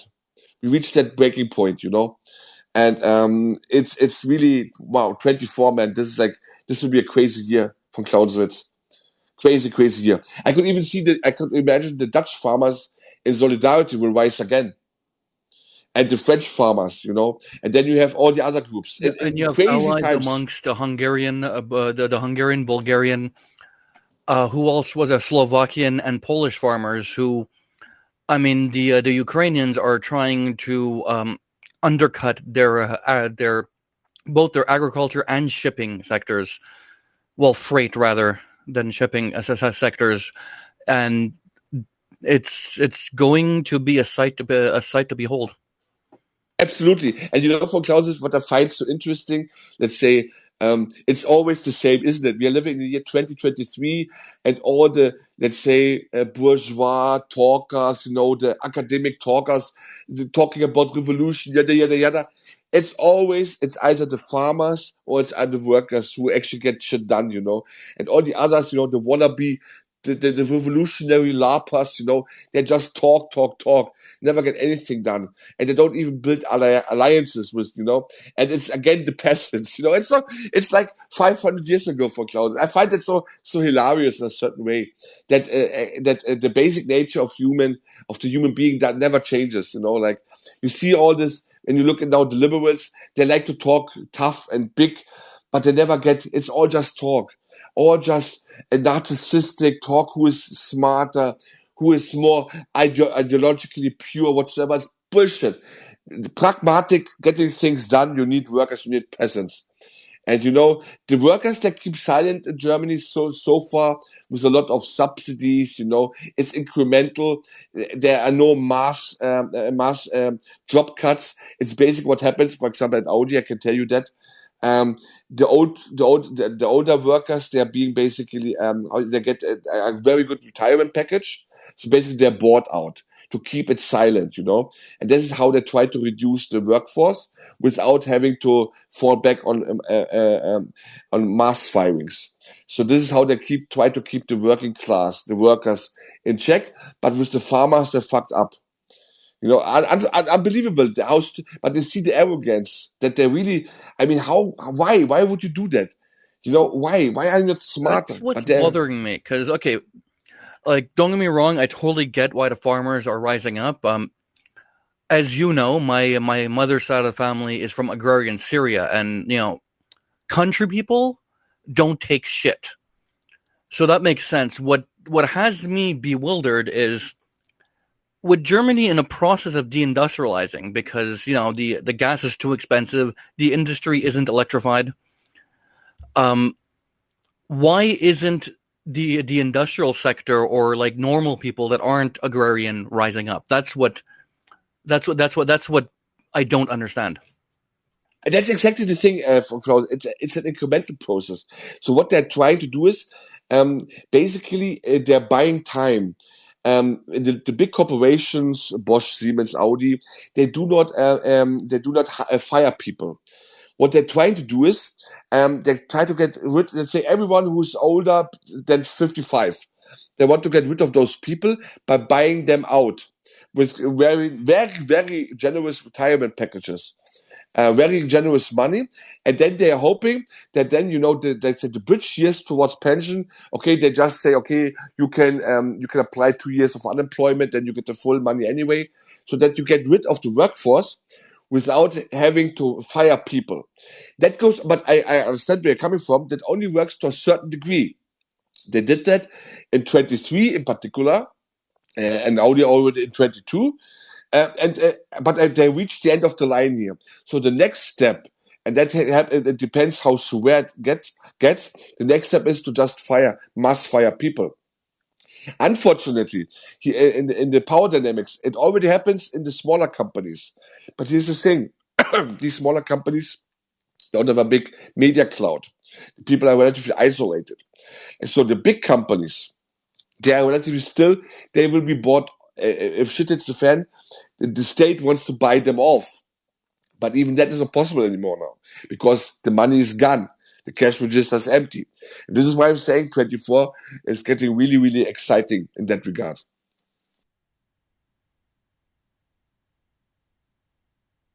And I'm hoping for that the French and the Dutch and the Poles and the Hungarians, that they will all stand together in solidarity when it comes to that.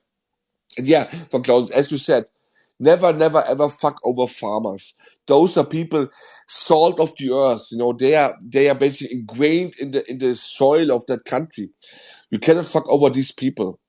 And but they did it, and that shows the arrogance and the hubris of the urban bourgeois, let's say, intelligentsia. And I don't want to call them intelligentsia because they are fucking retarded and stupid. Wannabe intelligentsia. Let's call them wannabe intelligentsia. They are so, and this is the cosmopolitan bubble, which has been, and yes, you can, I don't like this all globalist talking points. I don't like that, but you cannot, let's say, deny that there's a certain cosmopolitan kind of class which has evolved. And someone like Baerbock and someone like Habeck, they consider someone like Hillary Clinton or someone like Macron, like they're closer to them than to their own countrymen and countrywomen. This cannot be denied. This has happened in the West, at least. There's a lot of reasons for that. The same kind of NGOs, the exchange programs, whatsoever. It's a big bubble. And you see the hubris. They were so arrogant. They thought they can get away with that. To fuck over farmers, man. Like, honestly, why would you even think about it? How stupid must you be? And this is the thing from Klaus, that is even worse than they're stupid. Let's say, if you have a Machiavellian overlord, then okay. Evil, but smart evil. I can get that. But they're retarded stupid. Because they don't know shit. They really don't know shit from Clausewitz. They were asking these Absolutely. people. Urban people tend to think that farmers and especially agrarian people and country people are stupid, don't have unmotivated, like you can just fuck them over and they're not going to do anything. But that's because they live in cities and don't talk to people out in the countryside who are fucking insane when they're pissed off. You know what what my grandfather did when the government pissed him off? He became a socialist revolutionary. He took his rifle and went to the hills. Yeah, but the fact of the matter is that the cities couldn't care less about the land because they can get their avocados from Peru. So they don't actually need, or at least they don't think they need the land. Well, I mean, you still need your farmers. I mean, they wouldn't exist. Yeah, but not in my own country. Feed you. So I mean, if I go to a supermarket here in Scandinavia, I mean, none of the food comes from Denmark. It all comes from, Spain or North Africa or anywhere but this country.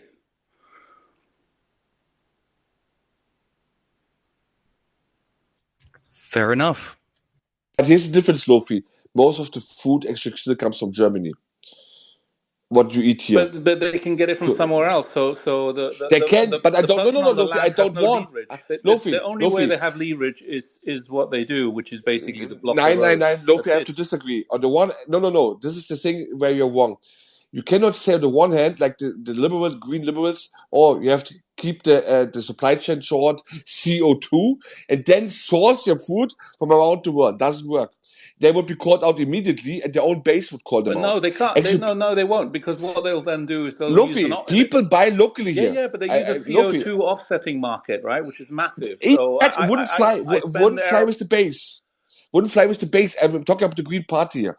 If you can do that, obviously, and to calm down your conscience, but they would get shit from their own base, which is good, I have to say. They would get shit of the Greta Thunbergs of the world and the Louise Neubauers. The problem here is that urbanites, that they are just completely detached from the reality of the rural folk.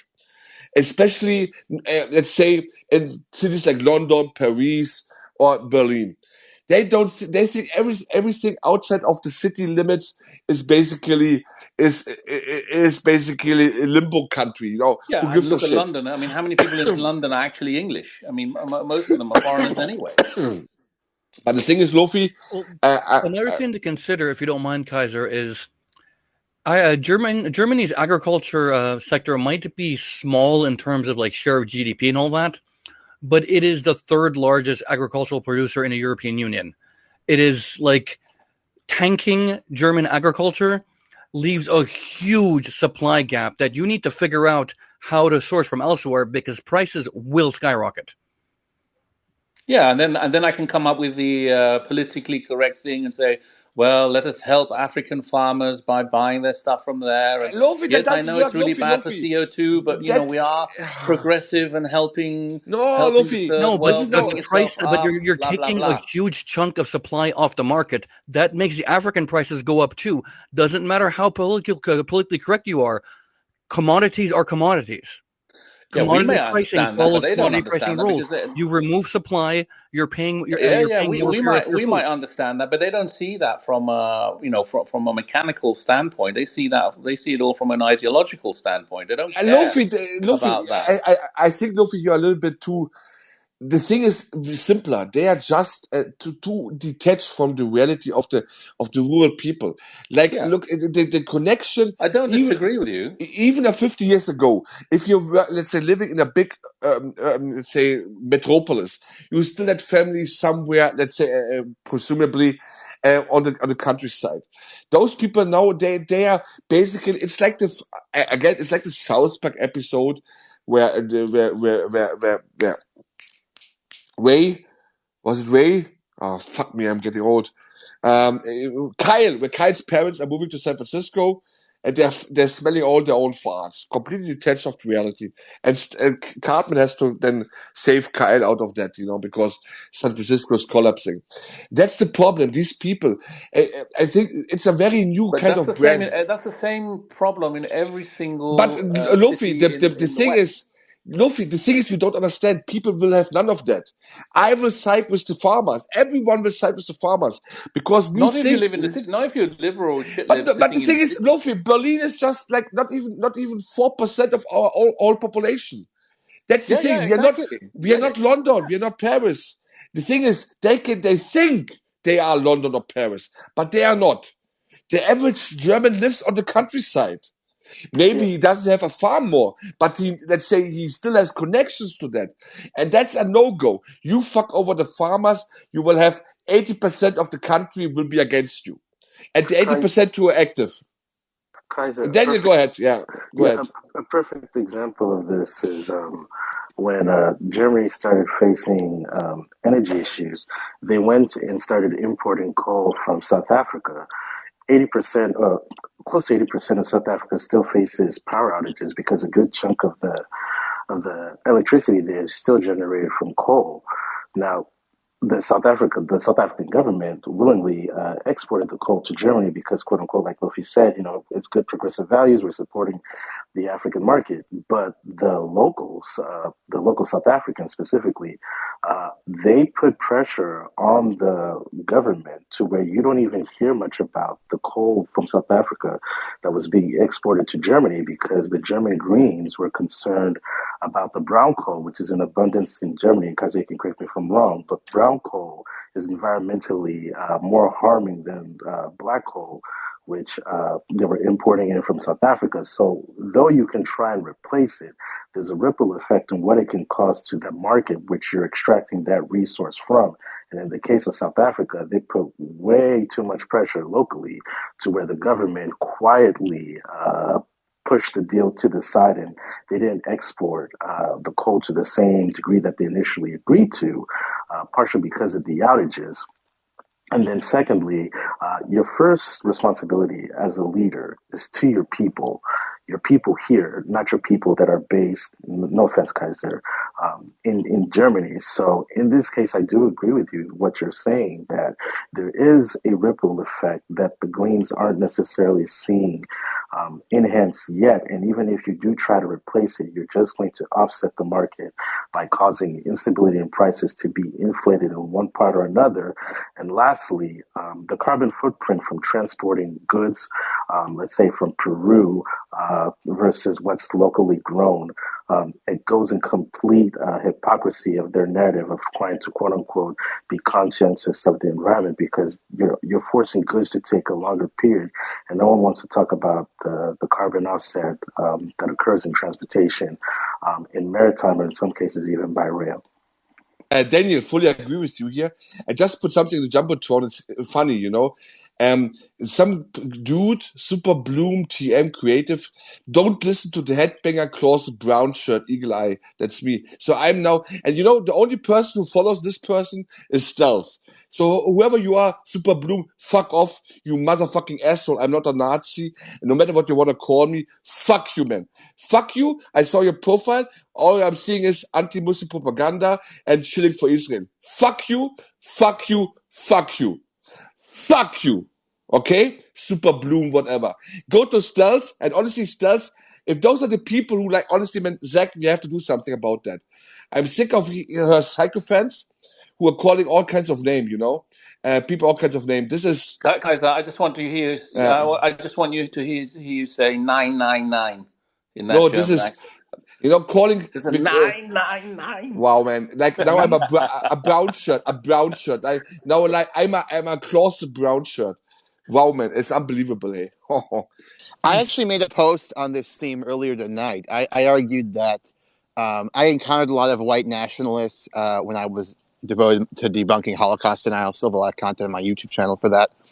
And I argued that mainstream Zionists are actually much more hateful than white nationalists. Insofar as white nationalists generally, as I understand them, there are exceptions, but generally simply advocate no non-white immigration, kind of like a voluntary segregation or secession. And I oppose these policies vociferously, but I can't equate them to the hate entailed in active support for war crimes, torture, ethnic cleansing, denying a people's existence, saying Palestinians are fake, etc. So I'm sympathetic to your remark there, Kaiser. Yeah, I honestly have to really. I mean, it seems that there is I don't honestly. This is a bit. Wow, the hate on the thing is what is so flabbergasting. A lot of these, I don't know if the Super Bloom is a Zionist, but if you look at the profile, I think yes, you can make that argument. They are giving they are. Why do you care about what is going on in a country, let's say, so far away from your own? Like, why do you care about, let's say, or making or eating into the propaganda or in the narrative about immigration, which is you're not concerned. Why are you doing that? So it's actually very insidious. Like why should someone like Stealth, who is living in the United States and in Israel or whatever, why does she give a shit? Well, I mean, to be fair though, we're funding the war, so we have major moral complicity. If you think it's a good thing, obviously, I think it's a very bad thing. My point is I think you should care as an American because our government is history. No, you misunderstood me. My point is, why does she care about immigration to Europe? What's up? I mean, my position. History. I hear what you're saying. I mean, I don't comment on the southern border. I don't know shit. I don't give a shit. No, my position on immigration is like, look, this is, and I think you're in this team too, Kaiser. I want to maintain ethic that hate is wrong, race hatred is wrong. I just think we've gone off the reservation in what we define as race hatred. Like, if you're Irish and you want to keep Ireland ethnically Irish, that's not hatred, right? If you believe, which is just factually true, that group disparities are not all caused by discrimination, that's not hatred. But actual hatred is bad. We just need to redefine what that is from the kooky left-wing definitions that have taken over. In terms of immigration, I agree with you. I think that it's up to countries what they want to democratically do. Foreign countries, it's not really my business what Hungary or Poland or Japan or Britain wants to do. I agree with you there. And second, I mean, we try to have. It's unfortunately, I don't think you can have a serious, good, balanced immigration debate on spaces.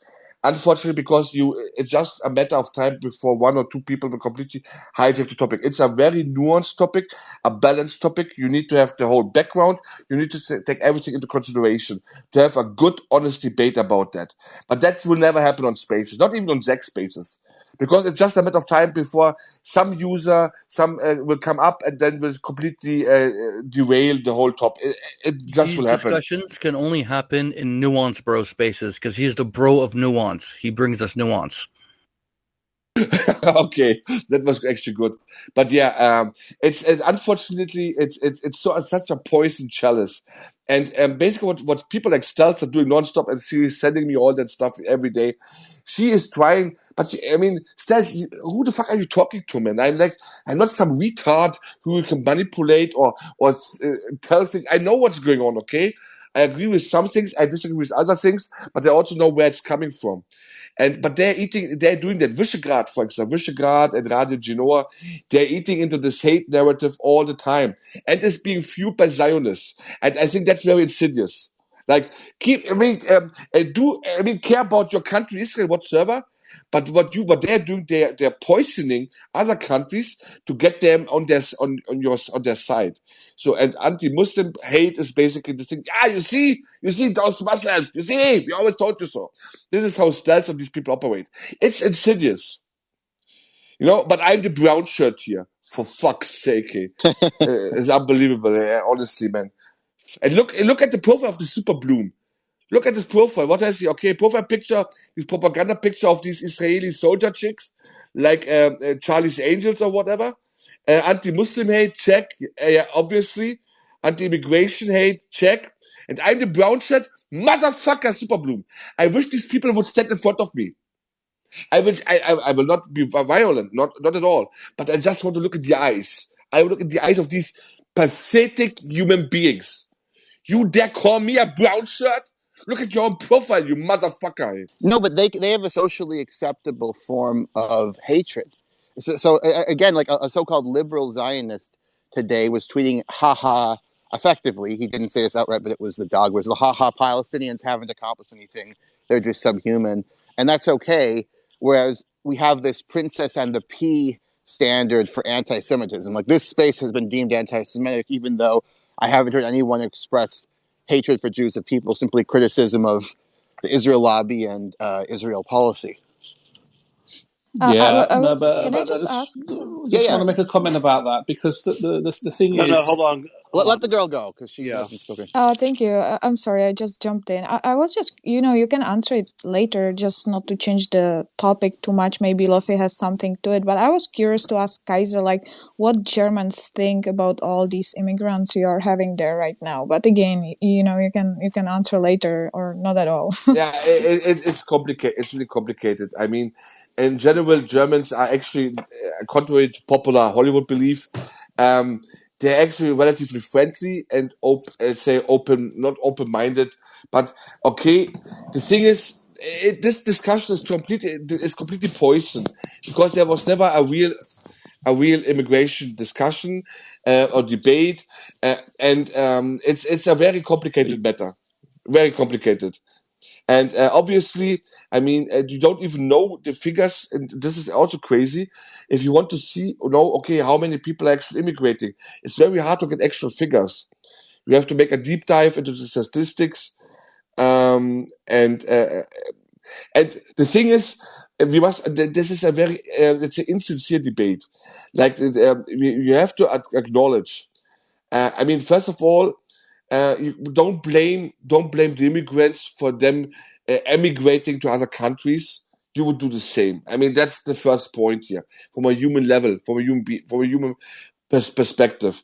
But on the other hand, obviously, as a guest or country of where the immigrants are going, you also have to take care that you get, let's say, not necessarily the bottom of the barrel of immigrants, and that goes for every society. Let's say, every society has. But you're not a guest, Kaiser. On the moment you start paying taxes, you're not a guest anymore. You're part of that country. But that's awesome. If someone has a job and pays taxes and contributes to the system, I'm all for it. The problem is that's not even the problem here in Germany. That's the thing. People don't have. This is the problem with the immigration debate. It needs nuance. The problem is what we have, that 60% of all the Arab immigrants since 2016, 50% of the Afghans, 70% of the Ukrainians since 22, they're not working. They're not enriching the workforce. They're on basic social benefits, which are a huge cost strain on the whole social system. We're talking about 30 yeah, and then the second generation, as the Danish. There's a Danish study that shows. I know, but the thing is, let's not even go to the second generation. The thing is, you must address this beforehand.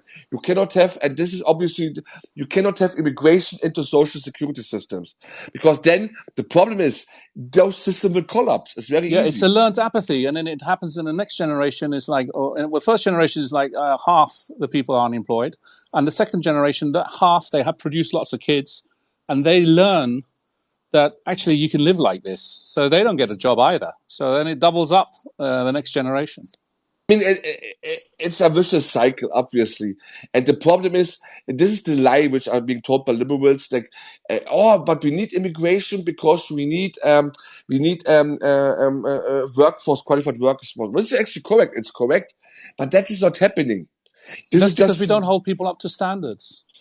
I mean, just because people vote what they want to vote. No, but as a society, we don't hold people up to standard. If you say no, like the social services system in Scandinavia works because there's a Protestant work ethic, and I think in Germany it's the same, right? Amongst the people that already live there.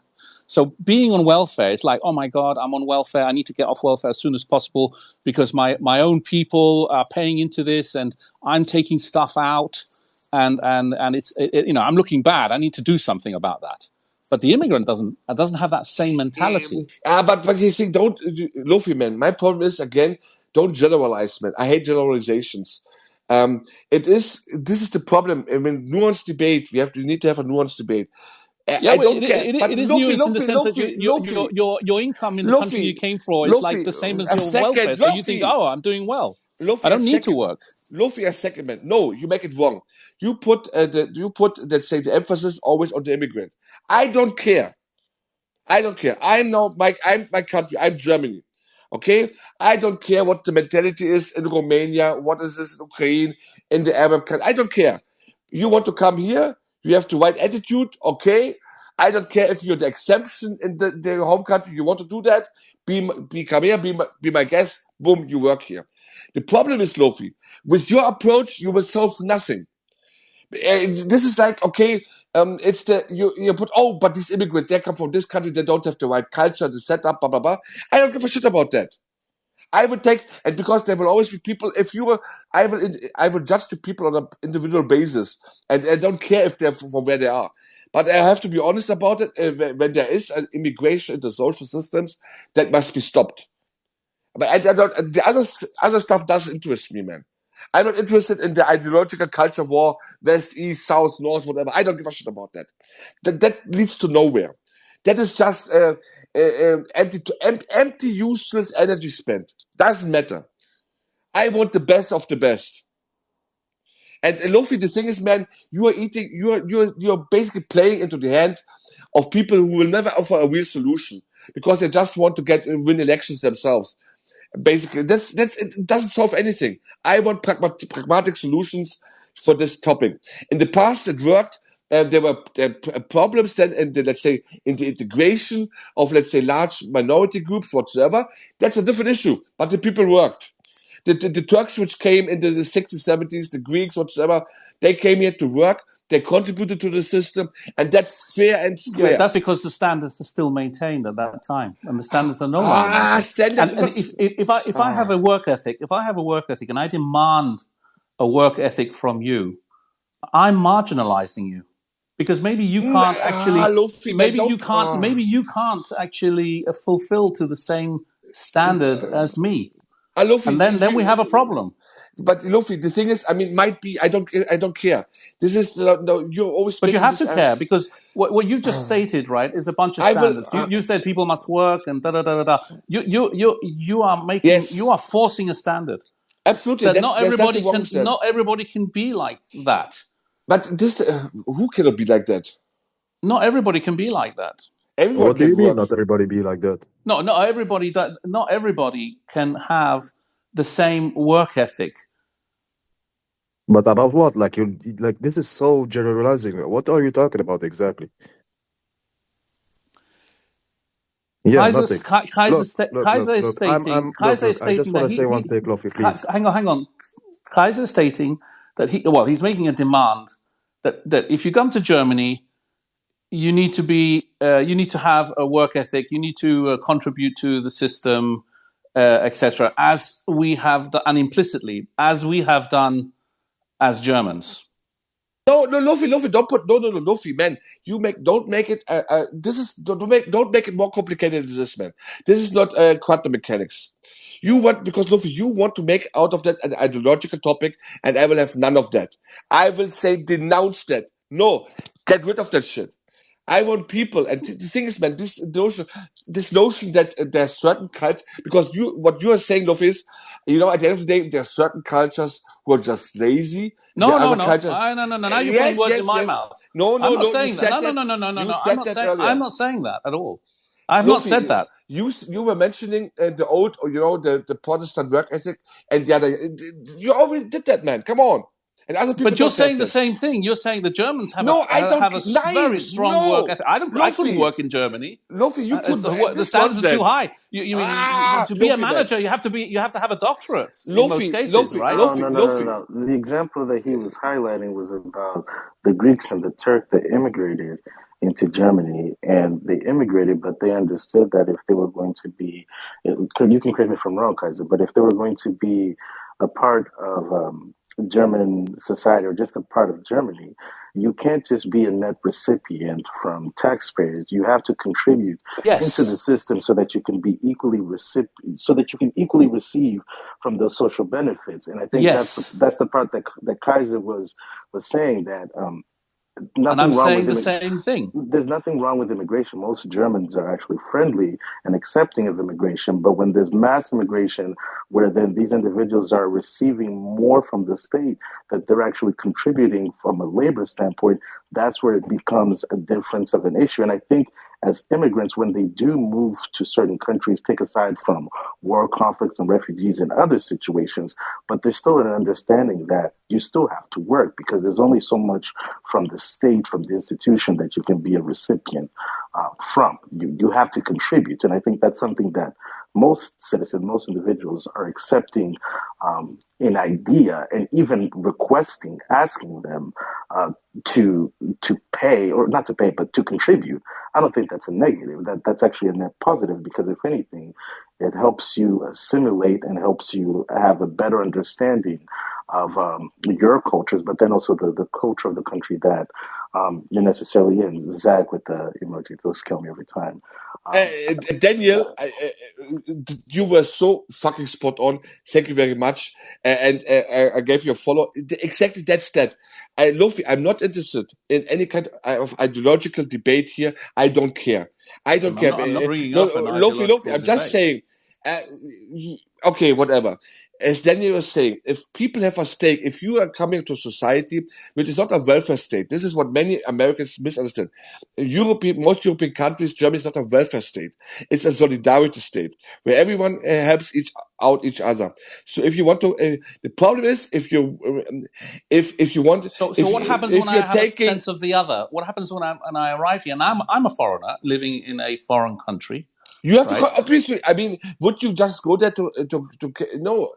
The thing is, Lofi. The thing is And if I have a sense of the other, right? If I have a sense that I'm I'm from another country and these stupid Danes, they keep paying me money and I sit here on X spaces and they pay me to do that essentially, and they are the other. And I don't have any relation. I don't have any relation to Danes in that in any significant way.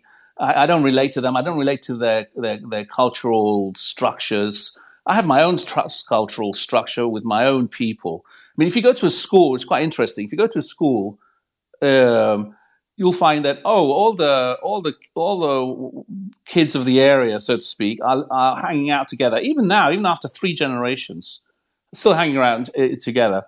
But the people from which are not Danish or from New Danes, as they're called, they all hang out together. They don't.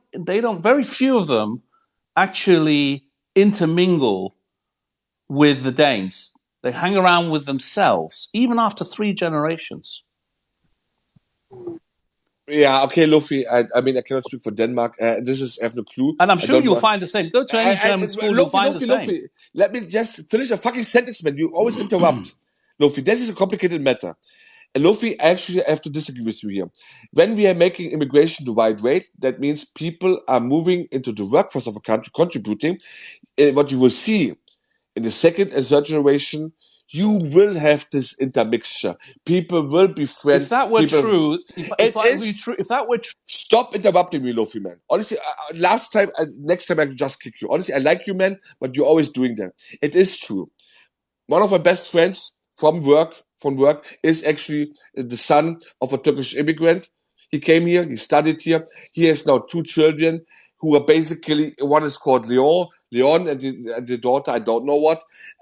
They are integrated. If you are working, what you're describing, what often happens is if you have, let's say, people who are not in employment, who are maybe on social benefits or on a very low paying jobs, and then you create this kind of ghetto mentality as well in the bigger cities. If you're integrating, for the first generation, it will be hard. For the second, for the children of this generation, they're integrated all over the place. Goes for all immigrants. But the difference is here. What's the difference? The key difference is stakes. Your parents have a job. They are part of the system. If you're contributing to a system, you're part of that system. And there's a certain pride in that involved. You have stakes. What you're describing is immigration into social benefits, into social security systems. And then you will obviously never integrate. But you cannot deny the other one, Lofi man. I see it with my own eyes. It doesn't mean that they will have not, let's say, a particular interest in a certain. It's normal that you will always be, let's say, more, let's say, tuned towards your own, what you suppose your own ethnic group, but it will get less and less and less over the generations, man. Like, it's normal in the diaspora. Like, come on, the Danes in Brazil, they will stick together. Oh, we from the Denmark country, whatever. That's always normal. But it's different than what you're describing, the ghettoization of European cities, where people don't know the language of the country they're living in. They don't interact with people they're living in. And that's not a good situation. No one disagrees here. What about Chinatown? What about what? I don't have a Chinatown. What about Chinatown? Every diaspora builds a community. Like, I meet an Armenian. Hey, it's an Armenian. We're fast friends. We have our community. We have our events. We have our things that we do as a community. It doesn't mean that we necessarily we isolate ourselves from everyone else. But, bro, immigrants are going to build communities wherever they go. It's a fact of life. Yeah, it's not a bad thing. It's normal. It's not sinister. Every human being does it.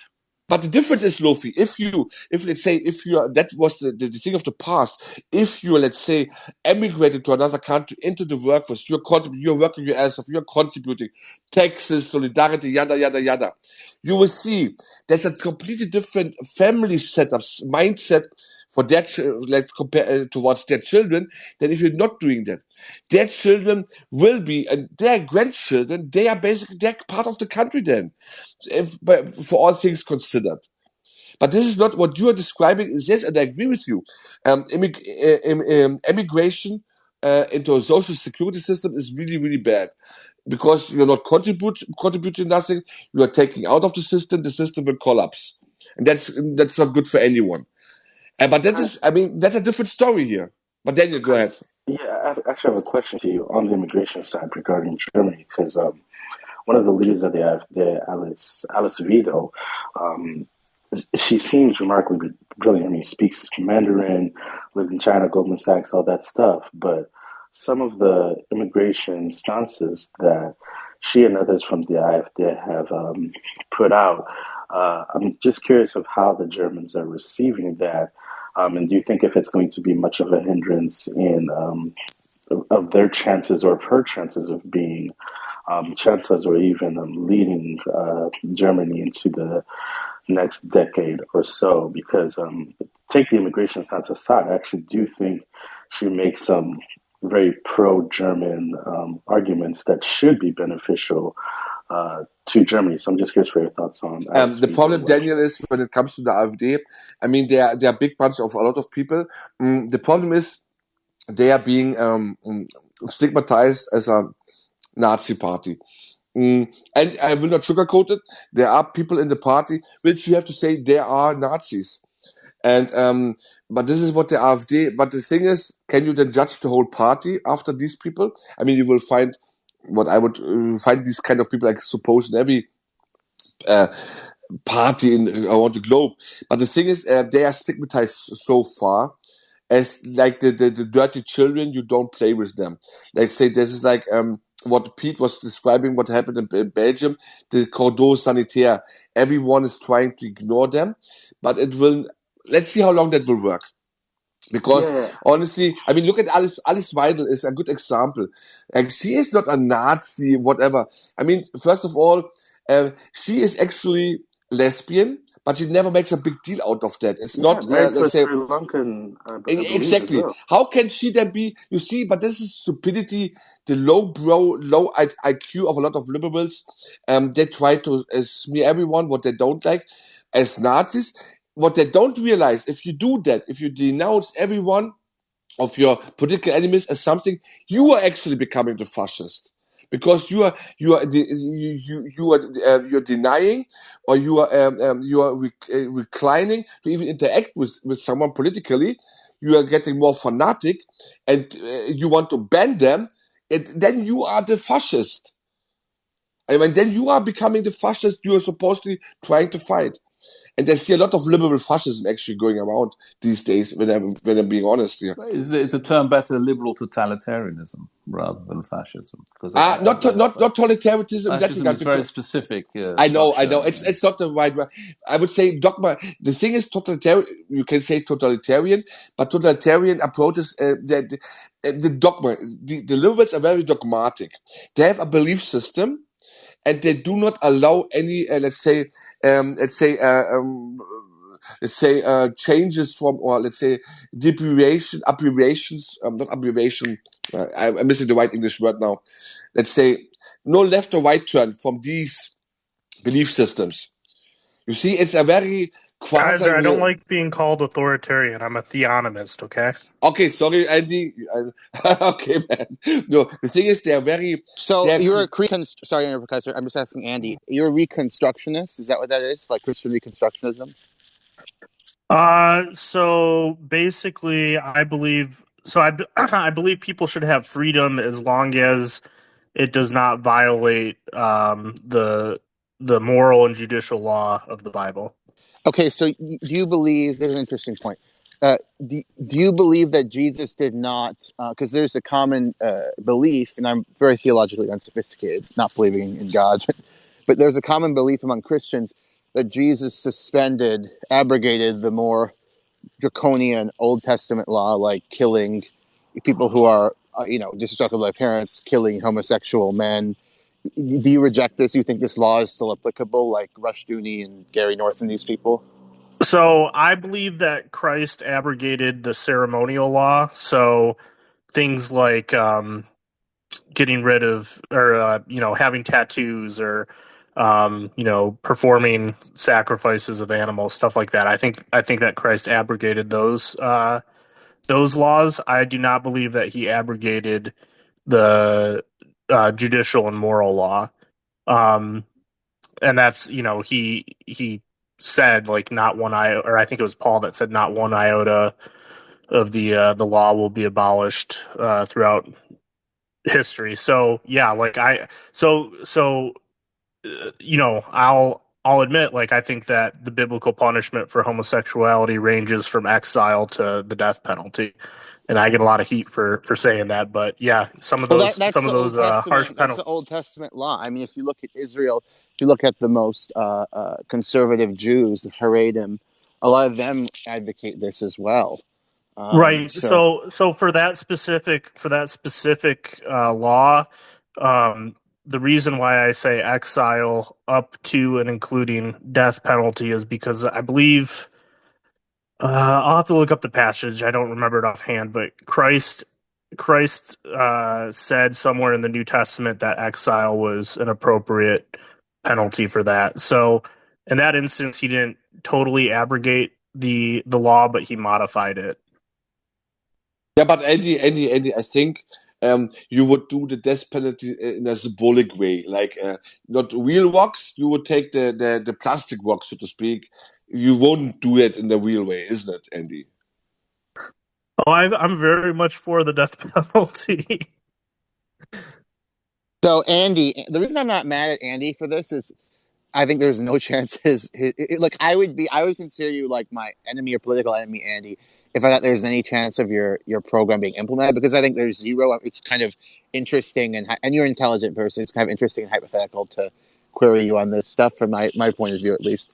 Would there be like let me ask this, Andy, and then Kaiser, you can jump in. Would there be like a statute of limitations, or would people who blaspheme like now before the Reconstructionist or theonomist regime comes to power also be executed eventually? So part of the judicial law in the Old Testament deals with witnesses. You have to have, two or more witnesses for a crime. And so based on that, let's say we get my way, and people who get abortions are tried, convicted, and put to death. There would be no eyewitnesses in the present for past crimes. So I would say that for past crime, if we implemented the death penalty for abortion tomorrow, I don't think that under a biblical judicial system it would be fair to prosecute them as such. So does that answer your question? Yeah. This sounds like American mullah. I mean, a little bit.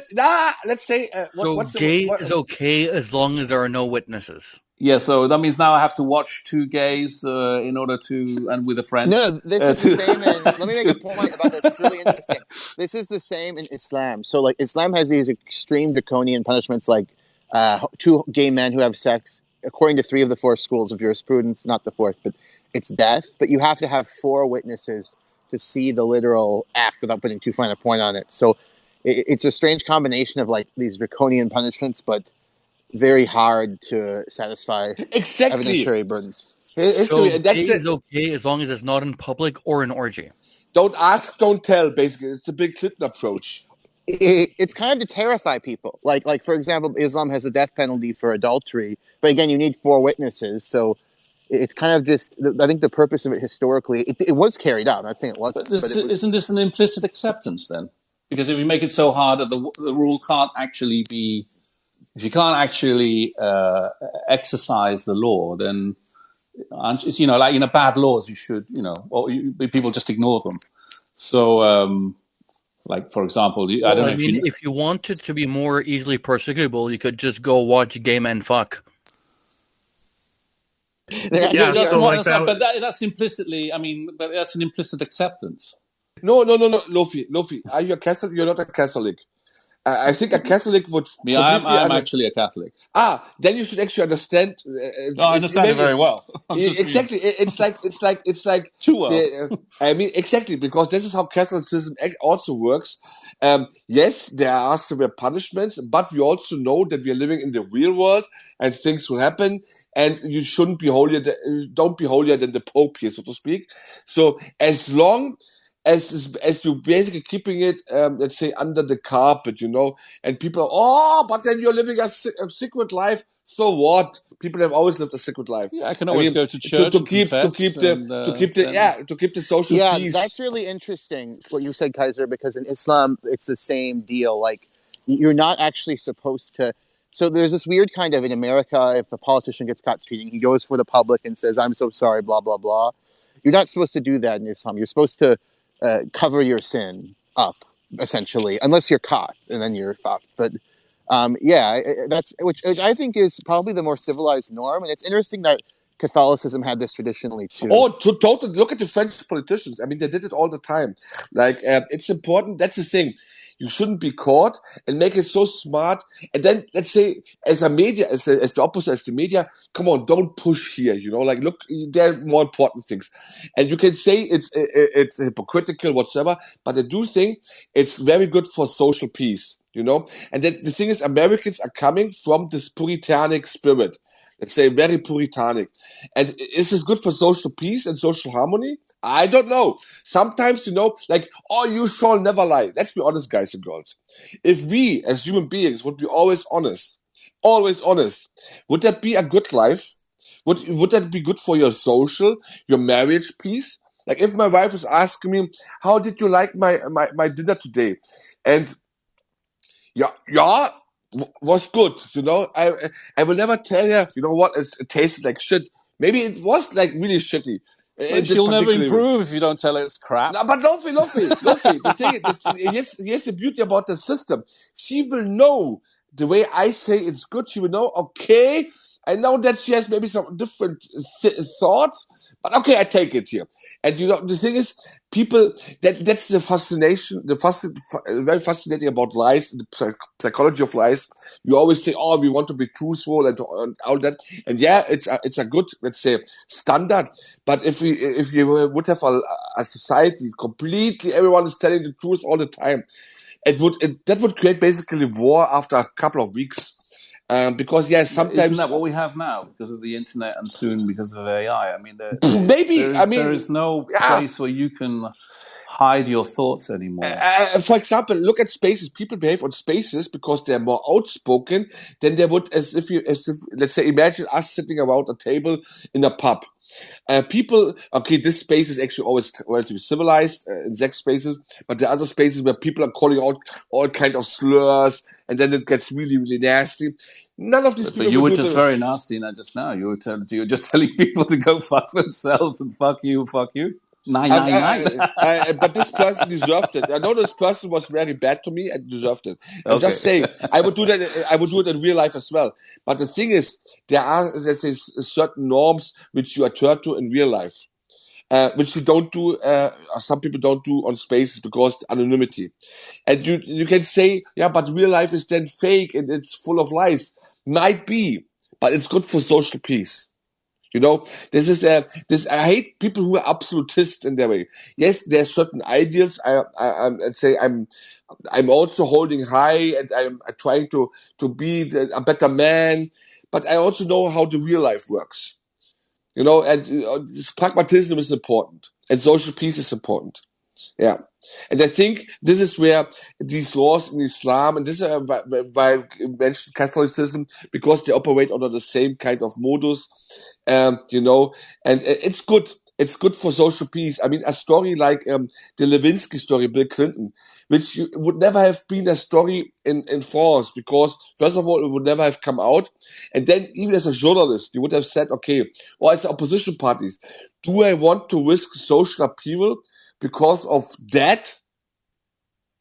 And back then in those days, every serious politician or journalist would have said, okay, this is childish nonsense. I mean, Bill Clinton. That's because it depends, doesn't it? I mean, it depends how if it's been used for social shame in order to create a more not compliant society, but more social, more moral society. That there might be a reason for doing that. Yeah, but for that was not political the ends, case. Yeah, no, yeah, exactly. But for political ends, then it's a weapon.